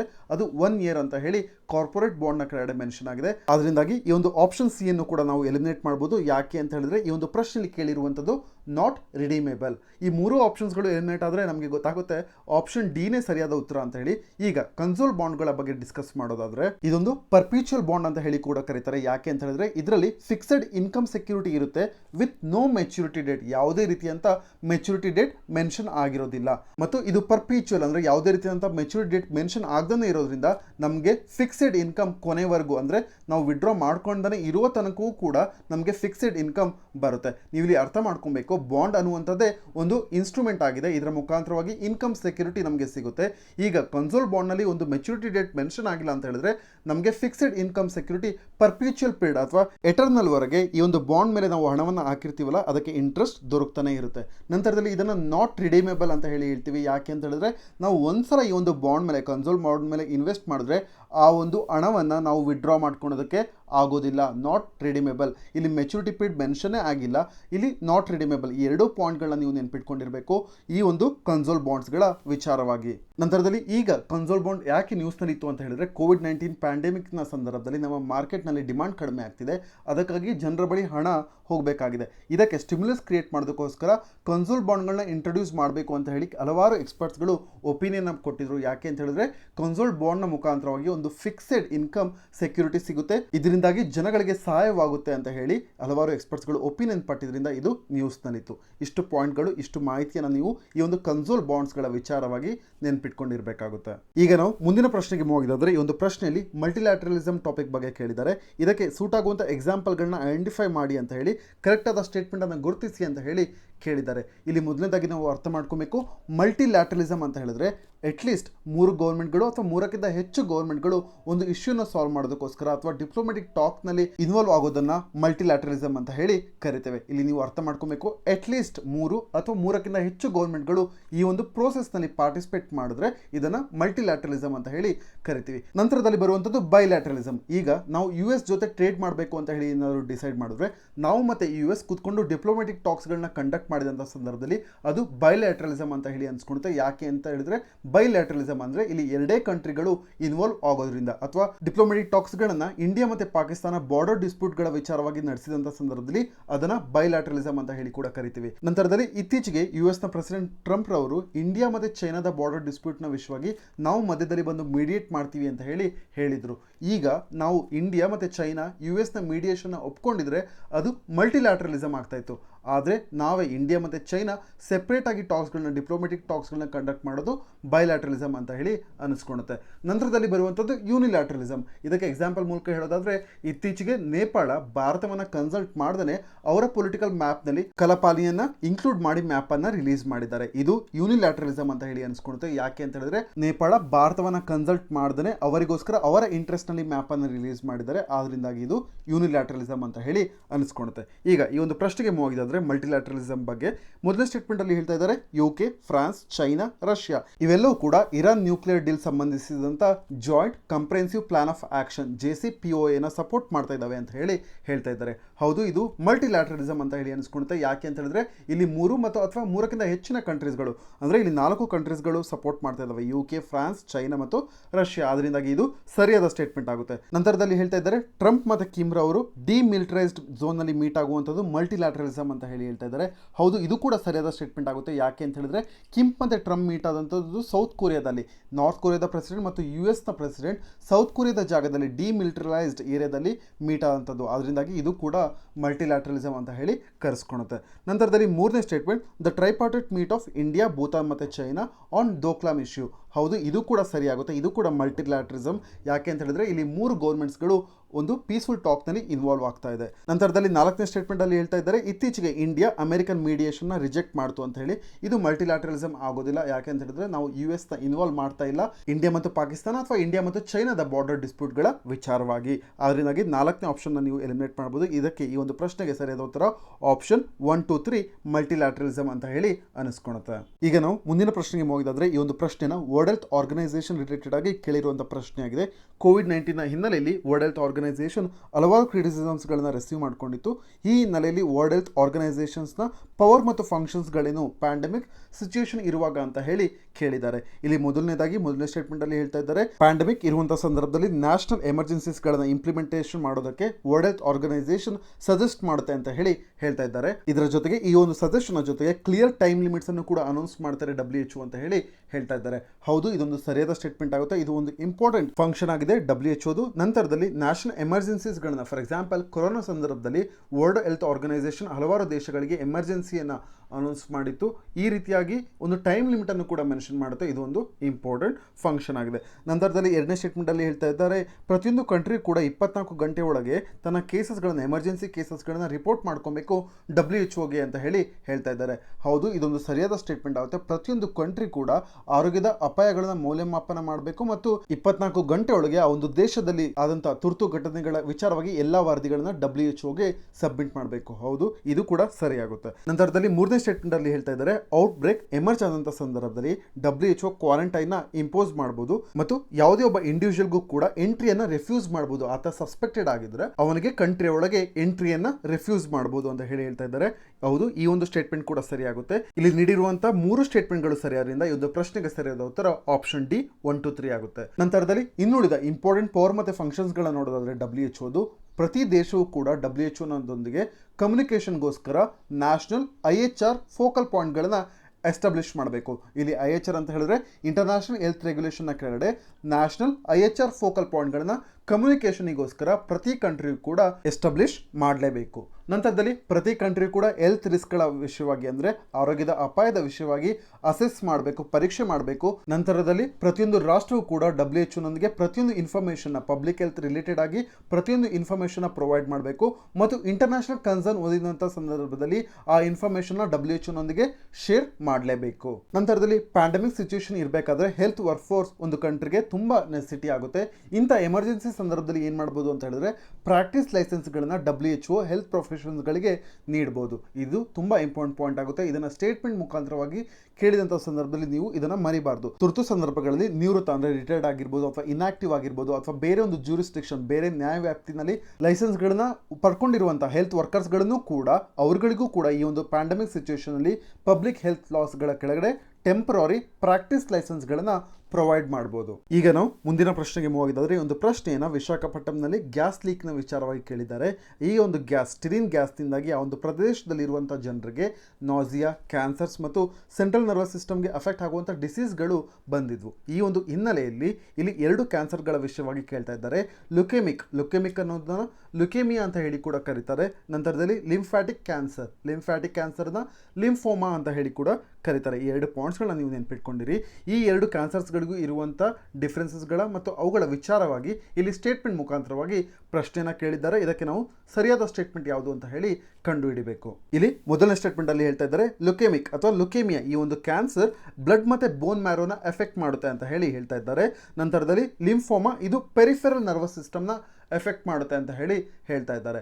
ಇದು ತಪ್ಪಾದ ಸ್ಟೇಟ್ಮೆಂಟ್ ಆಗುತ್ತೆ. ಯಾಕೆ ಅಂತ ಹೇಳಿದ್ರೆ ಇವೆರಡೂ ಕೂಡ ಬ್ಲಡ್ ಕ್ಯಾನ್ಸರ್, ಲುಕೇಮಿಯಾ ಮತ್ತು ಲಿಂಫೋಮಾ ಇವೆರಡೂ ಕೂಡ ಟೈಪ್ಸ್ ಆಫ್ ಬ್ಲಡ್ ಕ್ಯಾನ್ಸರ್ ಅಂತಲೇ ಹೇಳ್ಬೋದು. ಇವುಗಳಲ್ಲಿರುವಂಥ ಮೇಜರ್ ಡಿಫ್ರೆನ್ಸ್ ಏನು ಅಂತ ಹೇಳಿದ್ರೆ ಲುಕೇಮಿಯಾ ಬ್ಲಡ್ ಮತ್ತು ಬೋನ್ ಮ್ಯಾರೋನ ಎಫೆಕ್ಟ್ ಮಾಡುತ್ತೆ, ಆದರೆ ಲಿಂಫೋಮಾ ಲಿಂಫ್ ನೋಡ್ಸ್ಗಳನ್ನು ಎಫೆಕ್ಟ್ ಮಾಡುತ್ತೆ. ಆದ್ದರಿಂದಾಗಿ ಈ ಒಂದು ಸ್ಟೇಟ್ಮೆಂಟ್ ಮೊದಲನೇ ಸ್ಟೇಟ್ಮೆಂಟ್ ಕೊಟ್ಟಿರುವಂಥ ಸ್ಟೇಟ್ಮೆಂಟ್ ತಪ್ಪಾಗುತ್ತೆ. ಈಗ ಲುಕೇಮಿಯಾ ಬ್ಲಡ್ ಮತ್ತು ಬೋನ್ ಮ್ಯಾರೋನ ಎಫೆಕ್ಟ್ ಮಾಡಿದ್ರೆ ಲಿಂಫೋಮಾ ಲಿಂಫ್ ನೋಡ್ಸ್ಗಳನ್ನು ಎಫೆಕ್ಟ್ ಮಾಡುತ್ತೆ. ಈಗ ನಾವು ಲಿಂಫ್ ಅಂದರೆ ಏನು ಅಂತ ಹೇಳಿ ಅರ್ಥ ಮಾಡ್ಕೊಬೇಕು. ಅದಕ್ಕಿಂತ ಮುಂಚೆ ಲಿಂಫೆಟಿಕ್ ಸಿಸ್ಟಮ್ ಅಂದರೆ ಏನು ಅಂತ ಹೇಳಿ ಅರ್ಥ ಮಾಡ್ಕೋಣ. ಲಿಂಫೆಟಿಕ್ ಸಿಸ್ಟಮ್ ಅಂತ ಬರುತ್ತೆ, ಇದೊಂದು ನೆಟ್ವರ್ಕ್ ಆಗಿದೆ. ಇದರಲ್ಲಿ ಟಿಶ್ಯೂಸ್ಗಳು, ಆರ್ಗನ್ಸ್ಗಳು ಇವೆಲ್ಲವೂ ಕೂಡ ಇರ್ತವೆ. ಇವುಗಳು ಟಾಕ್ಸಿನ್ಸ್ಗಳನ್ನು ಅಂದರೆ ವೇಸ್ಟ್ ಮೆಟೀರಿಯಲ್ಗಳನ್ನ, ಟಾಕ್ಸಿನ್ಸ್ಗಳನ್ನು, ಅನ್ವಾಂಟೆಡ್ ಮೆಟೀರಿಯಲ್ಗಳನ್ನ ಇವೆಲ್ಲವನ್ನ ಹೊರ ಹಾಕೋದಕ್ಕೆ ಸಹಾಯ ಮಾಡುತ್ತೆ. ಇದನ್ನ ಲಿಂಫೆಟಿಕ್ ಸಿಸ್ಟಮ್ ಅಂತ ಹೇಳಿ ಕರಿತೀವಿ. ಈಗ ಲಿಂಫೆಟಿಕ್ ಸಿಸ್ಟಮ್ನಲ್ಲಿ ಪ್ರೈಮರಿ ಟ್ರಾನ್ಸ್ಪೋರ್ಟ್ ಯಾವುದಾಗಿರುತ್ತೆ ಅಂತ ಹೇಳಿದ್ರೆ ಲಿಂಫ್ ಆಗಿರುತ್ತೆ. ಲಿಂಫ್ ಅನ್ನುವಂಥದ್ದು ಒಂದು ಫ್ಲೂಯಿಡ್ ಆಗಿದೆ. ಇದು ಸೋಂಕಿನ ವಿರುದ್ಧ ಅಥವಾ ವೈರಸ್ ಅಥವಾ ಬ್ಯಾಕ್ಟೀರಿಯಾಗಳ ವಿರುದ್ಧ ಹೋರಾಡುವಂತಹ ಬಿಳಿ ರಕ್ತ ಕಣಗಳನ್ನು ಹೊಂದಿರುತ್ತೆ. ಈ ರೀತಿಯಲ್ಲಿ ಲಿಂಫೆಟಿಕ್ ಸಿಸ್ಟಮ್ನಲ್ಲಿ ಪ್ರೈಮರಿ ಟ್ರಾನ್ಸ್ಪೋರ್ಟ್ ಆದಂತಹ ಲಿಂಫ್ ಈ ಒಂದು ಫ್ಲೂಯಿಡ್ ಏನಿದೆ ಇದು ಅನ್ವಾಂಟೆಡ್ ಮೆಟೀರಿಯಲ್ಸ್ಗಳನ್ನ ಹೊರ ಹಾಕೋದಕ್ಕೆ ಸಹಾಯ ಮಾಡುತ್ತೆ. ಈಗ ಈ ರೀತಿಯಾದಂಥ ಲಿಂಫ್ಗಳಿಗೆ ಲಿಂಫೆಟಿಕ್ ಸಿಸ್ಟಮ್ಗೆ ಎಫೆಕ್ಟ್ ಆದಂಥ ಸಂದರ್ಭದಲ್ಲಿ ಲಿಂಫೋಮಾ ಕ್ಯಾನ್ಸರ್ ರೈಸ್ ಆಗುತ್ತೆ. ನಂತರದಲ್ಲಿ ಎರಡನೇ ಸ್ಟೇಟ್ಮೆಂಟ್ಗೆ ಮೂವ್ ಆಗಿದ್ದಾರೆ. ಇಲ್ಲಿ ಹೇಳ್ತಾ ಇದ್ದಾರೆ ಲುಕೇಮಿಯಾದಿಂದಾಗಿ ಕ್ಯಾನ್ಸರ್ ಪೇಷಂಟ್ಸ್ಗಳು ಡೆತ್ ಅನ್ನು ಹೊಂದ್ತಾರೆ. ಯಾವ ಸಂದರ್ಭದಲ್ಲಿ ಅಂತ ಹೇಳಿದ್ರೆ WBC ವೈಟ್ ಬ್ಲಡ್ ಸೆಲ್ಸ್ಗಳ ಇನ್ಸಫಿಷಿಯಂಟ್ ಪ್ರೊಡಕ್ಷನ್ ಇದ್ದಾಗ ಅಂತ ಹೇಳಿ ಹೇಳ್ತಾ ಇದ್ದಾರೆ. ಆದರೆ ಇದು ತಪ್ಪಾದ ಸ್ಟೇಟ್ಮೆಂಟ್ ಆಗುತ್ತೆ. ಯಾಕೆ ಅಂತ ಹೇಳಿದ್ರೆ ಲುಕೇಮಿಯಾ ಅಂತ ಹೇಳಿದ್ರೆ ಬೋನ್ ಮ್ಯಾರೋ ಯಾವಾಗ ಅಬ್ನಾರ್ಮಲ್ ಆಗಿ ವೈಟ್ ಬ್ಲಡ್ ಸೆಲ್ಸ್ಗಳನ್ನ ಪ್ರೊಡ್ಯೂಸ್ ಮಾಡುತ್ತೆ ಅಂದರೆ ಜಾಸ್ತಿ ಪ್ರಮಾಣದಲ್ಲಿ WBCನ ಪ್ರೊಡ್ಯೂಸ್ ಮಾಡುತ್ತೆ, ಆ ಒಂದು ಸಿಚುಯೇಷನ್ ಅನ್ನೇ ಲುಕೇಮಿಯಾ ಅಂತ ಹೇಳಿ ಕರೆಯೋದು. ಇದೊಂದು ಸ್ಲೋ ಗ್ರೋಯಿಂಗ್ ಕ್ಯಾನ್ಸರ್ ಆಗಿದೆ. ಇದರಲ್ಲಿ ಅಬ್ನಾರ್ಮಲ್ ಆಗಿ ಅಂದರೆ ಜಾಸ್ತಿ ಪ್ರಮಾಣದಲ್ಲಿ ವೈಟ್ ಬ್ಲಡ್ ಸೆಲ್ಸ್ಗಳು ಪ್ರೊಡ್ಯೂಸ್ ಆಗುತ್ತೆ. ಈ ಸಂದರ್ಭದಲ್ಲಿ ಏನಾಗುತ್ತೆ ಅಂತ ಹೇಳಿದ್ರೆ ರೆಡ್ ಬ್ಲಡ್ ಸೆಲ್ಸ್ಗಳಿಗೆ ಜಾಗ ಇರೋದಿಲ್ಲ ಆಕ್ಸಿಜನ್ ಕ್ಯಾರಿ ಮಾಡೋದಕ್ಕೆ. ಇಂತಹ ಸಂದರ್ಭವನ್ನೇ ಲುಕೇಮಿಯಾ ಕ್ಯಾನ್ಸರ್ ಅಂತ ಹೇಳಿ ಕರೆಯೋದು. ಆದ್ರಿಂದಾಗಿ ಇಲ್ಲಿ ಕೊಟ್ಟಿರುವಂಥ ಎರಡನೇ ಸ್ಟೇಟ್ಮೆಂಟ್ ತಪ್ಪಾದ್ರಿಂದ ಈ ಒಂದು ಪ್ರಶ್ನೆಗೆ ಸರಿಯಾದ ಉತ್ತರ ಆಪ್ಷನ್ ಡಿ, ನೈದರ್ 1 ನಾರ್ 2 ಆಗುತ್ತೆ. ಈಗ ನಾವು ಮುಂದಿನ ಪ್ರಶ್ನೆಗೆ ಮೂವ್ ಆಗಿದ್ರೆ ಈ ಒಂದು ಪ್ರಶ್ನೆಯಲ್ಲಿ ಭೋಪಾಲ್ ಗ್ಯಾಸ್ ಟ್ರಾಜಿಡಿ ಆದ ನಂತರ manufacture, storage and import of hazardous chemical rules 1989 ಇದನ್ನು ಹೊರತರಲಾಯಿತು. ಇದರಲ್ಲಿ ಇರುವಂಥ ಪ್ರಾವಿಷನ್ಸ್ಗಳ ವಿಚಾರವಾಗಿ ಸ್ಟೇಟ್ಮೆಂಟ್ಗಳನ್ನ ನೀಡಿದ್ದಾರೆ. ಯಾವ ಸ್ಟೇಟ್ಮೆಂಟ್ ಸರಿ ಅಂತ ಹೇಳಿ ಕೇಳಿದ್ದಾರೆ. ಈಗ ನಾವು ಆಪ್ಷನ್ಸ್ಗಳಿಗೆ ಮೂವ್ ಆಗಿದ್ದಾರೆ. ಇಲ್ಲಿ ಮೊದಲನೇ ಆಪ್ಷನ್ನಲ್ಲಿ ಹೇಳ್ತಾ ಇದ್ದಾರೆ ಯಾವುದಾದ್ರೂ ಎಮರ್ಜೆನ್ಸಿ ಸಂದರ್ಭಗಳಲ್ಲಿ ಅಥಾರಿಟೀಸ್ಗಳಿಗೆ ನೋಟಿಫೈ ಮಾಡ್ದೇ ಕಂಪನಿಯೇ ಸ್ವತಃ ಎಮರ್ಜೆನ್ಸಿ ಪ್ರೊಸೀಜರ್ಸ್ಗಳನ್ನ ಇಂಪ್ಲಿಮೆಂಟ್ ಮಾಡ್ಬೋದು ಅಂತ ಹೇಳಿ ಹೇಳ್ತಾ ಇದ್ದಾರೆ. ಇದು ತಪ್ಪಾದ ಸ್ಟೇಟ್ಮೆಂಟ್ ಆಗುತ್ತೆ. ಯಾಕೆ ಅಂತ ಹೇಳಿದ್ರೆ manufacture, storage and import of hazardous chemical rules 1989 ಇದರ ಕೆಳಗಡೆ ಮೆನ್ಷನ್ ಆಗಿರುವಂಥ ರೂಲ್ಸ್ನಲ್ಲಿ ತುಂಬ ಕ್ಲಿಯರ್ ಆಗಿ ಮೆನ್ಷನ್ ಆಗಿದೆ. ಯಾವುದಾದ್ರೂ ಒಂದು ಅಜಾರ್ಡ್ ಅಥವಾ ಯಾವುದಾದ್ರೂ ಒಂದು ಎಮರ್ಜೆನ್ಸಿ ಕ್ರಿಯೇಟ್ ಆದಂಥ ಸಂದರ್ಭದಲ್ಲಿ ಕನ್ಸರ್ನ್ಡ್ ಅಥಾರಿಟಿಗೆ ಕಂಪನೀಸ್ಗಳು ಮ್ಯಾಂಡೇಟ್ರಿಲಿ ಕಂಪಲ್ಸರಿಲಿ ಇನ್ಫಾರ್ಮ್ ಮಾಡಬೇಕು. ಅದು ಕೂಡ ವಿತಿನ್ 48 hours 48 ಗಂಟೆಗಳ ಒಳಗಾಗಿ ಯಾವುದಾದ್ರೂ ಟ್ರಾಜಿಡಿ ಅಥವಾ ಅಜಾರ್ಡ್ಸ್ಗಳು ಒಂದು ಕಂಪನಿ ಒಳಗಡೆ ನಡೆದಿದ್ರೆ ಆ ಕಂಪನಿಗಳು ಕನ್ಸರ್ನ್ಡ್ ಅಥಾರಿಟಿಗೆ ಇನ್ಫಾರ್ಮ್ ಮಾಡಲೇಬೇಕು. ಆದ್ರಿಂದಾಗಿ ಮೊದಲನೇ ಸ್ಟೇಟ್ಮೆಂಟ್ ತಪ್ಪಾಗಿದೆ. ನಂತರದಲ್ಲಿ ಎರಡನೇ ಸ್ಟೇಟ್ಮೆಂಟ್ ಅಲ್ಲಿ ಹೇಳ್ತಾ ಇದ್ದಾರೆ ಕಂಪನಿ ಯಾವುದೇ ಒಬ್ಬ ಪರ್ಸನ್ ಅನ್ನ ರೆಸ್ಪಾನ್ಸಿಬಲ್ ಆಗಿ ಹೆಲ್ಡ್ ಮಾಡ್ದೇ ಇರಬಹುದು ಅಂತ ಹೇಳಿ ಹೇಳ್ತಾ ಇದ್ದಾರೆ. ಆದ್ರೆ ಇದು ಕೂಡ ತಪ್ಪಾದ ಸ್ಟೇಟ್ಮೆಂಟ್ ಆಗಿದೆ. ಯಾಕೆ ಅಂತ ಹೇಳಿದ್ರೆ ಈ ಒಂದು ರೂಲ್ಸ್ 1989 ರೂಲ್ಸ್ ನ ಕೆಳಗಡೆ ತುಂಬಾ ಪ್ರಾಪರ್ ಆಗಿ ಮೆನ್ಷನ್ ಆಗಿದೆ. ಏನು ಅಂತ ಹೇಳಿದ್ರೆ ಯಾವುದಾದ್ರೂ ಟ್ರಾಜಿಡಿ ನಡೆದಂತ ಸಂದರ್ಭದಲ್ಲಿ, ಯಾವುದಾದ್ರೂ ಹಜಾರ್ಡ್ ನಡೆದಂತ ಸಂದರ್ಭದಲ್ಲಿ ಒಬ್ಬ ವ್ಯಕ್ತಿಯನ್ನ ರೆಸ್ಪಾನ್ಸಿಬಲ್ ಆಗಿ ನೋಟಿಫೈ ಮಾಡಬಹುದು. ನಂತರದಲ್ಲಿ ಆಥರೈಸ್ ಪರ್ಸನಲ್ ಯಾರಿರ್ತಾರೆ ಆ ಒಂದು ಎಮರ್ಜೆನ್ಸಿ ನಡೆದಂತ ಸಂದರ್ಭದಲ್ಲಿ ಅವರುಗಳು ಕೂಡ ಆನ್ಸರ್ ಮಾಡಬೇಕಾಗುತ್ತೆ. ಯಾಕೆ ಸಿಸ್ಟಮ್ ಫೇಲ್ಯೂರ್ ಆಯಿತು, ಯಾಕೆ ಹಜಾರ್ಡ್ಗಳು ಸಂಭವಿಸಿದ್ವು ಅಂತ ಹೇಳಿ. ಆದ್ರಿಂದಾಗಿ ಎರಡನೇ ಸ್ಟೇಟ್ಮೆಂಟ್ ಕೂಡ ತಪ್ಪಾಗುತ್ತೆ. ನಂತರದಲ್ಲಿ ನೀವು ಇಲ್ಲಿ ನೆನ್ಪಿಟ್ಕೊಂಡಿರಬೇಕು ಯಾವುದಾದ್ರೂ ಒಂದು ಇನ್ಸಿಡೆಂಟ್ ನಡೆದ್ರೆ ಆ ವಿಷಯವಾಗಿ ಒಂದು ಡೀಟೇಲ್ಡ್ ರಿಪೋರ್ಟ್ ಅನ್ನ ಮಿನಿಸ್ಟ್ರಿ ಆಫ್ ಎನ್ವಿರಾನ್ಮೆಂಟ್, ಫಾರೆಸ್ಟ್ ಮತ್ತೆ ಕ್ಲೈಮೇಟ್ ಚೇಂಜ್ಗೆ 90 ದಿನಗಳ ಒಳಗಾಗಿ ಒಂದು ಡೀಟೇಲ್ ರಿಪೋರ್ಟ್ ಅನ್ನ ಸಬ್ಮಿಟ್ ಮಾಡಬೇಕು ಮತ್ತು ಇದಕ್ಕೆ ಕಂಪನಿ ರೆಸ್ಪಾನ್ಸಿಬಲ್ ಆಗಿರುತ್ತೆ. ನಂತರದಲ್ಲಿ ಮೂರನೇ ಸ್ಟೇಟ್ಮೆಂಟ್ಗೆ ಹೋದ್ರೆ ಇಲ್ಲಿ ಹೇಳ್ತಾ ಇದ್ದಾರೆ ಲಾ ಮತ್ತೆ ಆರ್ಡರ್ಗಳನ್ನ ಅಪ್ಹೋಲ್ಡ್ ಮಾಡೋದಕ್ಕೋಸ್ಕರ ಅಂದ್ರೆ ಸರೌಂಡಿಂಗ್ ಅಫೆಕ್ಟೆಡ್ ಏರಿಯಾದಲ್ಲಿ ಕಂಪನಿ ಅಜಾರ್ಡ್ ನಡೆದಂಥ ಸಂದರ್ಭದಲ್ಲಿ ಅದನ್ನ ಮರೆ ಮಾಚಬಹುದು ಅಂತ ಹೇಳಿ ಹೇಳ್ತಾ ಇದೆ. ಆದರೆ ಇದು ತಪ್ಪಾದಂಥ ಸ್ಟೇಟ್ಮೆಂಟ್ ಸ್ಟೇಟ್ಮೆಂಟ್ ಆಗಿದೆ. ಯಾವುದಾದ್ರೂ ಒಂದು ಕಂಪನಿನಲ್ಲಿ ಹಜಾರ್ಡ್ ಅಥವಾ ಕೆಮಿಕಲ್ ಲೀಕ್ ಈ ಥರದ ಸಿಚುಯೇಷನ್ಸ್ಗಳು ಅರೈಸ್ ಆದಂಥ ಸಂದರ್ಭದಲ್ಲಿ ಆ ಒಂದು ಸಿಚುಯೇಷನ್ನ ನೇಚರ್ ಮತ್ತು ಇಂಟೆನ್ಸಿಟಿ ಇದರ ಬಗ್ಗೆ ಕನ್ಸರ್ನ್ಡ್ ಅಥಾರಿಟೀಸ್ಗೆ ರಿಪೋರ್ಟ್ ಮಾಡಲೇಬೇಕು, ಮರೆಮಾಚುವಂತಿಲ್ಲ. ಅದರಿಂದಾಗಿ ಮೂರನೇ ಸ್ಟೇಟ್ಮೆಂಟ್ ಕೂಡ ತಪ್ಪಾಗಿದೆ. ಇಲ್ಲಿ ನೀಡಿರುವಂಥ ಎಲ್ಲ ಸ್ಟೇಟ್ಮೆಂಟ್ಗಳು ತಪ್ಪಾಗಿರೋದ್ರಿಂದ option D none of the above ಸರಿಯಾಗುತ್ತೆ. ಈಗ ನಾವು ಮುಂದಿನ ಪ್ರಶ್ನೆಗೆ ಮೂವ್ ಆಗಿದ್ದಾದರೆ ಈ ಒಂದು ಪ್ರಶ್ನೆನ ಫಂಡಮೆಂಟಲ್ ರೈಟ್ಸ್ಗಳ ವಿಚಾರವಾಗಿ ಕೇಳಿದಂಥ ಪ್ರಶ್ನೆ ಆಗಿದೆ. ಇತ್ತೀಚೆಗೆ ಹೆಲ್ತ್ ಕೇರ್ ಕೂಡ ಫಂಡಮೆಂಟಲ್ ರೈಟ್ ಹೌದೋ ಇಲ್ವೋ ಅನ್ನೋದರ ವಿಚಾರವಾಗಿ ಡಿಬೇಟ್ಗಳು ನಡೀತಾ ಇದ್ವು. ಈ ಸಂದರ್ಭದಲ್ಲಿ ಕೋವಿಡ್-19 ಇರುವಂಥ ಕ್ರೈಸಿಸ್ ಸಂದರ್ಭದಲ್ಲಿ ವಿಶಾಖಪಟ್ಟಣಂ ಗ್ಯಾಸ್ ಲೀಕ್ ಟ್ರಾಜಿಡಿ ಕೂಡ ನಡೆದಿದೆ. ಇವುಗಳ ಹಿನ್ನೆಲೆಯಲ್ಲಿ ಯಾವ ರೈಟ್ಸ್ಗಳು ಆರ್ಟಿಕಲ್ 21ನ ಪಾರ್ಟ್ ಆಗಿದೆ ಅಂತ ಹೇಳಿ ಕೇಳ್ತಾ ಇದ್ದಾರೆ. ಅಂದರೆ ಆರ್ಟಿಕಲ್ 21 ಕೆಳಗಡೆ ಯಾವ ರೈಟ್ಸ್ಗಳು ಮೆನ್ಷನ್ ಆಗಿದ್ದಾವೆ ಅಂತ ಹೇಳಿ ಕೇಳ್ತಾ ಇದ್ದಾರೆ. ಇಲ್ಲಿ ಮೊದಲನೇದಾಗಿ ಕೊಟ್ಟಿದ್ದಾರೆ right to protection against hazardous industries ಅಂತ ಹೇಳಿ. ನಮ್ಗೆಲ್ಲರಿಗೂ ಗೊತ್ತು, ಮೊದಲನೇದಾಗಿ ಆರ್ಟಿಕಲ್ 21ನ ಕೆಳಗಡೆ ಏನ ಎನ್ಶೂರ್ ಮಾಡಲಾಗಿದೆ ಅಂತ ಹೇಳಿದ್ರೆ ರೈಟ್ ಟು ಲೈಫ್ ಮತ್ತು ಪರ್ಸನಲ್ ಲಿಬರ್ಟಿ. ಮತ್ತು 1993ರಲ್ಲಿ Unnikrishnan versus state of Andhra Pradesh ಈ ಒಂದು ಸುಪ್ರೀಂ ಕೋರ್ಟ್ನ ಕೆಳಗಡೆನೂ ಕೂಡ ರೈಟ್ ಟು ಲೈಫ್ ಮತ್ತು right to personal liberty article 21ಅನ್ನು ಎಕ್ಸ್ಪ್ಯಾಂಡ್ ಮಾಡಿ ಇಂಟರ್ಪ್ರಿಟ್ ಮಾಡಲಾಗಿದೆ. ಮತ್ತು ನಂತರದಲ್ಲಿ ಈ ಒಂದು court supreme court right to ಲೈಫ್ನ ಕೆಳಗಡೆ ಮತ್ತು right to personal liberty article 21ನ ಕೆಳಗಡೆ ಹಲವಾರು ಲಿಸ್ಟನ್ನು ಕೊಟ್ಟಿದೆ. ಅದು ಯಾವುದಾದ್ರು ಅಂತ ಹೇಳಿದ್ರೆ ರೈಟ್ ಟು ಪ್ರೈವಸಿ ಆಗಿರ್ಬೋದು. ರೈಟ್ ಟು ಪ್ರೈವಸಿ ಅಂತ ಹೇಳಿದ್ರೆ ಗೌಪ್ಯತೆಗೆ ಹಕ್ಕು, ನಂತರದಲ್ಲಿ ವಿದೇಶಕ್ಕೆ ಹೋಗೋದಕ್ಕೆ ಹಕ್ಕು, ಆಶ್ರಯ ಹಕ್ಕು, ರೈಟ್ ಟು ಶೆಲ್ಟರ್, ಅದರ ನಂತರ right against solitary confinement, right to social justice and economic development, right against custodial death, right against public hanging, right to pollution free water and air, ನಂತರದಲ್ಲಿ right to health and medical aid ಅಂದರೆ ಆರೋಗ್ಯ ಮತ್ತು ವೈದ್ಯಕೀಯ ನೆರವಿನ ಹಕ್ಕು, ನಂತರದಲ್ಲಿ ಶಿಕ್ಷಣದ ಹಕ್ಕು, ರೈಟ್ ಟು ಎಜುಕೇಷನ್ ಮತ್ತು ಪ್ರೊಟೆಕ್ಷನ್ ಆಫ್ ಅಂಡರ್ ಟ್ರಯಲ್ಸ್ ಇವುಗಳಿಂದ ರಕ್ಷಣೆ, ನಂತರದಲ್ಲಿ ಡಾಕ್ಟರ್ ಅಸಿಸ್ಟೆನ್ಸ್ ವೈದ್ಯರ ನೆರವು ಕೂಡ ಈ ಒಂದು ಆರ್ಟಿಕಲ್ 21ರ ವ್ಯಾಪ್ತಿಯ ಅಡಿನಲ್ಲಿ ಬರುತ್ತೆ ಅಂತ ಹೇಳಿ ಮೆನ್ಷನ್ ಮಾಡಿದರೆ. ಈ ಒಂದು ಕೇಸ್ನ ಕಡೆ ಈ ಕೇಸ್ನ ಹೆಸರನ್ನು ನೆನ್ಪಿಟ್ಕೊಂಡಿರಿ, Unnikrishnan versus state of Andhra Pradesh 1993 supreme court case. ಅದರಿಂದಾಗಿ ಇಲ್ಲಿ ನೀಡಿರುವಂಥ ಎಲ್ಲ ಆಪ್ಷನ್ಸ್ಗಳು ಸರಿಯಾಗುತ್ತೆ. ಇವೆಲ್ಲವೂ ಕೂಡ ಆರ್ಟಿಕಲ್ 21ನ ಪಾರ್ಟ್ ಮತ್ತು ಇದರ ವ್ಯಾಪ್ತಿಯ ಅಡಿನಲ್ಲಿ ಬರುತ್ತೆ, ರೈಟ್ ಟು ಲೈಫ್ ಮತ್ತು ರೈಟ್ ಟು ಪರ್ಸನಲ್ ಲಿಬರ್ಟಿ ಇವುಗಳ ಕೆಳಗಡೆ. ಅದರಿಂದಾಗಿ ಈ ಒಂದು ಪ್ರಶ್ನೆಗೆ ಸರಿಯಾದ ಉತ್ತರ ಆಪ್ಷನ್ ಡಿ 1, 2, 3, 4, 5 ಆಗುತ್ತೆ. ಈಗ ನಾವು ಮುಂದಿನ ಪ್ರಶ್ನೆಗೆ ಹೋಗಿದ್ದಾದರೆ ಈ ಒಂದು ಪ್ರಶ್ನೆನ ಲೂಮನ್ 16A ಇದರ ವಿಚಾರವಾಗಿ ಕೇಳಿದರೆ ಇದು ರೀಸೆಂಟ್ ಆಗಿ ನ್ಯೂಸ್ನಲ್ಲಿತ್ತು. ಯಾವುದರ ಬಗ್ಗೆ ಅಂತ ಹೇಳಿ ಕೇಳ್ತಾ ಇದ್ದಾರೆ. ಈ ಒಂದು ಪ್ರಶ್ನೆಗೆ ಸರಿಯಾದ ಉತ್ತರ ಆಪ್ಷನ್ ಡಿ ಆಗುತ್ತೆ. ಇದೊಂದು ಬ್ರೌನ್ ಡ್ವಾರ್ಫ್ ಆಗಿದೆ. ಅದಾದ ನಂತರ ಇದರ ಮೇಲೆ ಕ್ಲೌಡ್ ಬ್ಯಾಂಡ್ಸ್ಗಳನ್ನು ಈಗ ಐಡೆಂಟಿಫೈ ಮಾಡಿದ್ದಾರೆ. ಅದರಿಂದಾಗಿ ಇದು ನ್ಯೂಸ್ನಲ್ಲಿತ್ತು. ನಾವು ಲೂಮನ್ 16 ಬಗ್ಗೆ ಮಾತನಾಡೋದಾದರೆ ಈ ಒಂದು ಸ್ಟಾರ್ ಬೈನರಿ ಸ್ಟಾರ್ ಸಿಸ್ಟಮ್ನಲ್ಲಿ ಇದೆ. ಲೂಮನ್ 16A ಮತ್ತು ಲೂಮನ್ 16B ಬೈನರಿ ಸ್ಟಾರ್ ಸಿಸ್ಟಮ್ ಅಂತ ಹೇಳಿದ್ರೆ ಇಲ್ಲಿ 2 ಸ್ಟಾರ್ಗಳು ಇರ್ತವೆ. ಒಂದು ಸ್ಟಾರ್ ಸಿಸ್ಟಮ್, ಇದರಲ್ಲಿ 2 ಸ್ಟಾರ್ಗಳು ಒಂದು ಕಾಮನ್ ಸೆಂಟರ್ನ ಸುತ್ತುತ್ತಾ ಇರುತ್ತೆ, ಆರ್ಬಿಟ್ ಮಾಡ್ತಾ ಇರುತ್ತೆ. ಇದನ್ನು ಬೈನರಿ ಸ್ಟಾರ್ ಸಿಸ್ಟಮ್ ಅಂತ ಹೇಳ್ತಾರೆ. ಲೂಮನ್ 16 ಅನ್ನುವಂಥದ್ದು ಬೈನರಿ ಸ್ಟಾರ್ ಸಿಸ್ಟಮ್. ಇದರ ಕೆಳಗಡೆ 2 ಸ್ಟಾರ್ಸ್ಗಳು ಬರ್ತವೆ, ಲೂಮನ್ 16A ಮತ್ತು ಲೂಮನ್ 16B. ಈಗ ಈ ಸ್ಟಾರ್ಸ್ಗಳ ಬಗ್ಗೆ ಮಾತನಾಡಿದರೆ ಲೂಮನ್ 16A ಇದೊಂದು ಬ್ರೌನ್ ಡ್ವಾರ್ಫ್ ಆಗಿದೆ. ಬ್ರೌನ್ ಡ್ವಾರ್ಫ್ ಅಂತ ಹೇಳಿ ಯಾಕೆ ಕರೀತಾರೆ ಅಂತ ಹೇಳಿದ್ರೆ ಈ ಒಂದು ಸ್ಟಾರ್ ಸಿಸ್ಟಮ್ನಲ್ಲಿ ಈ ಸ್ಟಾರ್ ಫೇಲ್ಡ್ ಸ್ಟಾರ್ ಅಂತಲೇ ಹೇಳ್ಬೋದು. ಯಾಕೆ ಅಂತ ಹೇಳಿದ್ರೆ ಇದರ ಮಾಸ್ ಪ್ಲಾನೆಟ್ಗಳಿಗಿಂತ ಜಾಸ್ತಿ ಇರುತ್ತೆ, ಆದರೆ ಸ್ಟಾರ್ಗಳಿಗಿಂತ ಅಂದರೆ ನಕ್ಷತ್ರಗಳಿಗಿಂತ ಕಡಿಮೆ ಇರುತ್ತೆ. ಅದರಿಂದಾಗಿ ಇದನ್ನು ಬ್ರೌನ್ ಡ್ವಾರ್ಫ್ಸ್ ಅಂತ ಹೇಳಿ ಕರೀತಾರೆ. ಇದನ್ನ ನೀವು ನೆನ್ಪಿಟ್ಕೊಂಡಿರಿ, ಬ್ರೌನ್ ಡ್ವಾರ್ಫ್ಸ್ ಅಂತ ಹೇಳಿದ್ರೆ ಫೇಲ್ಡ್ ಸ್ಟಾರ್ಸ್ ಅಂತ ಹೇಳಿ. ಯಾವ್ಯಾವ ಸ್ಟಾರ್ಗಳು ಪ್ಲಾನೆಟ್ಗಳಿಗಿಂತ ಜಾಸ್ತಿ ವೆಯ್ಟನ್ನು ಹೊಂದಿರ್ತವೆ, ಆದರೆ ಬೇರೆ ಪೂರ್ಣ ಪ್ರಮಾಣದ ಸ್ಟಾರ್ಗಳಿಗಿಂತ ಅವುಗಳ ವೆಯ್ಟ್ಗಿಂತ ಕಡಿಮೆ ವೆಯ್ಟನ್ನು ಹೊಂದಿದಂಥ ಸಂದರ್ಭದಲ್ಲಿ ಅವುಗಳನ್ನು ಬ್ರೌನ್ ಡ್ವಾರ್ಫ್ಸ್ ಅಂತ ಹೇಳಿ ಕರೀತಾರೆ. ಈಗ ಡ್ವಾರ್ಫ್ ಪ್ಲಾನೆಟ್ ಅಂತ ಹೇಳಿ ಪ್ಲೂಟೋನ ಕನ್ಸಿಡರ್ ಮಾಡಿದ್ದೀವಲ್ಲ, ಆ ಥರ ಅದು ಪ್ಲಾನೆಟ್ ಕಂಡೀಷನ್ಸ್ಗಳನ್ನು ಅಚೀವ್ ಮಾಡೋದ್ರಲ್ಲಿ ಫೇಲ್ ಆಗಿದ್ದರಿಂದ ಅದನ್ನು ಡ್ವಾರ್ಫ್ ಪ್ಲಾನೆಟ್ ಅಂತ ಹೇಳಿ, ಪ್ಲೂಟೋನ ಡ್ವಾರ್ಫ್ ಪ್ಲಾನೆಟ್ ಅಂತ ಹೇಳಿ ಕರಿತೀವಿ.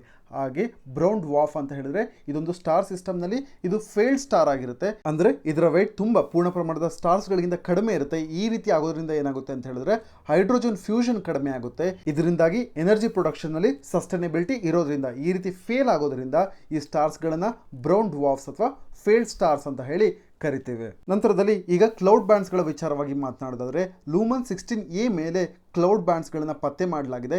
ಇದನ್ನು ಪತ್ತೆ ಮಾಡಿರೋದು ಯಾರು ಅಂತ ಹೇಳಿದ್ರೆ ಯುರೋಪಿಯನ್ ಸದರ್ನ್ ಅಬ್ಸರ್ವೇಟರಿಯಿಂದ ಲಾರ್ಜ್ ಟೆಲಿಸ್ಕೋಪನ್ನು ಯೂಸ್ ಮಾಡಿಕೊಂಡು ಈಗ ಈ ಒಂದು ಕ್ಲೌಡ್ ಬ್ಯಾಂಡ್ಸ್ಗಳನ್ನು ಈ ಒಂದು ಲೂಮನ್ 16A ನಲ್ಲಿ ಪತ್ತೆ ಮಾಡಿದ್ದಾರೆ. ಆದರೆ ಈ ರೀತಿಯಾದ ಕ್ಲೌಡ್ ಬ್ಯಾಂಡ್ಗಳು ಲೂಮನ್ 16B ಪತ್ತೆ ಆಗಿಲ್ಲ. ಲೂಮನ್ 16A ಮೇಲೆ ಮಾತ್ರ ಕ್ಲೌಡ್ ಬ್ಯಾಂಡ್ಗಳು ಪತ್ತೆ ಆಗಿದ್ದಾವೆ. ಈ ಕ್ಲೌಡ್ ಬ್ಯಾಂಡ್ಗಳು ಯಾವ ರೀತಿ ಹೆಲ್ಪ್ ಆಗುತ್ತೆ ಅಂತ ಹೇಳಿದ್ರೆ ಈ ಕ್ಲೌಡ್ ಸಿಸ್ಟಮನ್ನು ನಾವು ಸ್ಟಡಿ ಮಾಡಿದಂಥ ಸಂದರ್ಭದಲ್ಲಿ ನಮಗೆ ಲೂಮನ್ 16A ಸ್ಟಾರ್ನ ಸುತ್ತಮುತ್ತ ಇರುವಂಥ ಪ್ರೆಷರ್, ಟೆಂಪ್ರೇಚರ್ ಮತ್ತು ಇದರ ಸುತ್ತಮುತ್ತ ಇರುವಂಥ ಕ್ಲೈಮೇಟ್ ಇವುಗಳ ವಿಚಾರವಾಗಿ ನಮಗೆ ಇನ್ಫಾರ್ಮೇಷನ್ ದೊರೆಯುತ್ತೆ. ಅದರಿಂದಾಗಿ ಲೂಮನ್ 16A ವಿಚಾರವಾಗಿ ನೀವು ನೆನ್ಪಿಟ್ಕೊಂಡಿರಬೇಕು, ಕ್ಲೌಡ್ ಬ್ಯಾಂಡ್ಸ್ಗಳು ಲೂಮನ್ 16A ನಲ್ಲಿ ಪತ್ತೆ ಆಗಿದ್ದಾವೆ, ಆದರೆ ಈ ರೀತಿಯಾದಂಥ ಬ್ಯಾಂಡ್ಗಳು ಲೂಮನ್ 16B ನಲ್ಲಿ ಪತ್ತೆ ಆಗಿಲ್ಲ ಅಂತ ಹೇಳಿ. ಈಗ ನಾವು ಮುಂದಿನ ಪ್ರಶ್ನೆಗೆ ಹೋಗಿದ್ದಾದ್ರೆ ಈ ಒಂದು ಪ್ರಶ್ನೆಯಲ್ಲಿ NAPCC national action plan on climate change. ಇದರ ಕೆಳಗಡೆ ಅನೌನ್ಸ್ ಮಾಡಿರುವಂಥ 8 ನ್ಯಾಷನಲ್ ಮಿಷನ್ಸ್ಗಳಲ್ಲಿ ಕೊಟ್ಟಿರುವ ಆಪ್ಷನ್ನಲ್ಲಿ ಯಾವ ನ್ಯಾಷನಲ್ ಮಿಷನ್ಸ್ಗಳು ಇನ್ಕ್ಲೂಡ್ ಆಗಿದ್ದಾವೆ ಅಂತ ಹೇಳಿ ಈ ಒಂದು ಪ್ರಶ್ನೆಯಲ್ಲಿ ಕೇಳಿದ್ದಾರೆ. National action plan on climate change ಈ ಒಂದು ಟಾಪಿಕ್ ನಮಗೆ ಪ್ರಿನ್ಸ್ ಪಾಯಿಂಟ್ ಆಫ್ ವ್ಯೂಯಿಂದ ತುಂಬ ಇಂಪಾರ್ಟೆಂಟ್ ಆಗುತ್ತೆ. ಇದನ್ನು ಲಾಂಚ್ ಮಾಡಿರುವಂಥದ್ದು 2008ರಲ್ಲಿ prime ministers council on climate change. ಇವರು ಈ ಒಂದು ಆ್ಯಕ್ಷನ್ ಪ್ಲಾನನ್ನು ಲಾಂಚ್ ಮಾಡ್ತಾರೆ. ಯಾಕೆ ಲಾಂಚ್ ಮಾಡ್ತಾರೆ ಅಂತ ಹೇಳಿದ್ರೆ ಅವೇರ್ನೆಸ್ಸನ್ನು ಕ್ರಿಯೇಟ್ ಮಾಡೋದಕ್ಕೋಸ್ಕರ ಪಬ್ಲಿಕ್ ರೆಪ್ರೆಸೆಂಟೇಟಿವ್ಸ್ಗಳಲ್ಲಿ ಅಥವಾ ಗೌರ್ಮೆಂಟ್ ಏಜೆನ್ಸೀಸ್ಗಳಲ್ಲಿ ಸೈಂಟಿಸ್ಟ್, ಇಂಡಸ್ಟ್ರಿ ಮತ್ತು ಕಮ್ಯುನಿಟಿ ಇವರೆಲ್ಲರಲ್ಲೂ ಕೂಡ ಜಾಗೃತಿಯನ್ನು ಮೂಡಿಸಬೇಕು ಹವಾಮಾನ ಬದಲಾವಣೆ ವಿಚಾರವಾಗಿ, ಕ್ಲೈಮೇಟ್ ಚೇಂಜ್ನ ವಿಚಾರವಾಗಿ ಅಂತ ಹೇಳಿ ಈ ಒಂದು NAPCC national action plan on climate ಚೇಂಜನ್ನು 2008ರಲ್ಲಿ ಲಾಂಚ್ ಮಾಡ್ತಾರೆ. ಇದರ ಕೆಳಗಡೆ 8 ನ್ಯಾಷನಲ್ ಮಿಷನ್ಸ್ಗಳನ್ನು ಅನೌನ್ಸ್ ಮಾಡುತ್ತೆ NAPCC. ಅದು ಯಾವುದೇದು ಅಂತ ಹೇಳಿದ್ರೆ national solar mission, national mission for enhanced energy efficiency, national mission on sustainable habitat, national water mission, national mission for sustaining the Himalayan ecosystem, national mission for a green India, national mission for sustainable agriculture ಮತ್ತು ಕೊನೆಯದಾಗಿ national mission on strategic knowledge for climate change. ಈ ರೀತಿಯಾದಂಥ 8 multi prolonged long term ಮತ್ತು integrated ಸ್ಟ್ರಾಟಜೀಸ್ಗಳನ್ನು NAPCC announce ಮಾಡುತ್ತೆ. ನಾವು ಇಲ್ಲಿ observe ಮಾಡಿದ್ರೆ ಗೊತ್ತಾಗುತ್ತೆ, ಇಲ್ಲಿ ಕೊಟ್ಟಿರುವಂಥ 4 ಆಪ್ಷನ್ಸ್ಗಳು ಕೂಡ ಮಿಷನ್ಸ್ಗಳಾಗಿದ್ದಾವೆ NAPCC ಕೆಳಗಡೆ. ಆದ್ದರಿಂದಾಗಿ ಈ ಒಂದು ಪ್ರಶ್ನೆಗೆ ಸರಿಯಾದ ಉತ್ತರ ಆಪ್ಷನ್ ಡಿ 1, 2, 3, 4 ಆಗುತ್ತೆ. ಈಗ ನಾವು ಮುಂದಿನ ಪ್ರಶ್ನೆಗೆ ಹೋಗಿದ್ರೆ ಈ ಒಂದು ಪ್ರಶ್ನೆಯನ್ನು ಶೇಖತ್ಕರ್ ಕಮಿಟಿ ಬಗ್ಗೆ ಕೇಳಿದಂಥ ಪ್ರಶ್ನೆ ಆಗಿದೆ. ಈ ಒಂದು ಕಮಿಟಿಯನ್ನು ಯಾವ ವಿಚಾರವಾಗಿ ಫಾರ್ಮ್ ಮಾಡಿದ್ದು ಅಂತ ಹೇಳಿ ಕೇಳಿದ್ದಾರೆ. ಈ ಒಂದು ಪ್ರಶ್ನೆಗೆ ಸರಿಯಾದ ಉತ್ತರ ಆಪ್ಷನ್ ಎ ಡಿಫೆನ್ಸ್ ರಿಫಾರ್ಮ್ಸ್ ಅಂತ ಹೇಳಿ ಆಗುತ್ತೆ. ಈ ಕಮಿಟಿ ಬಗ್ಗೆ ಹೇಳೋದಾದ್ರೆ 2016ರಲ್ಲಿ ಡಿಫೆನ್ಸ್ ಮಿನಿಸ್ಟರ್ ಆದಂಥ ಮನೋಹರ್ ಪರಿಕರ್ ಅವರು ಈ ಒಂದು ಕಮಿಟಿಯನ್ನು ಫಾರ್ಮ್ ಮಾಡ್ತಾರೆ, ಶೇಖತ್ಕರ್ ಕಮಿಟಿ ಅಂತ ಹೇಳಿ. ಇದರ ಚೇರ್ಮನ್ಶಿಪ್ ಅನ್ನು ಲೆಫ್ಟಿನೆಂಟ್ ಜನರಲ್ DB ಶೇಖತ್ಕರ್ ಅವರು ವಹಿಸ್ಕೊಳ್ತಾರೆ. ನಂತರದಲ್ಲಿ ಈ ಒಂದು ಕಮಿಟಿ ಫಾರ್ಮ್ ಮಾಡಿರುವಂಥ ಉದ್ದೇಶ ಅಥವಾ ಪರ್ಪಸ್ ಏನು ಅಂತ ಹೇಳಿದ್ರೆ ಮೊದಲನೇದಾಗಿ ಯುದ್ಧ ಸಾಮರ್ಥ್ಯವನ್ನು ಹೆಚ್ಚಿಸೋದು ಅಂತ ಹೇಳಿದ್ರೆ ಕಾಂಬ್ಯಾಟ್ ಕ್ಯಾಪಬಿಲಿಟಿಯನ್ನು ಎನ್ಹಾನ್ಸ್ ಮಾಡುವಂಥದ್ದು. ನಂತರದಲ್ಲಿ ಆರ್ಮ್ ಫೋರ್ಸಸ್ ರಿಲೇಟೆಡ್ ಆಗಿರುವಂಥ ಎಕ್ಸ್ಪೆಂಡಿಚರ್ನ ರೀಬ್ಯಾಲೆನ್ಸ್ ಮಾಡುವಂಥದ್ದು. ಇವೆರಡು ಈ ಒಂದು ಕಮಿಟಿ ಫಾರ್ಮ್ ಮಾಡಿರುವಂಥ ಮುಖ್ಯವಾದ ಉದ್ದೇಶವಾಗಿದೆ. ಈಗ ನಾವು ಮುಂದಿನ ಪ್ರಶ್ನೆಗೆ ಮೂವ್ ಆಗಿದ್ದಾದ್ರೆ ಈ ಪ್ರಶ್ನೆನ marginal cost of lending rate MCLR related ಆಗಿ 2 ಸ್ಟೇಟ್ಮೆಂಟನ್ನು ಕೊಟ್ಟಿದ್ದಾರೆ. ನಾವು ಸರಿಯಾದ ಸ್ಟೇಟ್ಮೆಂಟನ್ನು ಗುರುತಿಸಬೇಕು.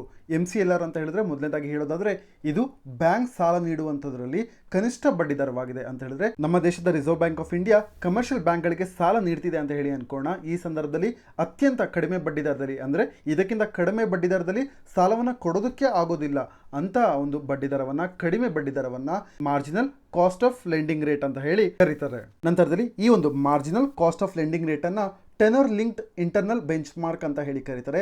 ಇದರ ಅರ್ಥ ಏನು ಅಂತ ಹೇಳಿದ್ರೆ ಈ ಬಡ್ಡಿ ದರ ಏನಿದೆ ಇದು ಆಂತರಿಕವಾಗಿ ಅಂದರೆ ಇಂಟರ್ನಲಿ ಬ್ಯಾಂಕ್ ಡಿಸೈಡ್ ಮಾಡುತ್ತೆ. ಇಷ್ಟು ಪಾಯಿಂಟ್ಗಳನ್ನು ನೀವು ನೆನಪಿಟ್ಕೊಂಡಿರಬೇಕು.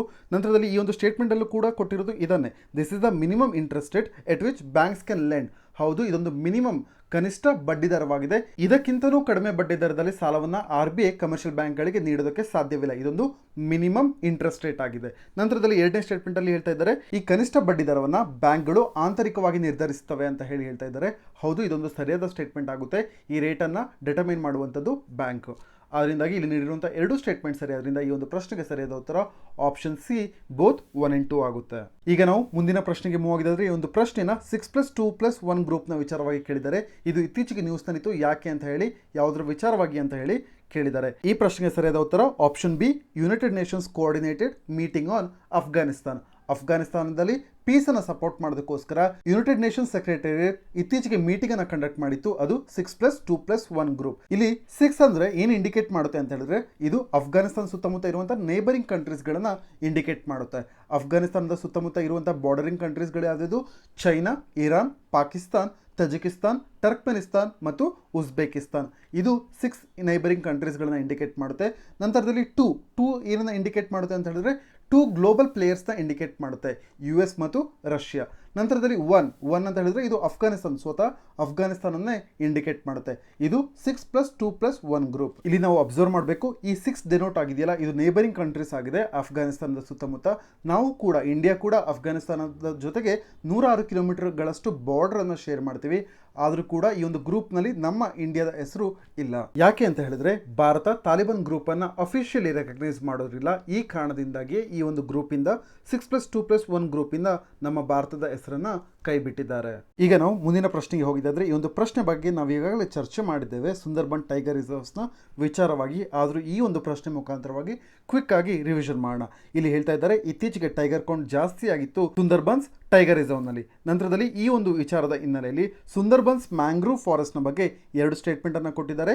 ಸರಿಯಾದ ಸ್ಟೇಟ್ಮೆಂಟನ್ನು ಗುರುತಿಸಬೇಕು. ಮೊದಲನೇದಾಗಿ ಸುಂದರ್ಬನ್ಸ್ ಮ್ಯಾಂಗ್ರೂವ್ ಫಾರೆಸ್ಟ್ನ ವಿಚಾರವಾಗಿ ಹೇಳೋದಾದರೆ ಭಾರತ ಮತ್ತು ಬಾಂಗ್ಲಾದೇಶದಾದ್ಯಂತ ಹರಡಿರುವ ಸುಂದರ್ಬನ್ಸ್ ಡೆಲ್ಟಾ ಹುಲಿಗಳು ವಾಸಿಸುವ ವಿಶ್ವದ ಏಕೈಕ ಮ್ಯಾಂಗ್ರೂವ್ ಫಾರೆಸ್ಟ್ ಆಗಿದೆ. ಇದು 2585 ಸ್ಕ್ವೇರ್ ಕಿಲೋಮೀಟರ್ ವಿಸ್ತೀರ್ಣದಲ್ಲಿದೆ ಮತ್ತು ಈ ಒಂದು ಮ್ಯಾಂಗ್ರೂವ್ ಫಾರೆಸ್ಟ್ನಲ್ಲಿಯೇ ಸುಂದರ್ಬನ್ಸ್ ಟೈಗರ್ ರಿಸರ್ವ್ ಇರುವಂಥದ್ದು. ಈಗ ನಾವು ಮೊದಲನೇ ಸ್ಟೇಟ್ಮೆಂಟ್ ಅನ್ನು ನೋಡಿದರೆ ಈ ಒಂದು ಪ್ರಶ್ನೆಯಲ್ಲಿ ಹೇಳ್ತಾ ಇದ್ದಾರೆ ಇದೊಂದು ಯುನೆಸ್ಕೋ ವರ್ಲ್ಡ್ ಹೆರಿಟೇಜ್ ಸೈಟ್ ಆಗಿದೆ ಮತ್ತು ರಾಮ್ಸಾರ್ ಸೈಟ್ ಆಗಿದೆ ಅಂತ ಹೇಳಿ ಹೇಳ್ತಾ ಇದ್ದಾರೆ. ಹೌದು, 1987ರಲ್ಲಿ ಈ ಒಂದು ಸೈಟನ್ನು ಯುನೆಸ್ಕೋ ವರ್ಲ್ಡ್ ಹೆರಿಟೇಜ್ ಸೈಟ್ ಅಂತ ಹೇಳಿ ಇನ್ಸ್ಕ್ರೈಬ್ ಮಾಡಲಾಯಿತು. ನಂತರದಲ್ಲಿ ರಾಮ್ಸಾರ್ ಸೈಟ್ ಆಗಿ 2019ರಲ್ಲಿ ಡಿಕ್ಲೇರ್ ಮಾಡಲಾಯಿತು. ಆದ್ರಿಂದಾಗಿ ಈ ಒಂದು ಸ್ಟೇಟ್ಮೆಂಟ್ ಕರೆಕ್ಟ್ ಆಗುತ್ತೆ. ನಂತರದಲ್ಲಿ ಹೇಳ್ತಾ ಇದ್ದಾರೆ ಎರಡನೇ ಸ್ಟೇಟ್ಮೆಂಟ್, ಈ ಒಂದು ಡೆಲ್ಟಾದಲ್ಲಿ ಪದ್ಮ, ಮೇಘನ ಮತ್ತು ಬ್ರಹ್ಮಪುತ್ರ ರಿವರ್ ಬೇಸಿನ್ಸ್ಗಳು ಇದೆ ಅಂತ ಹೇಳಿ. ಹೌದು, ಇದು ಕೂಡ ಸರಿಯಾಗುತ್ತೆ. ಈ ಒಂದು ಸುಂದರ್ಬನ್ ಡೆಲ್ಟಾದಲ್ಲಿ ಪದ್ಮ, ಮೇಘನ ಮತ್ತು ಬ್ರಹ್ಮಪುತ್ರ ರಿವರ್ಗಳ ಬೇಸಿನ್ಗಳು ಇದೆ. ಆದ್ರಿಂದಾಗಿ ಇಲ್ಲಿ ನೀಡಿರುವಂತಹ 2 ಸ್ಟೇಟ್ಮೆಂಟ್ಗಳು ಸರಿಯಾದ್ರಿಂದ ಈ ಒಂದು ಪ್ರಶ್ನೆಗೆ ಸರಿಯಾದ ಉತ್ತರ ಆಪ್ಷನ್ ಸಿ ಬೋತ್ 1 and 2 ಆಗುತ್ತೆ. ಈಗ ನಾವು ಮುಂದಿನ ಪ್ರಶ್ನೆಗೆ ಹೋಗಿದ್ರೆ ಈ ಒಂದು ಪ್ರಶ್ನೆಯನ್ನ ಎಪಿಡೆಮಿಕ್ ಡಿಸೀಸ್ ಆಕ್ಟ್ 1897 ಇದರ ಬಗ್ಗೆ ಕೇಳಿದಂಥ ಪ್ರಶ್ನೆ ಆಗಿದೆ. ಇದಕ್ಕೆ 3 ಸ್ಟೇಟ್ಮೆಂಟ್ ಅನ್ನು ಕೊಟ್ಟಿದ್ದಾರೆ. ನಾವು ಸರಿಯಾದ ಸ್ಟೇಟ್ಮೆಂಟ್ ಅನ್ನು ಗುರುತಿಸಬೇಕು. ಇಲ್ಲಿ ಮೊದಲನೇ ಸ್ಟೇಟ್ಮೆಂಟ್ ಅಲ್ಲಿ ಹೇಳ್ತಾ ಇದ್ದಾರೆ ಈ ಒಂದು ಎಪಿಡೆಮಿಕ್ ಡಿಸೀಸ್ ಆಕ್ಟ್ 1897 ಇದನ್ನು ಇಂಟ್ರೊಡ್ಯೂಸ್ ಮಾಡಿದಂಥದ್ದು ಬ್ರಿಟಿಷ್. ಬಾಂಬೆಲಿ ಇದ್ದಂಥ ಪ್ಲೇಗ್ ಎಪಿಡೆಮಿಕ್ ಅನ್ನು ಫೈಟ್ ಮಾಡೋದಕ್ಕೋಸ್ಕರ ಈ ಒಂದು ಎಪಿಡೆಮಿಕ್ ಡಿಸೀಸ್ ಆಕ್ಟ್ 1897 ಈ ಒಂದು ಕಾಯ್ದೆನ ತಂದ್ರು ಅಂತ ಹೇಳಿ ಹೇಳ್ತಾ ಇದ್ದಾರೆ. ಹೌದು, ಇದು ಸರಿಯಾದ ಸ್ಟೇಟ್ಮೆಂಟ್ ಆಗುತ್ತೆ.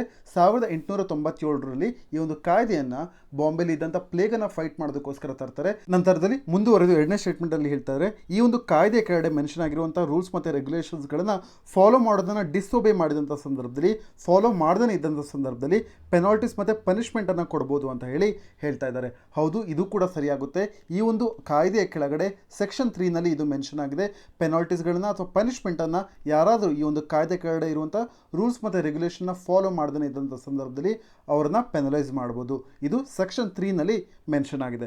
ನಂತರದಲ್ಲಿ 3ನೇ ಸ್ಟೇಟ್ಮೆಂಟ್ ಅಲ್ಲಿ ಹೇಳ್ತಾ ಇದ್ದಾರೆ ಇದು ಇಂಪ್ಲಿಮೆಂಟಿಂಗ್ ಆಫೀಸರ್ಸ್ಗಳಿಗೆ ಲೀಗಲ್ ಪ್ರೊಟೆಕ್ಷನ್ ಪ್ರೊವೈಡ್ ಮಾಡುತ್ತೆ ಅಂತ ಹೇಳಿ. ಹೌದು, ಇದು ಸೆಕ್ಷನ್ 4 ನಲ್ಲಿ ಈ ಒಂದು ಕಾಯ್ದೆ ಎಪಿಡೆಮಿಕ್ ಡಿಸೀಸ್ ಆಕ್ಟ್ 1897 ಈ ಒಂದು ಕಾಯ್ದೆಯ ಕೆಳಗಡೆ ಸೆಕ್ಷನ್ 4 ನಲ್ಲಿ ಈ ಒಂದು ಪಾಯಿಂಟ್ ಮೆನ್ಷನ್ ಆಗಿದೆ. ಇಲ್ಲಿ ನೀಡಿರುವಂತಹ 3 ಸ್ಟೇಟ್ಮೆಂಟ್ಗಳು ಸರಿಯಾದ್ರಿಂದ ಇದಕ್ಕೆ ಸರಿಯಾದ ಉತ್ತರ ಆಪ್ಷನ್ ಡಿ 1, 2, 3 ಆಗುತ್ತೆ. ನಂತರದಲ್ಲಿ ಈ ಒಂದು ಡಿಸೀಸ್ ಆಕ್ಟ್ ನ ಕೆಳಗಡೆ ಎಪಿಡೆಮಿಕ್ ಡಿಸೀಸ್ ಆಕ್ಟ್ 1897 ನ ಕೆಳಗಡೆ ಇನ್ನೊಂದು ಇಂಪಾರ್ಟೆಂಟ್ ಸೆಕ್ಷನ್ ಇದೆ. ಅದು ಏನು ಅಂತ ಹೇಳಿದ್ರೆ ಸೆಕ್ಷನ್ 2A. ಇದರ ಕೆಳಗಡೆ ಸಾಂಕ್ರಾಮಿಕ ರೋಗವನ್ನು ಹರಡೋದನ್ನು ತಡೆಯೋದಕ್ಕೋಸ್ಕರ ಕ್ರಮಗಳನ್ನು ತೆಗೆದುಕೊಳ್ಳೋದಕ್ಕೆ ಕೇಂದ್ರ ಸರ್ಕಾರಕ್ಕೆ ಅಧಿಕಾರವನ್ನು ನೀಡುತ್ತೆ. ಈ ಒಂದು ಪಾಯಿಂಟ್ ತುಂಬ ಇಂಪಾರ್ಟೆಂಟ್ ಆಗುತ್ತೆ. ಈ ಒಂದು ಕಾಯ್ದೆ ಕೆಳಗಡೆ ಸಾಂಕ್ರಾಮಿಕ ರೋಗ ಕಾಯ್ದೆ 1897 ಕೆಳಗಡೆ ನೀವು ಸೆಕ್ಷನ್ 2A, ಸೆಕ್ಷನ್ 3 ಮತ್ತು 4 ನೆನ್ಪಿಟ್ಕೊಂಡಿರಿ. ಈಗ ನಾವು ಮುಂದಿನ ಪ್ರಶ್ನೆಗೆ ಹೋಗಿದ್ರೆ ಈ ಒಂದು ಪ್ರಶ್ನೆಯಲ್ಲಿ ಇಂಡಿಯಾ ಚೈನಾ ಬಾರ್ಡರ್ ಡಿಸ್ಪ್ಯೂಟ್ ನ ಬಗ್ಗೆ ಪ್ರಶ್ನೆಯನ್ನ ಕೇಳಿದ್ದಾರೆ. ಸೈನೋ ಇಂಡಿಯನ್ ವಾರ್ ಆಫ್ 1962 ಈ ಒಂದು ಟೈಮ್ ನಲ್ಲಿ ಯಾವ ರೀಜನ್ಸ್ಗಳು ಕನ್ಫ್ಲಿಕ್ಟ್ ರೀಜನ್ಸ್ ಗಳಾಗಿದ್ವು ಅಂತ ಹೇಳಿ ಕೇಳ್ತಾ ಇದ್ದಾರೆ.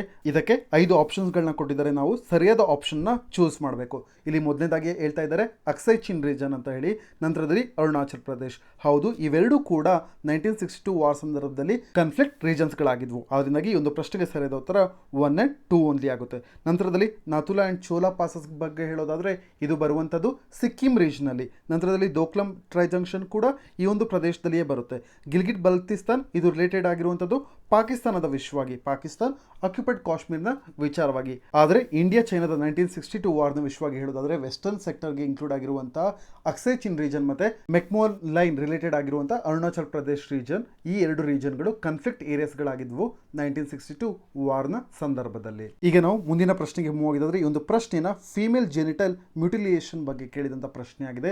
FGM ಇದರ ವಿಷಯವಾಗಿ ಇತ್ತೀಚೆಗೆ ಸುಡಾನೀಸ್ ಗೌರ್ಮೆಂಟ್ ಬ್ಯಾನ್ ಮಾಡಿತ್ತು. ಈ ವಿಚಾರವಾಗಿ 3 ಸ್ಟೇಟ್ಮೆಂಟ್ ಅನ್ನು ನೀಡಿದ್ದಾರೆ. ನಾವು ಸರಿಯಾದ ಸ್ಟೇಟ್ಮೆಂಟ್ ಅನ್ನು ಗುರುತಿಸಬೇಕು. ಇಲ್ಲಿ ಮೊದಲನೇ ಸ್ಟೇಟ್ಮೆಂಟ್ ಅಲ್ಲಿ ಹೇಳ್ತಾ ಇದ್ದಾರೆ ಫೀಮೇಲ್ ಜೆನಿಟಲ್ ಮ್ಯೂಟಿಲಿಯೇಷನ್ ಇದು ರಿಮೂವಲ್ ಅಥವಾ ಪಾರ್ಷಿಯಲ್ ರಿಮೂವಲ್ ಅಥವಾ ಟೋಟಲ್ ರಿಮೂವಲ್ ಆಫ್ ಫೀಮೇಲ್ ಜೆನಿಟಲ್ ಅಂದರೆ ಸ್ತ್ರೀ ಜನಾಂಗವನ್ನು ಕಂಪ್ಲೀಟ್ ಆಗಿ ಅಥವಾ ಪಾರ್ಷಲ್ ಆಗಿ ರಿಮೂವ್ ಮಾಡುವಂಥ ಪ್ರೋಸೆಸ್ ಆಗಿದೆ. ಯಾಕೆ ಮಾಡ್ತಾರೆ ಅಂತ ಹೇಳಿದ್ರೆ ಯಂಗ್ ಗರ್ಲ್ಸ್ಗಳನ್ನ ಇನ್ಫೆಕ್ಷನಿಂದ ತಡೆಯೋದಕ್ಕೆ ಅಂತ ಹೇಳಿ ಹೇಳ್ತಾ ಇದ್ದಾರೆ. ಆದರೆ ಈ ಒಂದು ಸ್ಟೇಟ್ಮೆಂಟ್ ತಪ್ಪಾಗಿದೆ. ಯಾಕೆ ಅಂತ ಹೇಳಿದ್ರೆ ಈ ಒಂದು ಫೀಮೇಲ್ ಜೆನಿಟಲ್ ಮ್ಯೂಟಿಲೇಷನ್ ಇಂದ ಸಾಮಾನ್ಯವಾಗಿ ಯಾವುದೇ ಆರೋಗ್ಯ ಪ್ರಯೋಜನಗಳು ಇಲ್ಲ, ಹಾನಿ ಮಾತ್ರ ಜಾಸ್ತಿ ಆಗುತ್ತೆ. ಫೀಮೇಲ್ ಜೆನಿಟಲ್ ಮ್ಯುಟಿಲೇಷನ್ ಮಾಡಬೇಕಾದ್ರೆ ಏನಾಗುತ್ತೆ ಅಂತ ಹೇಳಿದ್ರೆ ಅವರು ನಾರ್ಮಲ್ ಆಗಿ ಫೀಮೇಲ್ ಜೆನಿಟಲ್ ಟಿಶ್ಯೂ ಆರೋಗ್ಯವಾಗಿರುವಂಥ ಟಿಶ್ಯೂಗಳನ್ನು ಇವರು ಡ್ಯಾಮೇಜ್ ಮಾಡ್ತಾರೆ. ಅದರಿಂದಾಗಿ ಹೆಲ್ತ್ ಪ್ರಾಬ್ಲಮ್ಸ್ಗಳು ಜಾಸ್ತಿ ಆಗುತ್ತೆ ಮಹಿಳೆಯರಲ್ಲಿ. ನಂತರದಲ್ಲಿ ಗರ್ಲ್ಸ್ ಮತ್ತು ವುಮೆನ್ಸ್ನ ನ್ಯಾಚುರಲ್ ಫಂಕ್ಷನ್ಸ್ ಅಂತ ಹೇಳಿದ್ರೆ ಅವರ ದೇಹದಲ್ಲಿ ನಡೆಯುವಂಥ ನೈಸರ್ಗಿಕ ಕಾರ್ಯಗಳಿಗೂ ಕೂಡ ಈ ಒಂದು ಕ್ರಿಯೆ ಅಡ್ಡಿಪಡಿಸುತ್ತೆ. ಆದ್ದರಿಂದಾಗಿ ಮೊದಲನೇ ಸ್ಟೇಟ್ಮೆಂಟ್ ತಪ್ಪಾಗುತ್ತೆ. ನಂತರದಲ್ಲಿ ಎರಡನೇ ಸ್ಟೇಟ್ಮೆಂಟ್ಗೆ ಹೋಗಿದಾದ್ರೆ ಇಲ್ಲಿ ಹೇಳ್ತಾ ಇದ್ದಾರೆ ಈ ಒಂದು process female genital mutilation process African ಕಂಟ್ರೀಸ್ಗಳಲ್ಲಿ ಜಾಸ್ತಿ ಪ್ರಮಾಣದಲ್ಲಿ ನಡೆಯುತ್ತೆ. ನಂತರದಲ್ಲಿ ಇದು ಸೆಂಟ್ರಲ್ ಅಮೆರಿಕನ್ ಮತ್ತು ಸೌತ್ ಅಮೆರಿಕನ್ ಕಂಟ್ರೀಸ್ಗಳಲ್ಲೂ ಜಾಸ್ತಿ ಪ್ರಮಾಣದಲ್ಲಿ ಈ ಒಂದು ಪ್ರೋಸೆಸ್ ನಡೆಯುತ್ತೆ ಅಂತ ಹೇಳ್ತಾ ಇದ್ದಾರೆ. ಆದರೆ ಇದು ತಪ್ಪಾದ ಸ್ಟೇಟ್ಮೆಂಟ್ ಆಗುತ್ತೆ. ಯಾಕೆ ಅಂತ ಹೇಳಿದ್ರೆ ಈ ಒಂದು ಪ್ರೋಸೆಸ್ ಅಂದರೆ ಫೀಮೇಲ್ ಜೆನಿಟಲ್ ಮ್ಯುಟಿಲೇಷನ್ ಕಾನ್ಸಂಟ್ರೇಟ್ ಆಗಿರುವಂಥದ್ದು ಆಫ್ರಿಕಾದಲ್ಲಿ, ಕರೆಕ್ಟ್, ವೆಸ್ಟರ್ನ್, ಈಸ್ಟರ್ನ್ ಮತ್ತು ನಾರ್ತ್ ಈಸ್ಟರ್ನ್ ರೀಜನ್ಸ್ ಆಫ್ ಆಫ್ರಿಕಾದಲ್ಲಿ ಇದು ಜಾಸ್ತಿ ಇದೆ.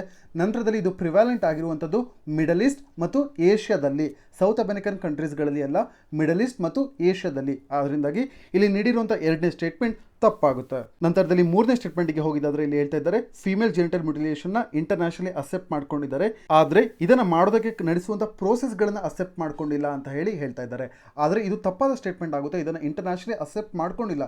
ಯಾಕೆ ಅಂತ ಹೇಳಿದ್ರೆ ಫೀಮೇಲ್ ಬಾಡಿಗೆ ಇದು ಹಾರ್ಮ್ ಮಾಡುವಂಥ ಪ್ರೋಸೆಸ್ ಆಗಿದೆ, ಹಾರ್ಮ್ ಮಾಡುವಂಥ ಒಂದು ಆಪರೇಷನ್ಸ್ಗಳಾಗಿದೆ.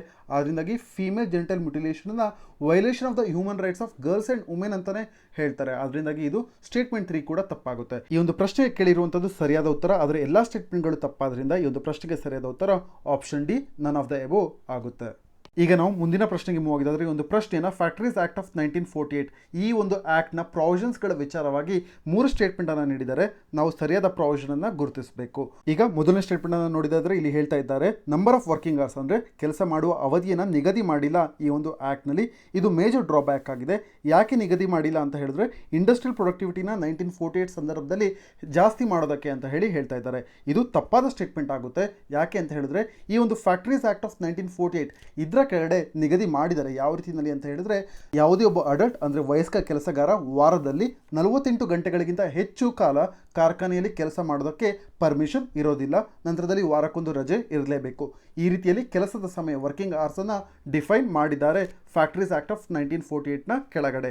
ಅದರಿಂದಾಗಿ ಮೊದಲನೇ ಸ್ಟೇಟ್ಮೆಂಟ್ ತಪ್ಪಾಗುತ್ತೆ. ನೀವು ಈ ಮೊದಲನೇ ಸ್ಟೇಟ್ಮೆಂಟನ್ನು ಎಲಿಮಿನೇಟ್ ಮಾಡಿದ್ರೆ ಸರಿಯಾದ ಉತ್ತರಕ್ಕೆ ಆಪ್ಷನ್ ಬಿ 2 ಓನ್ಲಿಗೆ ಬೇಗ ಕಡಿಮೆ ಸಮಯದಲ್ಲಿ ರೀಚ್ ಆಗ್ಬೋದು. ಆದರೂ ಕೂಡ ಎರಡನೇ ಸ್ಟೇಟ್ಮೆಂಟನ್ನು ಡಿಸ್ಕಸ್ ಮಾಡಿದ್ದೇ ಆದರೆ ಈ ಒಂದು ಆ್ಯಕ್ಟ್ನ ಕೆಳಗಡೆ ಆಕ್ಸಿಡೆಂಟ್ ಆದಂಥ ಸಂದರ್ಭದಲ್ಲಿ ವರ್ಕರ್ಸ್ಗಳಿಗೆ ಅಂಡರ್ಗ್ರೌಂಡ್ ಮ್ಯಾನುವಲ್ಸ್ಗಳನ್ನ ಪ್ರೊವೈಡ್ ಮಾಡಿರಬೇಕು ಅಂತ ಹೇಳ್ತಾ ಇದ್ದಾರೆ. ಹೌದು, ಇದು ಸರಿಯಾದ ಸ್ಟೇಟ್ಮೆಂಟ್ ಆಗುತ್ತೆ. ಯಾಕೆ ಅಂತ ಹೇಳಿದ್ರೆ ಫ್ಯಾಕ್ಟರೀಸ್ ಆಕ್ಟ್ ಆಫ್ 1948ನ ಕೆಳಗಡೆ ಸೇಫ್ಟಿಯ ಕೆಳಗಡೆ ಮೆನ್ಷನ್ ಮಾಡಿದ್ದಾರೆ. ಮೊದಲನೇದಾಗಿ ಮೆಷಿನರೀಸ್ಗಳಿಗೆ ಅಂದರೆ ಯಂತ್ರ ಉಪಕರಣಗಳಿಗೆ ಬೇಲಿ ಹಾಕಬೇಕು. ನಂತರದಲ್ಲಿ ಯಾವುದೇ ಒಬ್ಬ ವ್ಯಕ್ತಿ ಅಪಾಯಕಾರಿ ಯಂತ್ರದಲ್ಲಿ ಕೆಲಸ ಮಾಡಬಾರ್ದು ಮತ್ತು ಸಾಕಷ್ಟು ದೊಡ್ಡ ಪ್ರಮಾಣದ ಅಥವಾ ದೊಡ್ಡ ಗಾತ್ರದ ಮ್ಯಾನುವಲ್ಗಳಿಗೆ ಅವಕಾಶವಿರಬೇಕು ತುರ್ತು ಸಂದರ್ಭಗಳಲ್ಲಿ ಆ ಒಬ್ಬ ಕಾರ್ಮಿಕ ತಪ್ಪಿಸಿಕೊಳ್ಳೋದಕ್ಕೆ ಅಂತ ಸೇಫ್ಟಿಯ ವಿಚಾರವಾಗಿ ಫ್ಯಾಕ್ಟರೀಸ್ ಆಕ್ಟ್ ಆಫ್ 1948ನ ಕೆಳಗಡೆ ಡಿಫೈನ್ ಆಗಿದೆ.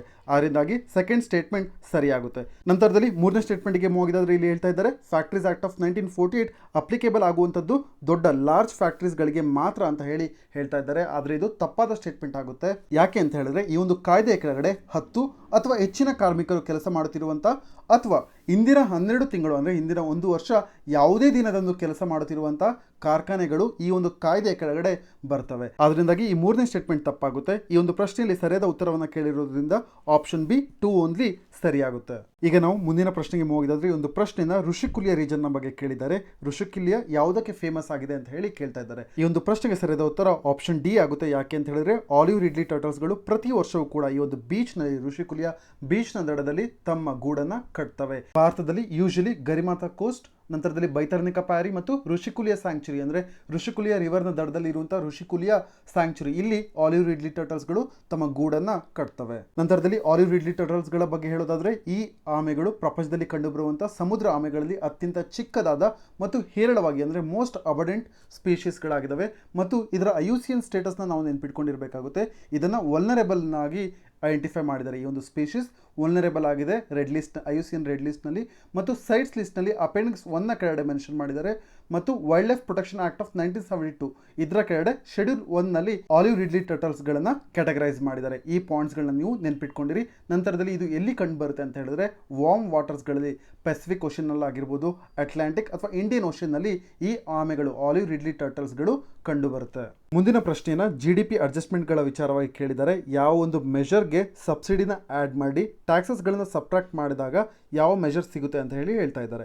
ಇದಕ್ಕೆ ಸರಿಯಾದ ಉತ್ತರ ಗ್ರಾಸ್ ವ್ಯಾಲ್ಯೂ ಆಡೆಡ್ ಆಗುತ್ತೆ. ಇದರ ಫಾರ್ಮುಲಾವನ್ನು ನೋಡಿದಾದ್ರೆ gross value added is equal to GDP plus SP ಅಂತ ಹೇಳಿದ್ರೆ ಪ್ರಾಡಕ್ಟ್ಸ್ಗಳ ಮೇಲೆ ನೀಡುವಂಥ ಸಬ್ಸಿಡೀಸ್ಗಳು ಮೈನಸ್ TP ಅಂತ ಹೇಳಿದ್ರೆ ಟ್ಯಾಕ್ಸಸ್ ಆನ್ ಪ್ರಾಡಕ್ಟ್ಸ್. ಈ ಒಂದು ಫಾರ್ಮುಲಾ ನಮಗೆ ನೆನಪಿದ್ರೆ ಡೈರೆಕ್ಟ್ ಆಗಿ ಈ ಒಂದು ಪ್ರಶ್ನೆಗೆ ಸರಿಯಾದ ಉತ್ತರವನ್ನು ನಾವು ಕಂಡುಹಿಡಿಯಬಹುದು. ಅದರಿಂದಾಗಿ ಈ ಒಂದು ಪ್ರಶ್ನೆಗೆ ಸರಿಯಾದ ಉತ್ತರ ಗ್ರಾಸ್ ವ್ಯಾಲ್ಯೂ ಆಡೆಡ್ ಆಗುತ್ತೆ. ಈಗ ನಾವು ಮುಂದಿನ ಪ್ರಶ್ನೆಗೆ ಹೋಗಿದ್ದಾದ್ರೆ ಈ ಒಂದು ಪ್ರಶ್ನೆಯನ್ನು ಒನ್ ನೇಷನ್ ಒನ್ ರೇಷನ್ ಕಾರ್ಡ್ನ ವಿಚಾರವಾಗಿ ಈ ಒಂದು ಸ್ಕೀಮ್ನ ವಿಚಾರವಾಗಿ ಕೇಳಿದ್ದಾರೆ. ಇದಕ್ಕೆ ನಾವು ಸರಿಯಾದ ಸ್ಟೇಟ್ಮೆಂಟನ್ನು ಗುರುತಿಸಬೇಕು. ಇಲ್ಲಿ ಮೊದಲನೇ ಸ್ಟೇಟ್ಮೆಂಟಲ್ಲಿ ಹೇಳ್ತಾ ಇದ್ದಾರೆ ಎಲ್ಲ ಬೆನಿಫಿಷಿಯರ್ಸ್ಗಳು ಎಸ್ಪೆಷಲಿ ಮೈಗ್ರೆಂಟ್ ವರ್ಕರ್ಸ್ಗಳು PDS ಅನ್ನು ಅಂದರೆ ಪಬ್ಲಿಕ್ ಡಿಸ್ಟ್ರಿಬ್ಯೂಷನ್ ಸಿಸ್ಟಮ್ನ ಕೆಳಗಡೆ ರೇಷನನ್ನು ಯಾವುದೇ ಒಂದು ಶಾಪ್ನಲ್ಲಿ ಅವರ ಚಾಯ್ಸ್ನಲ್ಲಿ ಇರುವಂಥ ಯಾವುದೇ ಒಂದು PDS ಶಾಪ್ನಲ್ಲಿ ಪಡ್ಕೊಬೋದು ಅಂತ ಹೇಳ್ತಾ ಇದ್ದಾರೆ. ಹೌದು, ಇದು ಸರಿಯಾದ ಸ್ಟೇಟ್ಮೆಂಟ್ ಆಗುತ್ತೆ. ಇದೊಂದು ಇಂಪಾರ್ಟೆಂಟ್ ಮತ್ತು ಮೇನ್ ಆಬ್ಜೆಕ್ಟಿವ್ ಆಗಿದೆ one nation one ration card ಸ್ಕೀಮ್ನ ವಿಚಾರವಾಗಿ. ನಂತರದಲ್ಲಿ ಹೇಳ್ತಾ ಇದ್ದಾರೆ ಎರಡನೇ ಸ್ಟೇಟ್ಮೆಂಟಲ್ಲಿ ಇದನ್ನು ಇಂಪ್ಲಿಮೆಂಟ್ ಮಾಡುವಂಥದ್ದು ಮಿನಿಸ್ಟ್ರಿ ಆಫ್ ರೂರಲ್ ಡೆವಲಪ್ಮೆಂಟ್ ಅಂತ ಹೇಳಿ. ಆದರೆ ಇದು ತಪ್ಪಾದ ಸ್ಟೇಟ್ಮೆಂಟ್ ಆಗುತ್ತೆ. ಯಾಕೆ ಅಂತ ಹೇಳಿದ್ರೆ ಇದನ್ನು ಇಂಪ್ಲಿಮೆಂಟ್ ಮಾಡುವಂಥದ್ದು ಈ ಒಂದು ಸ್ಕೀಮ್ನ ಇಂಪ್ಲಿಮೆಂಟ್ ಮಾಡುವಂಥದ್ದು ministry of consumer affairs, food and public distribution. ಅದರಿಂದಾಗಿ ಈ ಒಂದು ಸ್ಟೇಟ್ಮೆಂಟ್ ತಪ್ಪಾಗೋದ್ರಿಂದ ಈ ಒಂದು ಪ್ರಶ್ನೆಗೆ ಸರಿಯಾದ ಉತ್ತರ ಆಪ್ಷನ್ ಎ ಒನ್ ಓನ್ಲಿ ಆಗುತ್ತೆ. ಈಗ ನಾವು ಮುಂದಿನ ಪ್ರಶ್ನೆಗೆ ಹೋಗಿದ್ರೆ ಈ ಒಂದು ಪ್ರಶ್ನೆಯನ್ನು ಆಲಿವ್ ರಿಡ್ಲಿ ಟರ್ಟಲ್ಸ್ಗಳ ವಿಚಾರವಾಗಿ ಕೇಳಿದ್ದಾರೆ. ಈಗಾಗಲೇ ನಾನು ಆಲಿವ್ ರಿಡ್ಲಿ ಟರ್ಟಲ್ಸ್ಗಳ ವಿಚಾರವಾಗಿ ಬೇಸಿಕ್ಸನ್ನು ಕವರ್ ಮಾಡಿದ್ದೇನೆ. ಅದರಿಂದಾಗಿ ಈ ಒಂದು ಪ್ರಶ್ನೆಯಲ್ಲಿ ಕ್ವಿಕ್ ಆಗಿ ರಿವಿಷನ್ನ ಮಾಡೋಣ. ಮೊದಲನೇ ಸ್ಟೇಟ್ಮೆಂಟಲ್ಲಿ ಹೇಳ್ತಾ ಇದ್ದಾರೆ ಈ ಆಲಿವ್ ರಿಡ್ಲಿ ಟರ್ಟಲ್ಸ್ಗಳು ಒಂದು ಯೂನಿಕ್ ಮಾಸ್ ನೆಸ್ಟಿಂಗ್ ಬಿಹೇವಿಯರನ್ನು ತೋರಿಸ್ತವೆ ಅಂತ ಹೇಳಿ. ಹೌದು, ಇದು ಸರಿಯಾದ ಸ್ಟೇಟ್ಮೆಂಟ್ ಆಗುತ್ತೆ. ಇದನ್ನು ನಾವು ಅರಿಬಾಡ ಅಂತ ಹೇಳಿ ಕರಿತೇವೆ. ಅರಿಬಾಡ ಅಂತ ಹೇಳಿದ್ರೆ ಈ ಒಂದು species olive ridley turtles mass nesting behaviour ಅಂದರೆ ಗುಂಪಲ್ಲಿ ಮೊಟ್ಟೆಗಳನ್ನ ಇಡ್ತವೆ ಮತ್ತು ಗೂಡನ್ನು ಕಟ್ತವೆ. ಇದನ್ನು ನಾವು ಅರಿಬಾಡ ಅಂತ ಹೇಳಿ ಕರಿತೀವಿ. ಈ ಒಂದು ಟರ್ಮನ್ನು ನೀವು ನೆನ್ಪಿಟ್ಕೊಂಡಿರಿ, ಎಕ್ಸಾಮ್ ಪಾಯಿಂಟ್ ಆಫ್ ವ್ಯೂನಿಂದ ತುಂಬ ಇಂಪಾರ್ಟೆಂಟ್ ಆಗುತ್ತೆ. ಈ ಒಂದು ಮೊದಲನೇ ಸ್ಟೇಟ್ಮೆಂಟ್ ಸರಿಯಾಗಿದೆ. ಇಲ್ಲಿ ನಂತರದಲ್ಲಿ ಎರಡನೇ ಸ್ಟೇಟ್ಮೆಂಟಲ್ಲಿ ಹೇಳ್ತಾ ಇದ್ದಾರೆ ಇದರ IUCN ಸ್ಟೇಟಸ್ ವಲ್ನರೇಬಲ್ ಆಗಿದೆ ಅಂತ ಹೇಳಿ. ಹೌದು, IUCN ರೆಡ್ ಸ್ಟೇಟಸ್ ಲಿಸ್ಟ್ನಲ್ಲಿ ಇದು ವಲ್ನರೇಬಲ್ ಆಗಿದೆ. ನಾನು ಈಗಾಗಲೇ ಡಿಸ್ಕಸ್ ಮಾಡಿದ್ದೀನಿ ಇದ್ರ ಬಗ್ಗೆ. ನಂತರದಲ್ಲಿ ಮೂರನೇ ಸ್ಟೇಟ್ಮೆಂಟಲ್ಲಿ ಹೇಳ್ತಾ ಇದ್ದಾರೆ one of the nesting site ಯಾವುದು ಅಂತ ಹೇಳಿದ್ರೆ ಭಾರತದಲ್ಲಿ ವೆಸ್ಟ್ ಬೆಂಗಾಲ್ನಲ್ಲಿ ಇರುವಂಥ ಋಷಿಕುಲಿಯ ಕೋಸ್ಟ್ ಅಂತ. ಹೌದು, ಇದು ಕೂಡ ಸರಿಯಾಗುತ್ತೆ. ಆದ್ದರಿಂದಾಗಿ ಈ ಒಂದು ಪ್ರಶ್ನೆ ನೀಡಿರುವಂಥ ಮೂರು ಸ್ಟೇಟ್ಮೆಂಟ್ಗಳು ಸರಿಯಾದ್ರಿಂದ ಈ ಒಂದು ಪ್ರಶ್ನೆಗೆ ಆಪ್ಷನ್ ಡಿ 1, 2, 3 ಕರೆಕ್ಟ್ ಆಗುತ್ತೆ.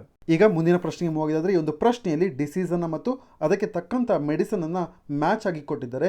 ಸರಿಯಾದ ಪೇರ್ ಯಾವುದು ಅಂತ ಹೇಳಿ ನಾವು ಗುರುತಿಸಬೇಕು. ಇಲ್ಲಿ ಮೊದಲನೇ ಪೇರ್ ಆಗಿ ಲೋಪಿನವೀರ್ ಮತ್ತು ರಿಟೋನವೀರ್ ಬಗ್ಗೆ ಕೇಳಿದ್ದಾರೆ. ಇದು HIV ಟ್ರೀಟ್ ಮಾಡೋದಕ್ಕೆ ಯೂಸ್ ಮಾಡ್ತಾರೆ, ಇದು ಸರಿಯಾಗುತ್ತೆ. ನಂತರದಲ್ಲಿ ರಿಬಿನವಿರಿನ್, ಇದು hepatitis C chronic hepatitis C ವೈರಸ್ನ ಟ್ರೀಟ್ ಮಾಡೋದಕ್ಕೆ ಯೂಸ್ ಮಾಡ್ತಾರೆ, ಇದು ಕೂಡ ಸರಿಯಾಗುತ್ತೆ. ನಂತರದಲ್ಲಿ ಇಂಟರ್ಫೆರಾನ್ ಬೀಟಾ 1B, ಇದು ಇಂಜೆಕ್ಟಬಲ್ ಆಗಿದೆ. ಇದನ್ನ ಯೂಸ್ ಮಾಡುವಂಥದ್ದು ಮಲ್ಟಿಪಲ್ ಸ್ಕ್ಲೆರೋಸಿಸ್ನ ಟ್ರೀಟ್ ಮಾಡೋದಕ್ಕೆ. ಈ ರೋಗಿಗಳಿಗೆ ಚುಚ್ಚುಮದ್ದಿನ ಮುಖಾಂತರವಾಗಿ ಈ ಒಂದು ಇಂಟರ್ಫೆರಾನ್ ಬೀಟಾ 1B ಕೊಡ್ತಾರೆ. ಅದರಿಂದಾಗಿ ಇಲ್ಲಿ ನೀಡಿರುವಂಥ ಮೂರು ಪೇರ್ಗಳು ಸರಿಯಾದ್ರಿಂದ ಆಪ್ಷನ್ ಡಿ 1, 2, 3 ಸರಿಯಾಗುತ್ತೆ. ಈ ಒಂದು ಇನ್ಫಾರ್ಮೇಷನ್ ಇವಾಗ ಯಾಕೆ ನ್ಯೂಸ್ನಲ್ಲಿದೆ ಅಂತ ಹೇಳಿದ್ರೆ ಇತ್ತೀಚೆಗೆ ಹಾಂಗ್ಕಾಂಗ್ ರಿಸರ್ಚರ್ಸ್ಗಳು ಈ ಮೂರು ಡ್ರಗ್ ರೆಜಿಮೆನ್ನ ಅಂದರೆ ಈ ಮೂರು ಡ್ರಗ್ಗಳನ್ನು ಉಪಯೋಗಿಸಿಕೊಂಡು COVID-19 ವಿರುದ್ಧವಾಗಿ ಹೋರಾಡೋದಕ್ಕೆ ಅವರು ಪ್ರಯತ್ನ ಪಟ್ಟಿದ್ದಾರೆ. ಅದರಿಂದಾಗಿ ಈ ಮೂರು ಡ್ರಗ್ಗಳು ಈಗ ನ್ಯೂಸ್ನಲ್ಲಿ ಇದ್ದಾವೆ. ಇದನ್ನು ನೀವು ನೆನ್ಪಿಟ್ಕೊಂಡಿರಿ. ಈಗ ನಾವು ಮುಂದಿನ ಪ್ರಶ್ನೆಗೆ ಹೋಗಿದ್ರೆ ಈ ಒಂದು ಪ್ರಶ್ನೆಯನ್ನು ವಿಜಾಗ್ನಲ್ಲಿ ಅಂದರೆ ವಿಶಾಖಪಟ್ಟಣಂನಲ್ಲಿ ಇತ್ತೀಚೆಗೆ LG ಪಾಲಿಮರ್ಸ್ನಿಂದಾಗಿ ರಿಲೀಸ್ ಆದಂಥ ಸ್ಟಿರಿನ್ ಗ್ಯಾಸ್ನ ವಿಚಾರವಾಗಿ, ಈ ಒಂದು ಡಿಸಾಸ್ಟರ್ನ ವಿಚಾರವಾಗಿ ಸ್ಟ್ರಿಕ್ಟ್ ಲಯಬಿಲಿಟಿ ಪ್ರಿನ್ಸಿಪಲ್ ನ್ಯೂಸ್ನಲ್ಲಿ ಇತ್ತು. ಈ ಕೆಳಗಡೆ ಕೊಟ್ಟಿರುವಂಥ ಯಾವ ಆಪ್ಷನ್ ಕರೆಕ್ಟಾಗಿ ಸ್ಟ್ರಿಕ್ಟ್ ಲಯಬಿಲಿಟಿ ಪ್ರಿನ್ಸಿಪಲ್ನ ಡಿಫೈನ್ ಮಾಡುತ್ತೆ ಅಂತ ಹೇಳಿ ಕೇಳ್ತಾ ಇದ್ದಾರೆ. ಈ ಒಂದು ಪ್ರಶ್ನೆ ಹಿನ್ನೆಲೆಯಲ್ಲಿ ನಾವು ಸ್ಟ್ರಿಕ್ಟ್ ಲಯಬಿಲಿಟಿ ಪ್ರಿನ್ಸಿಪಲ್ ಅಂದರೆ ಏನು, ನಂತರದಲ್ಲಿ ಅಬ್ಸಲ್ಯೂಟ್ ಲಯಬಿಲಿಟಿ ಪ್ರಿನ್ಸಿಪಲ್ ಅಂದರೆ ಏನು ಅಂತ ಹೇಳಿ ತಿಳ್ಕೊಬೇಕಾಗುತ್ತೆ. ಮೊದಲನೇದಾಗಿ ಅಬ್ಸಲ್ಯೂಟ್ ಲಯಬಿಲಿಟಿ ಪ್ರಿನ್ಸಿಪಲ್ ಅಂದರೆ ಸಂಪೂರ್ಣ ಹೊಣೆಗಾರಿಕೆ ತತ್ವದ ಬಗ್ಗೆ ಹೇಳೋದಾದರೆ, ಈಗ ಎಕ್ಸಾಂಪಲ್ ಮೂಲಕವಾಗಿ ಹೇಳೋದಾದರೆ, ಈಗ ಒಂದು ಕಂಪನಿನಲ್ಲಿ ಕೆಮಿಕಲ್ ಲೀಕ್ ಆಗಿದೆ ಅಂತ ಹೇಳಿ ಅನ್ಕೋಣ. ಅದು ಡಿಸಾಸ್ಟರ್ ಕೆಮಿಕಲ್ ಅಂದರೆ ಹಜಾರ್ಡಸ್ ಕೆಮಿಕಲ್ ಆಗಿದೆ. ಅದರಿಂದಾಗಿ ಸುತ್ತಮುತ್ತಲಿನ ಪ್ರದೇಶದಲ್ಲಿ ತೊಂದರೆ ಆಗ್ತಿದೆ ಅಂತ ಹೇಳಿ ಅನ್ಕೋಣ. ಈಗ ಮ್ಯಾಂಡೇಟ್ರಿಲಿ ಈ ಒಂದು ಲಯಬಿಲಿಟಿ ಪ್ರಿನ್ಸಿಪಲ್ನ ಕೆಳಗಡೆ ಮ್ಯಾಂಡೇಟ್ರಿಲಿ ಅಂದರೆ ಕಂಪಲ್ಸರಿ ಕಡ್ಡಾಯವಾಗಿ ಕಂಪೆನ್ಸೇಷನ್ ಪೇ ಮಾಡಬೇಕು. ಈ ಒಂದು ಕೆಮಿಕಲ್ ಗ್ಯಾಸ್ ಆಕ್ಸಿಡೆಂಟ್ ಅಂದರೆ ಆಕಸ್ಮಿಕವಾಗಿ ತಪ್ಪಿಸಿಕೊಂಡಿದ್ರು ಪೇ ಮಾಡಬೇಕು, ಅಥವಾ ನೆಗ್ಲಿಜೆನ್ಸ್ ಇಂದ ಈ ಒಂದು ಕೆಮಿಕಲ್ ಗ್ಯಾಸ್ ಲೀಕ್ ಆಗಿದ್ರು ಸಮೇತ ಪೇ ಮಾಡಬೇಕು. ಇದನ್ನ ಅಬ್ಸಲ್ಯೂಟ್ ಲಯಬಿಲಿಟಿ ಪ್ರಿನ್ಸಿಪಲ್ ಅಂತ ಹೇಳಿ ಕರಿತೀವಿ. ಇದರ ಕೆಳಗಡೆ ಯಾವುದೇ ರೀತಿಯಂತ ಕ್ಲೇಮ್ ಅನ್ನು ಮಾಡೋದಕ್ಕೆ ಕಂಪನಿಗೆ ಎಕ್ಸೆಂಪ್ಷನ್ ಇರೋದಿಲ್ಲ ಅಂತ ಹೇಳಿದ್ರೆ ಕಂಪನಿಗಳು ಅಬ್ಸಲ್ಯೂಟ್ ಲಯಬಿಲಿಟಿ ಪ್ರಿನ್ಸಿಪಲ್ನ ಕೆಳಗಡೆ ಯಾವುದೇ ರೀತಿಯಲ್ಲಿ ವಿನಾಯಿತಿ ಪಡೆಯುವುದಕ್ಕೆ ಸಾಧ್ಯವಿರೋದಿಲ್ಲ. ನಂತರದಲ್ಲಿ ಬರುವಂಥದ್ದು ಸ್ಟ್ರಿಕ್ಟ್ ಲಯಬಿಲಿಟಿ ಪ್ರಿನ್ಸಿಪಲ್ ಅಂತ ಹೇಳಿ. ಇದರ ಕೆಳಗಡೆ ಯಾವುದಾದ್ರೂ ಒಂದು ಕಂಪನಿನಲ್ಲಿ ಗ್ಯಾಸ್ ಲೀಕ್ ಆಗಿದೆ ಅಂತ ಹೇಳಿ ಅನ್ಕೋಣ. ಈ ಸಂದರ್ಭದಲ್ಲಿ ಈ ಒಂದು ಕೆಮಿಕಲ್ ಆಕ್ಸಿಡೆಂಟಲಿ ಅಂತ ಹೇಳಿದ್ರೆ ಆಕಸ್ಮಿಕವಾಗಿ ರಿಲೀಸ್ ಆದಂಥ ಸಂದರ್ಭದಲ್ಲಿ ಕಂಪನಿ ಪರಿಹಾರ ಕಂಪೆನ್ಸೇಷನ್ ಪಾವತಿಸಬೇಕಾಗಿಲ್ಲ ಮತ್ತು ನಂತರದಲ್ಲಿ ಯಾವುದೇ ರೀತಿಯಂಥ ಹೊಣೆಗಾರಿಕೆ ಇರೋದಿಲ್ಲ. ಅವರುಗಳು ಈ ಒಂದು ಕಂಪೆನ್ಸೇಷನ್ ಪೇ ಮಾಡಬೇಕು ಅಂತ ಹೇಳಿ. ಆದರೆ ಅಬ್ಸಲ್ಯೂಟ್ ಲಯಬಿಲಿಟಿ ಪ್ರಿನ್ಸಿಪಲ್ನ ಕೆಳಗಡೆ ಯಾವುದೇ ಒಂದು ಸರ್ಕಮ್ಸ್ಟಾನ್ಸಸ್ ಇದ್ರೂ ಸಮೇತ ಅವರುಗಳು ಕಂಪೆನ್ಸೇಷನ್ ಪೇ ಮಾಡಬೇಕು. ಆದರೆ ಸ್ಟ್ರಿಕ್ಟ್ ಲಯಬಿಲಿಟಿ ಪ್ರಿನ್ಸಿಪಲ್ನ ಕೆಳಗಡೆ ಆಕ್ಸಿಡೆಂಟಲಿ ಆಕಸ್ಮಿಕವಾಗಿ ಏನಾದರೂ ಅಜಾರ್ಡಸ್ ನಡೆದೋದ್ರೆ ಅಂತ ಹೇಳಿದ್ರೆ ಯಾವುದಾದ್ರು ಒಂದು ಡಿಸಾಸ್ಟರ್ ಸಂಭವಿಸಿದರೆ ಇವರುಗಳು ಪೇ ಮಾಡಬೇಕಾದಂಥ ಅವಶ್ಯಕತೆ ಇರೋದಿಲ್ಲ. ಇಷ್ಟು ಪಾಯಿಂಟ್ಗಳನ್ನ ನೀವು ನೆನ್ಪಿಟ್ಕೊಂಡಿರಬೇಕು. ಈ ಒಂದು ಪ್ರಶ್ನೆಯಲ್ಲಿ ಕೇಳಿರುವಂಥದ್ದು ಸ್ಟ್ರಿಕ್ಟ್ ಲಯಬಿಲಿಟಿ ಪ್ರಿನ್ಸಿಪಲ್ ಅಂತ ಹೇಳಿ. ಆದ್ದರಿಂದಾಗಿ ಈ ಒಂದು ಪ್ರಶ್ನೆಗೆ ಸರಿಯಾದ ಉತ್ತರ ಆಪ್ಷನ್ ಬಿ ಆಗುತ್ತೆ. ಇದರಲ್ಲಿ ಹೇಳ್ತಾ ಇದ್ದಾರೆ ಕಂಪನಿ ಯಾವುದೇ ರೀತಿಯಾದಂಥ ಕಂಪೆನ್ಸೇಷನ್ ಪೇ ಮಾಡಬೇಕಾಗಿಲ್ಲ. ಹಜಾರ್ಡಸ್ ಸಬ್ಸ್ಟೆನ್ಸಸ್ಗಳು ಆ ಒಂದು ಕಂಪನಿ ಪ್ರಿಮಿಸಸ್ನ ಆಕ್ಸಿಡೆಂಟಲಿ ಅಂತ ಹೇಳಿದ್ರೆ ಆಕಸ್ಮಿಕವಾಗಿ ಆವರಣದಿಂದ ತಪ್ಪಿಸಿಕೊಂಡಂಥ ಸಂದರ್ಭದಲ್ಲಿ ಕಂಪನಿ ಪೇ ಮಾಡಬೇಕಿಲ್ಲ ಅಂತ ಹೇಳಿ ಹೇಳ್ತಾ ಇದ್ದಾರೆ. ಈಗ ನಾವು ಮುಂದಿನ ಪ್ರಶ್ನೆಗೆ ಮೂವ್ ಆಗಿದ್ರೆ ಈ ಒಂದು ಪ್ರಶ್ನೆಯಲ್ಲಿ ಕಾನ್ಫೆಡರೇಷನ್ ಆಫ್ ಇಂಡಿಯನ್ ಇಂಡಸ್ಟ್ರಿ ಇತ್ತೀಚೆಗೆ ಇದು ಸ್ಟಿಮ್ಯುಲಸ್ ಪ್ಯಾಕೇಜ್ನ ವಿಚಾರವಾಗಿ ಹಲವಾರು ಸಜೆಷನ್ಸ್ಗಳನ್ನು ಸೆಂಟ್ರಲ್ ಗೌರ್ಮೆಂಟ್ಗೆ ನೀಡಿತ್ತು. ಈ ವಿಚಾರವಾಗಿ 2 ಆಪ್ಷನ್ನ ಕೊಟ್ಟಿದ್ದಾರೆ. ನಾವು ಇಲ್ಲಿ ಸರಿಯಾದ ಆಪ್ಷನನ್ನು ಚೂಸ್ ಮಾಡಬೇಕು. ಇಲ್ಲಿ ಮೊದಲನೇದಾಗಿ ಕಾನ್ಫೆಡರೇಷನ್ ಆಫ್ ಇಂಡಿಯನ್ ಇಂಡಸ್ಟ್ರಿ ಇದೊಂದು non government not for profit organisation ಆಗಿದೆ. ನಂತರದಲ್ಲಿ ಇದು ಇಂಡಸ್ಟ್ರಿ ಲೆಡ್ ಮತ್ತು ಇಂಡಸ್ಟ್ರಿ ಮ್ಯಾನೇಜ್ಡ್ ಆರ್ಗನೈಸೇಷನ್ ಆಗಿದೆ. ಇಂಡಸ್ಟ್ರಿ ಲೆಡ್ ಅಂತ ಹೇಳಿದ್ರೆ ಉದ್ಯಮ ನೇತೃತ್ವದ ಮತ್ತು ಉದ್ಯಮ ಮ್ಯಾನೇಜ್ಡ್ ಅಂತ ಹೇಳಿದ್ರೆ ನಿರ್ವಹಿಸುವ ಸಂಸ್ಥೆ ಆಗಿದೆ. ನಂತರದಲ್ಲಿ ಇದು ಸ್ಥಾಪನೆ ಆದಂಥದ್ದು 1895ರಲ್ಲಿ. ಯಾವ ವಿಷಯವಾಗಿ ಅಂತ ಹೇಳಿದ್ರೆ ಗೌರ್ಮೆಂಟ್ನೊಂದಿಗೆ ಸೇರಿ ಪಾಲಿಸಿ ಇಶ್ಯೂಸ್ಗಳನ್ನ ಡಿಸೈಡ್ ಮಾಡೋದರ ವಿಚಾರವಾಗಿ 1895ರಲ್ಲಿ ಕಾನ್ಫೆಡರೇಷನ್ ಆಫ್ ಇಂಡಿಯನ್ ಇಂಡಸ್ಟ್ರಿನ ಎಸ್ಟಾಬ್ಲಿಷ್ ಮಾಡಲಾಗಿದೆ. ಈಗ ಈ ಒಂದು ಕಾನ್ಫೆಡರೇಷನ್ ಆಫ್ ಇಂಡಿಯನ್ ಇಂಡಸ್ಟ್ರಿ ಭಾರತದಲ್ಲಿ ಕೋವಿಡ್-19 ಹಿನ್ನೆಲೆಯಲ್ಲಿ ಆರ್ಥಿಕತೆ ಕುಂಠಿತಗೊಂಡಿರುವಂತಹ ಸಂದರ್ಭದಲ್ಲಿ ಭಾರತೀಯ ಸರ್ಕಾರಕ್ಕೆ 15 ಲಕ್ಷ ಕೋಟಿಗಳ ತಕ್ಷಣದ ಸ್ಟಿಮ್ಯುಲಸ್ ಪ್ಯಾಕೇಜ್ ಅನ್ನು ಅನೌನ್ಸ್ ಮಾಡಿ ಅಂತ ಹೇಳಿ ಸರ್ಕಾರಕ್ಕೆ ಸಜೆಷನ್ ಕೊಟ್ಟಿತ್ತು. ನಂತರದಲ್ಲಿ ಈ 15 ಲಕ್ಷ ಕೋಟಿ ಭಾರತದ 7.5% ಅಷ್ಟು GDPಗೆ ಟ್ರಾನ್ಸ್ಲೇಟ್ ಆಗುತ್ತೆ. ಇಲ್ಲಿ ಕೊಟ್ಟಿದ್ದಾರೆ 12.5% ಆಫ್ GDP ಅಂತ ಹೇಳಿ ಮೊದಲನೇ ಆಪ್ಷನ್ ಅಲ್ಲಿ. ಇದು ತಪ್ಪಾಗುತ್ತೆ. ಕಾನ್ಫೆಡರೇಷನ್ ಆಫ್ ಇಂಡಿಯನ್ ಇಂಡಸ್ಟ್ರಿ ಅರ್ಜಿ ಮಾಡಿದಂಥದ್ದು 15 ಲಕ್ಷ ಕೋಟಿ ಪ್ಯಾಕೇಜ್ ಅನ್ನ ಅನೌನ್ಸ್ ಮಾಡಿ ಅಂತ ಹೇಳಿ ಗೌರ್ಮೆಂಟ್ಗೆ. ಈ 15 ಲಕ್ಷ ಕೋಟಿ ಪ್ಯಾಕೇಜ್ 7.5% ಅಷ್ಟು GDP ಶೇರನ್ನ ಹೊಂದಿದೆ. ಇಷ್ಟರ ಮಟ್ಟಿಗೆ ಟ್ರಾನ್ಸ್ಲೇಟ್ ಆಗುತ್ತೆ. ಇದನ್ನ ನೀವು ನೆನ್ಪಿಟ್ಕೊಂಡಿರಿ. ನಂತರದಲ್ಲಿ ಎರಡನೇ ಸ್ಟೇಟ್ಮೆಂಟ್ಗೆ ಹೋದ್ರೆ ಇಲ್ಲಿ ಹೇಳ್ತಾ ಇದ್ದಾರೆ ಕ್ಯಾಶ್ ಟ್ರಾನ್ಸ್ಫರ್ಸ್ಗಳನ್ನ ಮಾಡಬೇಕು ಜನ್ಧನ್ ಅಕೌಂಟ್ಸ್ಗಳಿಗೆ, ಅದು ಕೂಡ 2 ಲಕ್ಷ ಕೋಟಿಯಷ್ಟು ಅಂತ ಹೇಳಿ ಹೇಳ್ತಾ ಇದ್ದಾರೆ. ಹೌದು, ಈ ಒಂದು ಸ್ಟಿಮ್ಯುಲಸ್ ಪ್ಯಾಕೇಜ್ನ ಕಡೆ 2 ಲಕ್ಷ ಕೋಟಿಯಷ್ಟು CI confederation of Indian industry ಗೌರ್ಮೆಂಟ್ಗೆ ಸಜೆಸ್ಟ್ ಮಾಡಿತ್ತು. ಇದು ಕೂಡ ಸರಿಯಾಗುತ್ತೆ. ನಂತರದಲ್ಲಿ ಇದರ ಜೊತೆಗೆ ಇನ್ನೂ 2 ಲಕ್ಷ ಕೋಟಿಯಷ್ಟು ಅಡಿಷನಲ್ ಕ್ಯಾಪಿಟಲ್ ಅನ್ನ ಬ್ಯಾಂಕ್ಗಳಿಗೆ ಪ್ರೊವೈಡ್ ಮಾಡಿ ಅವರುಗಳಿಗೆ ಸಾಲವನ್ನು ಕೊಡೋದಕ್ಕೆ ಈಸಿ ಆಗುತ್ತೆ ಅಂತ ಹೇಳಿ ಕೂಡ ಕಾನ್ಫೆಡರೇಷನ್ ಆಫ್ ಇಂಡಿಯನ್ ಇಂಡಸ್ಟ್ರಿ ತನ್ನ ಸಜೆಷನ್ ಅನ್ನ ಮಾಡಿತ್ತು. ಅವರಿಂದಾಗಿ ಈ 3 ಇಂಪಾರ್ಟೆಂಟ್ ಪಾಯಿಂಟ್ಸ್ ಗಳನ್ನ ನೆನ್ಪಿಟ್ಕೊಂಡಿರಿ. ಮೊದಲನೇದಾಗಿ GDPಯ 7.5% ಅಷ್ಟು ಶೇರ್ ಅನ್ನ ಸ್ಟಿಮ್ಯುಲಸ್ ಪ್ಯಾಕೇಜ್ ಆಗಿ ಅನೌನ್ಸ್ ಮಾಡಿ ಅಂತ ಹೇಳಿತ್ತು. ನಂತರದಲ್ಲಿ 2 ಲಕ್ಷ ಕೋಟಿಯಷ್ಟು ಜನ್ಧನ್ ಅಕೌಂಟ್ಸ್ಗಳಿಗೆ ಟ್ರಾನ್ಸ್ಫರ್ ಮಾಡಿ, ನಂತರದಲ್ಲಿ 2 ಲಕ್ಷ ಕೋಟಿಯಷ್ಟು ಅಡಿಷನಲ್ ವರ್ಕಿಂಗ್ ಕ್ಯಾಪಿಟಲ್ ಅನ್ನ ಬ್ಯಾಂಕ್ಗಳಿಗೆ ಪ್ರೊವೈಡ್ ಮಾಡಿ ಅಂತ ಹೇಳಿ confederation of Indian industry suggest ಮಾಡಿತ್ತು. ಅದರಿಂದಾಗಿ ಇಲ್ಲಿ ಮೊದಲನೇ ಸ್ಟೇಟ್ಮೆಂಟ್ ತಪ್ಪು, ಎರಡನೇ ಸ್ಟೇಟ್ಮೆಂಟ್ ಸರಿ. ಅದರಿಂದ ಈ ಒಂದು ಪ್ರಶ್ನೆಗೆ ಸರಿಯಾದ ಉತ್ತರ ಆಪ್ಷನ್ ಬಿ 2 ಓನ್ಲಿ ಆಗುತ್ತೆ. ಈಗ ನಾವು ಮುಂದಿನ ಪ್ರಶ್ನೆಗೆ ಹೋಗಿದ್ರೆ ಈ ಒಂದು ಪ್ರಶ್ನೆಯಲ್ಲಿ ಎಲಿಸಾ ಟೆಸ್ಟ್ ನ ಬಗ್ಗೆ ಕೇಳಿದ್ದಾರೆ. ಎಲಿಸಾ ಟೆಸ್ಟ್ ಒಂದು ಪ್ರೈಮರಿ ಟೆಸ್ಟ್ ಆಗಿದೆ HIV AIDS ಅನ್ನು ಸ್ಕ್ರೀನ್ ಮಾಡೋದಕ್ಕೆ. ಇದರ ವಿಚಾರವಾಗಿ 4 ಸ್ಟೇಟ್ಮೆಂಟ್ ಅನ್ನು ಕೊಟ್ಟು ಒಂದು ಸರಿಯಾದ ಸ್ಟೇಟ್ಮೆಂಟ್ ಅನ್ನು ಗುರುತಿಸಿ ಅಂತ ಹೇಳಿ ಕೇಳಿದ್ದಾರೆ.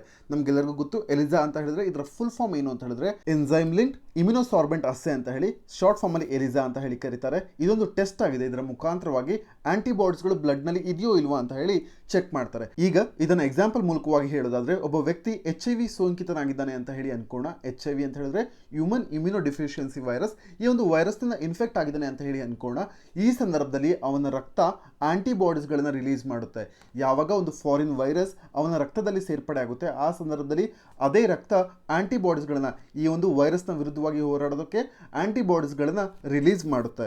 ಈ ಸಂದರ್ಭದಲ್ಲಿ ನಾವು ಎಲಿಸಾ ಟೆಸ್ಟ್ ಅನ್ನ ಕಂಡಕ್ಟ್ ಮಾಡಿದಾಗ ಎನ್ಸೈಮ್ ಲಿಂಕ್ಡ್ ಇಮ್ಯುನೋಸಾರ್ಬೆಂಟ್ ಅಸ್ಸೆ ಈ ಒಂದು ಟೆಸ್ಟ್ ಅನ್ನ ಕಂಡಕ್ಟ್ ಮಾಡಿದಾಗ ನಮಗೆ ಗೊತ್ತಾಗುತ್ತೆ ನಿಶ್ಚಿತ ಆಂಟಿಬಾಡೀಸ್ಗಳು ನಿಶ್ಚಿತವಾದ ವೈರಸ್ ಅಂದ್ರೆ ಸರ್ಟೆನ್ ಆಂಟಿಬಾಡೀಸ್ಗಳು ಸರ್ಟೆನ್ ವೈರಸ್ನ ವಿರುದ್ಧವಾಗಿ ರಿಲೀಸ್ ಆಗಿದ್ದಾವೆ ಅಂತ ಹೇಳಿ ಗೊತ್ತಾಗುತ್ತೆ. ಈ ಸಂದರ್ಭದಲ್ಲಿ ನಮಗೆ HIV ವೈರಸ್ನಿಂದಾಗಿ ಒಬ್ಬ ವ್ಯಕ್ತಿ ಸೋಂಕಿತನಾಗಿದ್ದಾನೆ ಅಂತ ಹೇಳಿ ನಮಗೆ ತಿಳಿದು ಬರುತ್ತೆ. ಈ ರೀತಿಯಲ್ಲಿ ಎಲಿಸಾ ಟೆಸ್ಟ್ ಅನ್ನ ಕಂಡಕ್ಟ್ ಮಾಡ್ತಾರೆ. ಇದರ ಡೀಟೇಲ್ ಇನ್ಫಾರ್ಮೇಶನ್ ಅನ್ನ ನಾವು ಡೈಲಿ ಡಿಸ್ಕಷನ್ಸ್ಗಳಲ್ಲಿ ಹಲವಾರು ಬಾರಿ ಚರ್ಚೆ ಮಾಡಿದ್ದೇವೆ. ಈಗ ಈ ಒಂದು ಪ್ರಶ್ನೆಗೆ ಸರಿಯಾದ ಉತ್ತರವನ್ನು ಕ್ವಿಕ್ ಆಗಿ ನೋಡೋದಾದ್ರೆ ಇದು ಆಂಟಿಬಾಡೀಸ್ಗಳನ್ನು ಚೆಕ್ ಮಾಡುತ್ತೆ. ಆಪ್ಷನ್ ಸಿ ಇದು ಆಂಟಿಬಾಡೀಸ್ಗಳನ್ನು ಚೆಕ್ ಮಾಡುತ್ತೆ. ನಂತರದಲ್ಲಿ ಇಂಡಿವಿಜುವಲ್ ಯಾವುದಾದ್ರೂ ಒಂದು ಇನ್ಫೆಕ್ಷನ್ ವಿರುದ್ಧವಾಗಿ ಹೋರಾಡ್ತಿರುವಂಥ ಸಂದರ್ಭದಲ್ಲಿ ರಿಲೀಸ್ ಅಂತ ಆಂಟಿಬಾಡೀಸ್ಗಳನ್ನ ಚೆಕ್ ಮಾಡೋದಕ್ಕೆ ಯೂಸ್ ಮಾಡ್ತಾರೆ ಎಲಿಸಾ ಟೆಸ್ಟ್ ಅಂತ ಹೇಳಿ ಹೇಳ್ತಾ ಇದ್ದಾರೆ. ಹೌದು, ಇದು ಸರಿಯಾದ ಉತ್ತರವಾಗುತ್ತೆ. ಈಗ ನಾವು ಮುಂದಿನ ಪ್ರಶ್ನೆಗೆ ಹೋಗಿದಾದ್ರೆ ಈ ಒಂದು ಪ್ರಶ್ನೆಯಲ್ಲಿ ಇನ್ಫ್ಲೂಯೆನ್ಸಾ ಲೈಕ್ ಇಲ್ನೆಸ್ ILI ಇದರ ವಿಚಾರವಾಗಿ 3 ಸ್ಟೇಟ್ಮೆಂಟ್ಗಳನ್ನು ಕೊಟ್ಟಿದ್ದಾರೆ. ನಾವು ಸರಿಯಾದ ಸ್ಟೇಟ್ಮೆಂಟ್ ಅನ್ನ ಗುರುತಿಸಬೇಕು. ಮೊದಲನೇದಾಗಿ ಇನ್ಫ್ಲೂಯೆನ್ಸಾ ಲೈಕ್ ಇಲ್ನೆಸ್ ನಲ್ಲಿ ಏನಾಗುತ್ತೆ ಅಂತ ಹೇಳಿದ್ರೆ ಇದೊಂದು ರೀತಿಯ ಜ್ವರವಾಗಿರುತ್ತೆ. ಈ ಜ್ವರ ಯೂಶಲಿ 100 ಫಾರೆನ್ಹೀಟ್ಗಿಂತ ಜಾಸ್ತಿ ಇರುತ್ತೆ ಮತ್ತು ಕಾಫ್ ಮತ್ತು ಸೋರ್ ಥ್ರೋಟ್ ಇರುತ್ತೆ. ಈ ತರದ ಸಿಂಪ್ಟಮ್ಸ್ಗಳು ಇನ್ಫ್ಲೂಯೆನ್ಸಾ ಲೈಕ್ ಇಲ್ನೆಸ್ ನಲ್ಲಿ ಕಾಣಸಿಗುತ್ತೆ. ಈಗ ಇಲ್ಲಿ ಮೊದಲನೇ ಸ್ಟೇಟ್ಮೆಂಟ್ ಅಲ್ಲೂ ಕೂಡ ಅದನ್ನೇ ಹೇಳಿದ್ದಾರೆ. ಏನಂತ ಹೇಳಿದ್ರೆ ಪ್ರೈಮರಿ ಸಿಂಪ್ಟಮ್ ಏನಾಗಿರುತ್ತೆ ಅಂತ ಹೇಳಿದ್ರೆ ಜ್ವರ ಫೀವರ್ ಮೋರ್ ದೆನ್ 100.50 ಫಾರೆನ್ಹೀಟ್ ಅಷ್ಟು ಜಾಸ್ತಿ ಇರುತ್ತೆ ಮತ್ತು ಕಾಫ್ ಅಂದರೆ ಕೆಮ್ಮು 10 ದಿನಗಳಿಗಿಂತ ಜಾಸ್ತಿ ಇರುವಂಥ ಲಕ್ಷಣಗಳು ಇವೆಲ್ಲವೂ ಕೂಡ ಸಾಮಾನ್ಯ ರೋಗ ಲಕ್ಷಣಗಳಾಗಿದ್ದಾವೆ. ಇನ್ಫ್ಲೂಯೆನ್ಸಾ ಲೈಕ್ ಇಲ್ನೆಸ್ನ ವಿಚಾರವಾಗಿ ನೀವು ಈ ಪಾಯಿಂಟ್ ನೆನ್ಪಿಟ್ಕೊಂಡಿರಿ. ಸಾಮಾನ್ಯವಾಗಿ ಯಾವ ಯಾವ ರೋಗ ಲಕ್ಷಣಗಳು ಇರ್ತವೆ ಅಂತ ಹೇಳಿದ್ರೆ ಜ್ವರ ಇರುತ್ತೆ, ನಂತರದಲ್ಲಿ ಶಿವರಿಂಗ್ ಚಿಲ್ಸ್ ಅಂದರೆ ನಡುಕ, ಶೀತ, ಅದಾದಮೇಲೆ ಅಸ್ವಸ್ಥತೆ, ಒಣ ಕೆಮ್ಮು, ಹಸಿವಿನ ಕೊರತೆ, ಆಮೇಲೆ ಬಾಡಿ ಪೇನ್ ಇರುತ್ತೆ. ಇವೆಲ್ಲವೂ ಕೂಡ ಸಾಮಾನ್ಯವಾದ ರೋಗ ಲಕ್ಷಣಗಳಾಗಿದ್ದಾವೆ ಇನ್ಫ್ಲೂಯೆನ್ಸಾ ಲೈಕ್ ಇಲ್ನೆಸ್ನ ವಿಚಾರವಾಗಿ. ಮತ್ತು ಇಲ್ಲಿ ನೀಡಿರುವಂಥ ಮೊದಲನೇ ಸ್ಟೇಟ್ಮೆಂಟ್ ಸರಿಯಾಗಿದ್ದರಿಂದ ಈ ಒಂದು ಪ್ರಶ್ನೆಯಲ್ಲಿ ನೀವು ಆಪ್ಷನ್ ಡಿ ಅನ್ನು ಎಲಿಮಿನೇಟ್ ಮಾಡ್ಬೋದು. ನಂತರದಲ್ಲಿ ಎರಡನೇ ಸ್ಟೇಟ್ಮೆಂಟಲ್ಲಿ ಹೇಳ್ತಾ ಇದ್ದಾರೆ ಸ್ವಾಬ್ ಟೆಸ್ಟ್ನ ಮೂಲಕವಾಗಿ ಕೋವಿಡ್-19 ಟೆಸ್ಟ್ ಮಾಡ್ತಾರೆ. ಇದು ಕೂಡ ILSಗಳನ್ನು ಅಂದರೆ ಇನ್ಫ್ಲೂಯೆನ್ಸಾ ಲೈಕ್ ಇಲ್ನೆಸ್ ಅನ್ನು ಟೆಸ್ಟ್ ಮಾಡುವಂಥ ವಿಧಾನವಾಗಿದೆ ಅಂತ ಹೇಳ್ತಾ ಇದ್ದಾರೆ. ಹೌದು, ಇದು ಸರಿಯಾದ ಸ್ಟೇಟ್ಮೆಂಟ್ ಆಗುತ್ತೆ. ಇದರಿಂದಾಗಿ ನಾವು ಆಪ್ಷನ್ ಎ ಅನ್ನು ಎಲಿಮಿನೇಟ್ ಮಾಡ್ಬೋದು. ನಂತರದಲ್ಲಿ ಮೂರನೇ ಸ್ಟೇಟ್ಮೆಂಟ್ ಅಲ್ಲಿ ಹೇಳ್ತಾ ಇದ್ದಾರೆ ಇದು ಮನುಷ್ಯರಿಗೆ ಮಾತ್ರ ಬರುತ್ತೆ ಇನ್ಫ್ಲೂಯೆನ್ಸಾ ಲೈಕ್ ಇಲ್ನೆಸ್ ಅಂತ ಹೇಳ್ತಾ ಇದ್ದಾರೆ. ಆದರೆ ಇದು ತಪ್ಪಾದ ಸ್ಟೇಟ್ಮೆಂಟ್ ಆಗಿದೆ. ಆರ್ಸಸ್ ಅಂದರೆ ಕುದುರೆಗಳಿಗೂ ಸಮೇತ ಈ ಒಂದು ರೋಗ ಬರುತ್ತೆ ಇನ್ಫ್ಲೂಯೆನ್ಸಾ ಲೈಕ್ ಇಲ್ನೆಸ್ ಅಂತ ಹೇಳಿ. ಆದ್ರಿಂದಾಗಿ ಈ ಒಂದು ಸ್ಟೇಟ್ಮೆಂಟ್ ತಪ್ಪಾಗುತ್ತೆ. ನೀವು ಆಪ್ಷನ್ 3 ಅನ್ನು ಎಲಿಮಿನೇಟ್ ಮಾಡಿದಂಥ ಸಂದರ್ಭದಲ್ಲಿ ನಮಗೆ ಆಪ್ಷನ್ ಬಿ 1 and 2 ಓನ್ಲಿ ಸರಿಯಾಗುತ್ತೆ. ಈಗ ನಾವು ಮುಂದಿನ ಪ್ರಶ್ನೆಗೆ ಹೋಗಿದ್ರೆ ಈ ಒಂದು ಪ್ರಶ್ನೆಯಲ್ಲಿ US sub prime crisis of 2008 ಇದರ ವಿಚಾರವಾಗಿ ಕೇಳಿದ್ದಾರೆ. 2008ರಲ್ಲಿ ಆದಂಥ ರಿಸೆಷನ್ನ ವಿಚಾರವಾಗಿ ಈ ಒಂದು ಪ್ರಶ್ನೆಯನ್ನು ಕೇಳಿದ್ದಾರೆ. ಇದಕ್ಕೆ ಕಾರಣವೇನು US ವಿಚಾರವಾಗಿ ಅಂತ ಹೇಳಿ ಕೇಳಿದ್ದಾರೆ. ಈ ಒಂದು ಪ್ರಶ್ನೆನ ಯಾಕೆ ಕೇಳಿದ್ದಾರೆ ಅಂತ ಹೇಳಿದ್ರೆ ಕೋವಿಡ್-19 ಸಂದರ್ಭದಲ್ಲಿ ನಮ್ಮ ದೇಶದ ಎಕಾನಮಿ ದುಸ್ಥಿತಿ ತಲುಪುವಂಥ ಸಂದರ್ಭದಲ್ಲಿ ನಮ್ಮ ದೇಶವು ಕೂಡ ರಿಸೆಷನ್ನ ತಲುಪುವಂಥ ಸಾಧ್ಯತೆ ಇದೆ, ಆ ಒಂದು ಭಯ ಇದೆ ಅಂತ ಹೇಳಿ ಇಲ್ಲಿ ಹೇಳ್ತಾ ಇದ್ದಾರೆ, ಅನ್ಸರ್ಟನಿಟಿ ಇದೆ ಅಂತ ಹೇಳಿ ಹೇಳ್ತಾ ಇದ್ದಾರೆ. ಈ ವಿಚಾರವಾಗಿ US ಸಬ್ ಪ್ರೈಮ್ ಕ್ರೈಸಿಸ್ನ ಬಗ್ಗೆ ಕೇಳಿದ್ದಾರೆ. ಈಗ ನಾವು ವಿಸ್ತಾರವಾಗಿ US ಸಬ್ ಪ್ರೈಮ್ ಕ್ರೈಸಿಸ್ನ ಬಗ್ಗೆ ಅರ್ಥ ಮಾಡ್ಕೊಳ್ಳೋದಾದ್ರೆ ಇಲ್ಲಿ ಮೊದಲನೇದಾಗಿ ಏನಾಗುತ್ತೆ ಅಂತ ಹೇಳಿದ್ರೆ ಇಲ್ಲಿನ ಬ್ಯಾಂಕ್ US-ನಲ್ಲಿ ಬ್ಯಾಂಕ್ಗಳು ಕಡಿಮೆ ಬಡ್ಡಿ ದರದಲ್ಲಿ ಕಡಿಮೆ ಇಂಟ್ರೆಸ್ಟ್ಗೆ ಸಾಲ ಕೊಡೋದಕ್ಕೆ ಸ್ಟಾರ್ಟ್ ಮಾಡ್ತವೆ. ಫಾರ್ ಎಕ್ಸಾಂಪಲ್ ಹೇಳೋದಾದ್ರೆ ಅವರು 2000 ವರ್ಷದಲ್ಲಿ ಮೇ ತಿಂಗಳಲ್ಲಿ 6.5% ಅಷ್ಟು ಬಡ್ಡಿ ದರವನ್ನು ಚಾರ್ಜ್ ಮಾಡ್ತಾ ಇದ್ರೆ 2001 ಡಿಸೆಂಬರ್ ಹೊತ್ತಿಗೆ ಅದನ್ನು 1.75%ಗೆ ಇಂಟ್ರೆಸ್ಟ್ ರೇಟನ್ನು ಕಡಿಮೆ ಮಾಡ್ತಾರೆ. ಇದರಿಂದಾಗಿ ಏನಾಗುತ್ತೆ ನಮ್ಮ ಎಕಾನಮಿ ಅಲ್ಲ US-ನಲ್ಲಿ ಏನಾಗುತ್ತೆ ಅಂತ ಹೇಳಿದ್ರೆ ಲಿಕ್ವಿಡಿಟಿ ಜಾಸ್ತಿ ಆಗುತ್ತೆ. ಈ ಸಂದರ್ಭದಲ್ಲಿ ಚೀಪ್ ಮನಿ ಸಿಗುತ್ತೆ, ಚೀಪ್ ಕ್ರೆಡಿಟ್ ಸಿಗುತ್ತೆ. ಇದನ್ನು ಬಾರೋ ಮಾಡ್ತಾರೆ ಜನಗಳ ಹತ್ರ ಇನ್ಕಮ್ ಇರೋದಿಲ್ಲ, ಜಾಬ್ ಇರೋದಿಲ್ಲ, ಅಸೆಟ್ಸ್ ಇರೋದಿಲ್ಲ. ಈ ಸಂದರ್ಭದಲ್ಲಿ ಅವರುಗಳು ಮನೆಗಳನ್ನು ಬೈ ಮಾಡೋದಕ್ಕೆ ಈ ಒಂದು ಹಣವನ್ನು ಬಾರೋ ಮಾಡ್ತಾರೆ ಕಡಿಮೆ ಇಂಟ್ರೆಸ್ಟ್ ರೇಟ್ಗೆ. ಇಲ್ಲಿ ಮುಖ್ಯವಾಗಿ ನಾವು ಅಬ್ಸರ್ವ್ ಮಾಡಬೇಕಾದಂಥದ್ದು ಸಬ್ಪ್ರೈಮ್ ಬಾರೋವರ್ಸ್ಗೆ ಇದನ್ನು ಕೊಡ್ತಾರೆ ಅಂತ ಹೇಳಿದ್ರೆ ಸಬ್ಪ್ರೈಮ್ ಅಂತ ಹೇಳಿದ್ರೆ ಅವರ ಕ್ರೆಡಿಟ್ ಹಿಸ್ಟ್ರಿ ತುಂಬ ಸ್ಟ್ರಾಂಗ್ ಆಗಿ ಇರೋದಿಲ್ಲ, ಪೂರ್ ಕ್ರೆಡಿಟ್ ಹಿಸ್ಟ್ರಿಯನ್ನು ಹೊಂದಿರ್ತಾರೆ. ಬ್ಯಾಂಕ್ಗಳ ವಿಷಯವಾಗಿ ಅಥವಾ ಹಣ ವಹಿವಾಟಿನ ವಿಷಯವಾಗಿ ಸಾಲವನ್ನು ಕಡಿಮೆ ಬಡ್ಡಿ ದರದಲ್ಲಿ US ಗವರ್ಮೆಂಟ್ ನೀಡುತ್ತೆ. ನಂತರದ ದಿನಗಳಲ್ಲಿ ನಿಜವಾದ ಕ್ರೈಸಿಸ್ ಯಾವಾಗ ಸ್ಟಾರ್ಟ್ ಆಗುತ್ತೆ ಅಂತ ಹೇಳಿದ್ರೆ ಒಂದು ಸಲ ಬಡ್ಡಿ ದರ ಏರಿಕೆ ಆಗೋದಕ್ಕೆ ಪ್ರಾರಂಭಿಸಿದಾಗ ನಿಜವಾದ ಸಮಸ್ಯೆ ಪ್ರಾರಂಭವಾಗುತ್ತೆ. ಈ ಸಂದರ್ಭದಲ್ಲಿ ಸಬ್ಪ್ರೈಮ್ ಸಾಲಗಾರರು ಯಾರಿರ್ತಾರೆ ಅವ್ರ ಹತ್ರ ಉದ್ಯೋಗ ಇರೋದಿಲ್ಲ ಮತ್ತು ಇವರುಗಳು ಆಸಕ್ತಿನ ಕಳ್ಕೊಳ್ತಾರೆ ಪಾವತಿ ಮಾಡೋದಕ್ಕೆ ವಾಪಸ್ಸಾಗಿ. ನಂತರದಲ್ಲಿ ಮನೆಗಳು ಮತ್ತು ರಿಯಲ್ ಎಸ್ಟೇಟ್ ಮೇಲಿನ ಆಸಕ್ತಿನೂ ಕೂಡ ಕಳೆದುಕೊಳ್ತಾರೆ. ಒಂದು ಕಡೆ ವಸತಿ ಬೆಲೆಗಳು ಕಡಿಮೆ ಆಗ್ತಾ ಬರುತ್ತೆ, ಮತ್ತೊಂದೆಡೆ ಸಾಲಗಾರರು ದಿವಾಳಿ ಆಗ್ತಾ ಇದ್ದಾರೆ ಅಂದ್ರೆ ಬ್ಯಾಂಕ್ರಪ್ಸಿಯನ್ನು ಆಗ್ತಿದ್ದಾರೆ. ಈ ರೀತಿಯಾದಂಥ ಸಂದರ್ಭದಲ್ಲಿ ಸಬ್ಪ್ರೈಮ್ ಬಾರೋವರ್ಸ್ಗಳು ಈ ಒಂದು ಅಮೌಂಟ್ ಅನ್ನು ಏನು ಸಾಲವನ್ನು ಪಡ್ಕೊಂಡಿರ್ತಾರೆ ಕಡಿಮೆ ಬಡ್ಡಿ ದರದಲ್ಲಿ ಅದನ್ನು ವಾಪಸ್ಸು ಮಾಡೋದ್ರಲ್ಲಿ ಫೇಲ್ಯೂರ್ ಅನ್ನು ಹೊಂದ್ತಾರೆ. ಈ ಒಂದು ಕ್ರೈಸಿಸ್ ಅನ್ನು US sub prime crisis of 2008 ಅಂತ ಹೇಳಿ ಕರೀತಾರೆ. ನೀವು ಇಲ್ಲಿ ನೆನ್ಪಿಟ್ಕೊಂಡಿರಬೇಕು ಸಬ್ ಪ್ರೈಮ್ ಅಂತ ಹೇಳಿದ್ರೆ ಯಾರ್ಯಾರ್ದು ಕ್ರೆಡಿಟ್ ಹಿಸ್ಟ್ರಿ ತುಂಬ ಪೂರ್ ಆಗಿರುತ್ತೆ ಅವರುಗಳಿಗೂ ಕೂಡ ಕಡಿಮೆ ಬಡ್ಡಿ ದರದಲ್ಲಿ ಸಾಲವನ್ನು ನೀಡಿ US ಈ ಒಂದು ಕ್ರೈಸಿಸ್ಗೆ ಸಾಕ್ಷಿಯಾಗುತ್ತೆ. ಇಷ್ಟು ಪಾಯಿಂಟ್ಸ್ಗಳನ್ನ ಈ ಒಂದು ವಿಚಾರವಾಗಿ ನೀವು ನೆನ್ಪಿಟ್ಕೊಂಡಿರಬೇಕು. ನಂತರದಲ್ಲಿ ಈ ಒಂದು ಪ್ರಶ್ನೆಗೆ ಸರಿಯಾದ ಉತ್ತರ ಏನಾಗುತ್ತೆ ಅಂತ ಹೇಳಿದ್ರೆ ಆಪ್ಷನ್ ಸಿ ಆಗುತ್ತೆ. ಯಾಕೆ ಅಂತ ಹೇಳಿದ್ರೆ ಚೀಪ್ ಲೋನ್ಸ್ಗಳನ್ನ ಸರ್ಕಾರ ಪ್ರೊವೈಡ್ ಮಾಡುತ್ತೆ. ನಂತರದಲ್ಲಿ ಇದು ಮನೆಗಳಿಗೆ ಅತಿ ಹೆಚ್ಚು ಡಿಮಾಂಡ್ ಅನ್ನು ಕ್ರಿಯೇಟ್ ಮಾಡುತ್ತೆ. ನಂತರದಲ್ಲಿ ಈ ಒಂದು ಹಣವನ್ನು ರೀಪೇ ಮಾಡೋದಕ್ಕೆ ಸಬ್ ಪ್ರೈಮ್ ಬಾರೋವರ್ಸ್ಗಳು ಫೇಲ್ ಆಗ್ತಾರೆ. ಈ ಒಂದು ಕ್ರೈಸಿಸ್ ಅನ್ನ US ಸಬ್ ಪ್ರೈಮ್ ಕ್ರೈಸಿಸ್ ಅಂತ ಹೇಳಿ ಕರೀತಾರೆ. ಈಗ ನಾವು ಮುಂದಿನ ಪ್ರಶ್ನೆಗೆ ಹೋಗಿದ್ದಾದ್ರೆ ಈ ಒಂದು ಪ್ರಶ್ನೆನ ಕಲಪಾನಿ ಇದೊಂದು ಡಿಸ್ಪ್ಯೂಟೆಡ್ ರೀಜನ್ ಆಗಿದೆ, ಇದು ಇಂಡಿಯಾ ಮತ್ತು ಬೇರೆ ಯಾವ ದೇಶದ ಬಾರ್ಡರ್ ಆಗಿದೆ ಅಂತ ಹೇಳಿ ಕೇಳ್ತಾ ಇದ್ದಾರೆ. ಈ ಒಂದು ಪ್ರಶ್ನೆಗೆ ಸರಿಯಾದ ಉತ್ತರ ಆಪ್ಷನ್ ಬಿ ನೇಪಾಳ ಆಗುತ್ತೆ. ಯಾಕೆ ಅಂತ ಹೇಳಿದ್ರೆ ಇತ್ತೀಚೆಗೆ ನೇಪಾಳ ತನ್ನ ಪೊಲಿಟಿಕಲ್ ಮ್ಯಾಪ್ ಅನ್ನು ರಿಲೀಸ್ ಮಾಡಿತ್ತು. ಇದರಲ್ಲಿ ಕಲಪಾನಿಯನ್ನ ಇನ್ಕ್ಲೂಡ್ ಮಾಡಿ ರಿಲೀಸ್ ಮಾಡಿತ್ತು.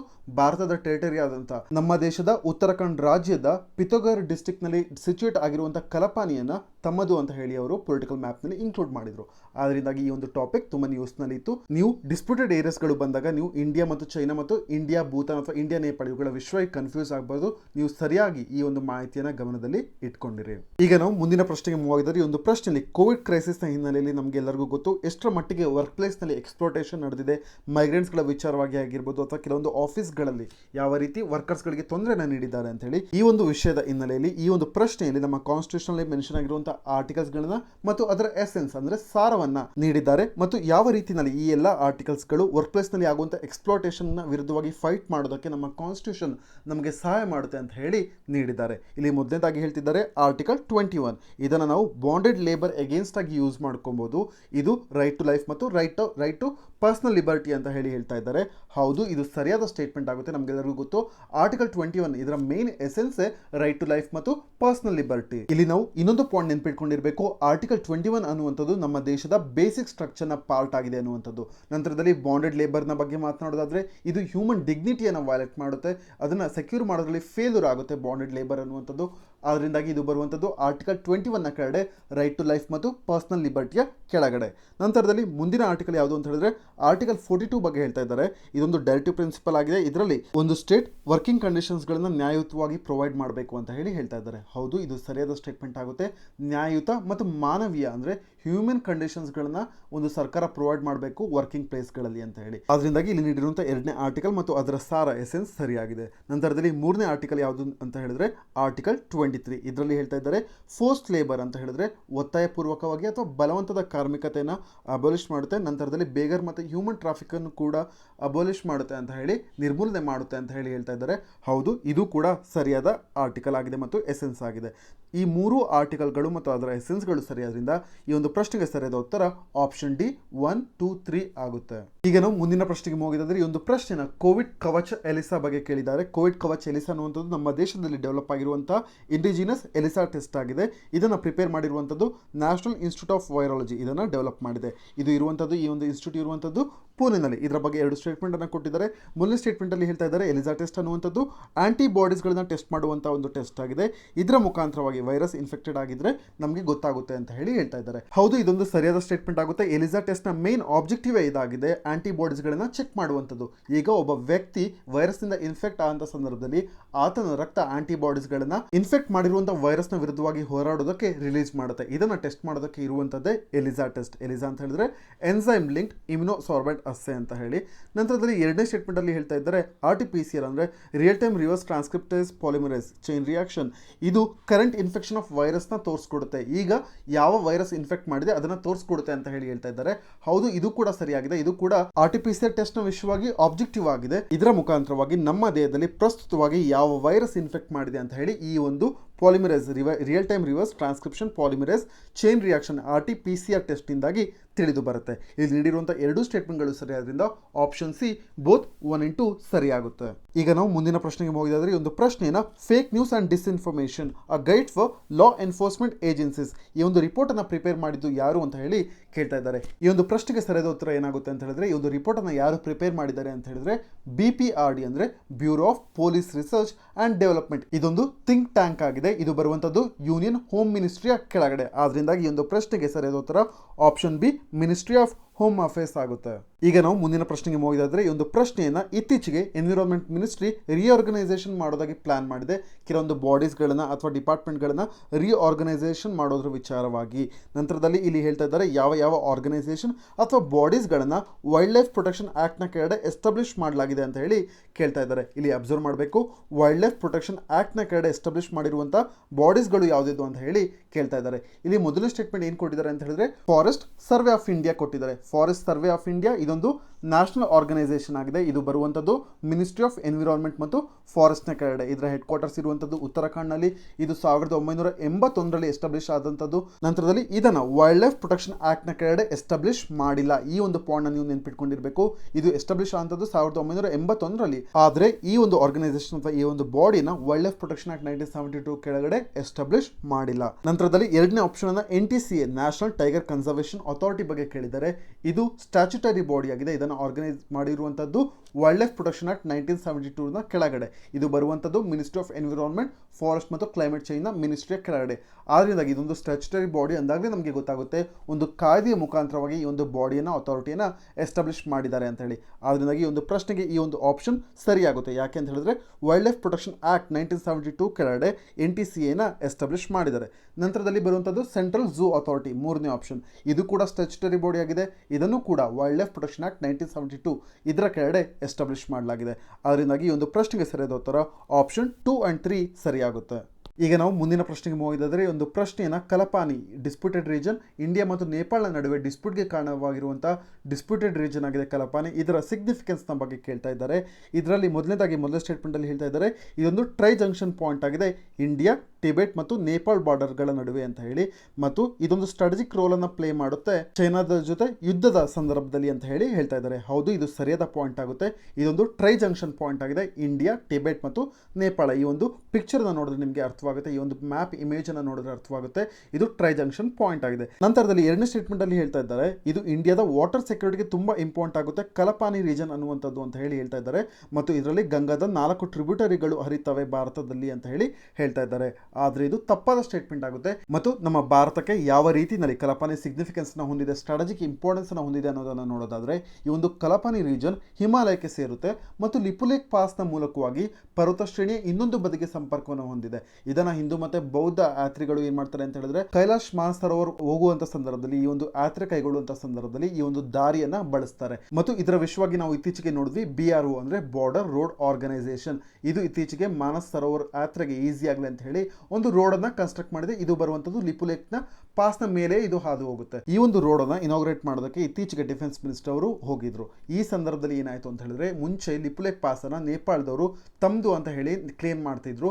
ಇಂಥ ಸಂದರ್ಭದಲ್ಲಿ ಡಿಫೆನ್ಸ್ ಮಿನಿಸ್ಟರ್ ಅವರು ಹೋಗಿ ಇನಾಗ್ರೇಟ್ ಮಾಡಿದಂಥ ಸಂದರ್ಭದಲ್ಲಿ ಈಗ ಇದಕ್ಕೆ ಪ್ರತಿ ಉತ್ತರವಾಗಿ ನೇಪಾಳದವರು ಅವರುಗಳು ತಮ್ಮ ಪೊಲಿಟಿಕಲ್ ಮ್ಯಾಪ್ನಲ್ಲಿ ಕಲಪಾನಿಯನ್ನು ಇನ್ಕ್ಲೂಡ್ ಮಾಡಿ ರಿಲೀಸ್ ಮಾಡಿದ್ದಾರೆ.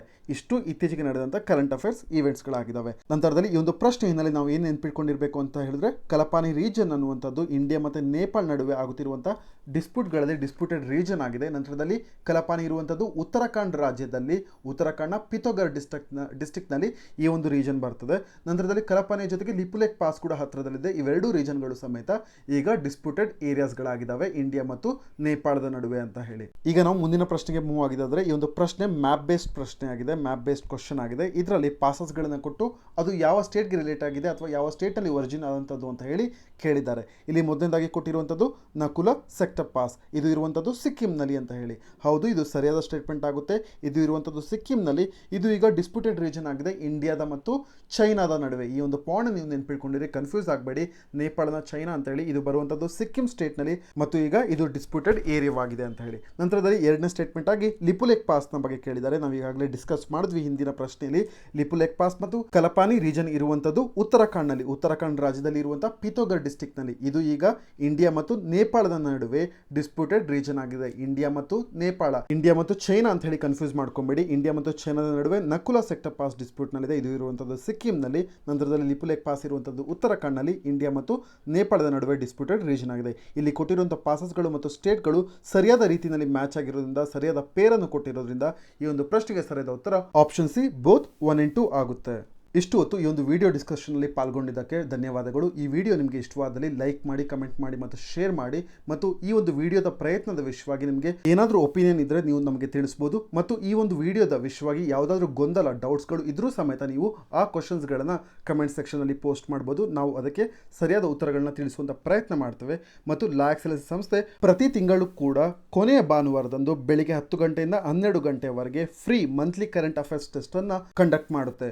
ನೀವು ನಮ್ಮ ಆನ್ಲೈನ್ ಪೋರ್ಟಲ್ ಆದಂಥ elearn.laex.in ಈ ಒಂದು ಪೋರ್ಟಲ್ಗೆ ಹೋಗಿ ನಿಮ್ಮ ಹೆಸರುಗಳನ್ನು ನೋಂದಾಯಿಸ್ಕೊಬೋದು. ಮತ್ತು ಈ ಒಂದು ಫ್ರೀ ಮಂತ್ಲಿ ಕರೆಂಟ್ ಅಫೇರ್ಸ್ ಟೆಸ್ಟ್ನಲ್ಲಿ ಪ್ರತಿ ತಿಂಗಳು ಕೂಡ ಕೊನೆಯ ಭಾನುವಾರದಂದು ಬೆಳಿಗ್ಗೆ 10 ಗಂಟೆಯಿಂದ 12 ಗಂಟೆವರೆಗೆ ನೀವು ಪಾಲ್ಗೊಳ್ಬೋದು. ಈ ಒಂದು video monthly current affairs discussion, ಕೊನೆಯ ತಿಂಗಳ ಮಂತ್ಲಿ ಕರೆಂಟ್ ಅಫೇರ್ಸ್ ಟೆಸ್ಟ್ನ ಡಿಸ್ಕಷನ್ ಪಾರ್ಟ್ 2 ಆಗಿದೆ. ಈ ಮುಂಚೆ ಪಾರ್ಟ್ 1 ನಾವು ಶೇರ್ ಮಾಡಿದ್ವಿ. ಮತ್ತು ಈ ವಿಡಿಯೋಗಳ ಸಂಬಂಧಿತವಾಗಿ ನಾವು PDF ಪ್ರಶ್ನೆಗಳ PDF ಮತ್ತು ಈ ಎಕ್ಸ್ಪ್ಲನೇಷನ್ಗಳ PDF ಅನ್ನು ನಾವು ಟೆಲಿಗ್ರಾಮ್ ಗ್ರೂಪ್ನಲ್ಲಿ ಪೋಸ್ಟ್ ಮಾಡ್ತೇವೆ. ನೀವು ಟೆಲಿಗ್ರಾಮ್ನಲ್ಲಿ ಪ್ರಶ್ನೆಗಳನ್ನು ಆಕ್ಸೆಸ್ ಮಾಡ್ಕೊಬೋದು, ಈ ಒಂದು ವಿಡಿಯೋದ PDF. ಮತ್ತೆ ಇಷ್ಟು ಹೊತ್ತು ಈ ಒಂದು ಡಿಸ್ಕಷನ್ನಲ್ಲಿ ಪಾಲ್ಗೊಂಡಿದ್ದಕ್ಕೆ ನಿಮಗೆ ಧನ್ಯವಾದಗಳು. Thank you for watching.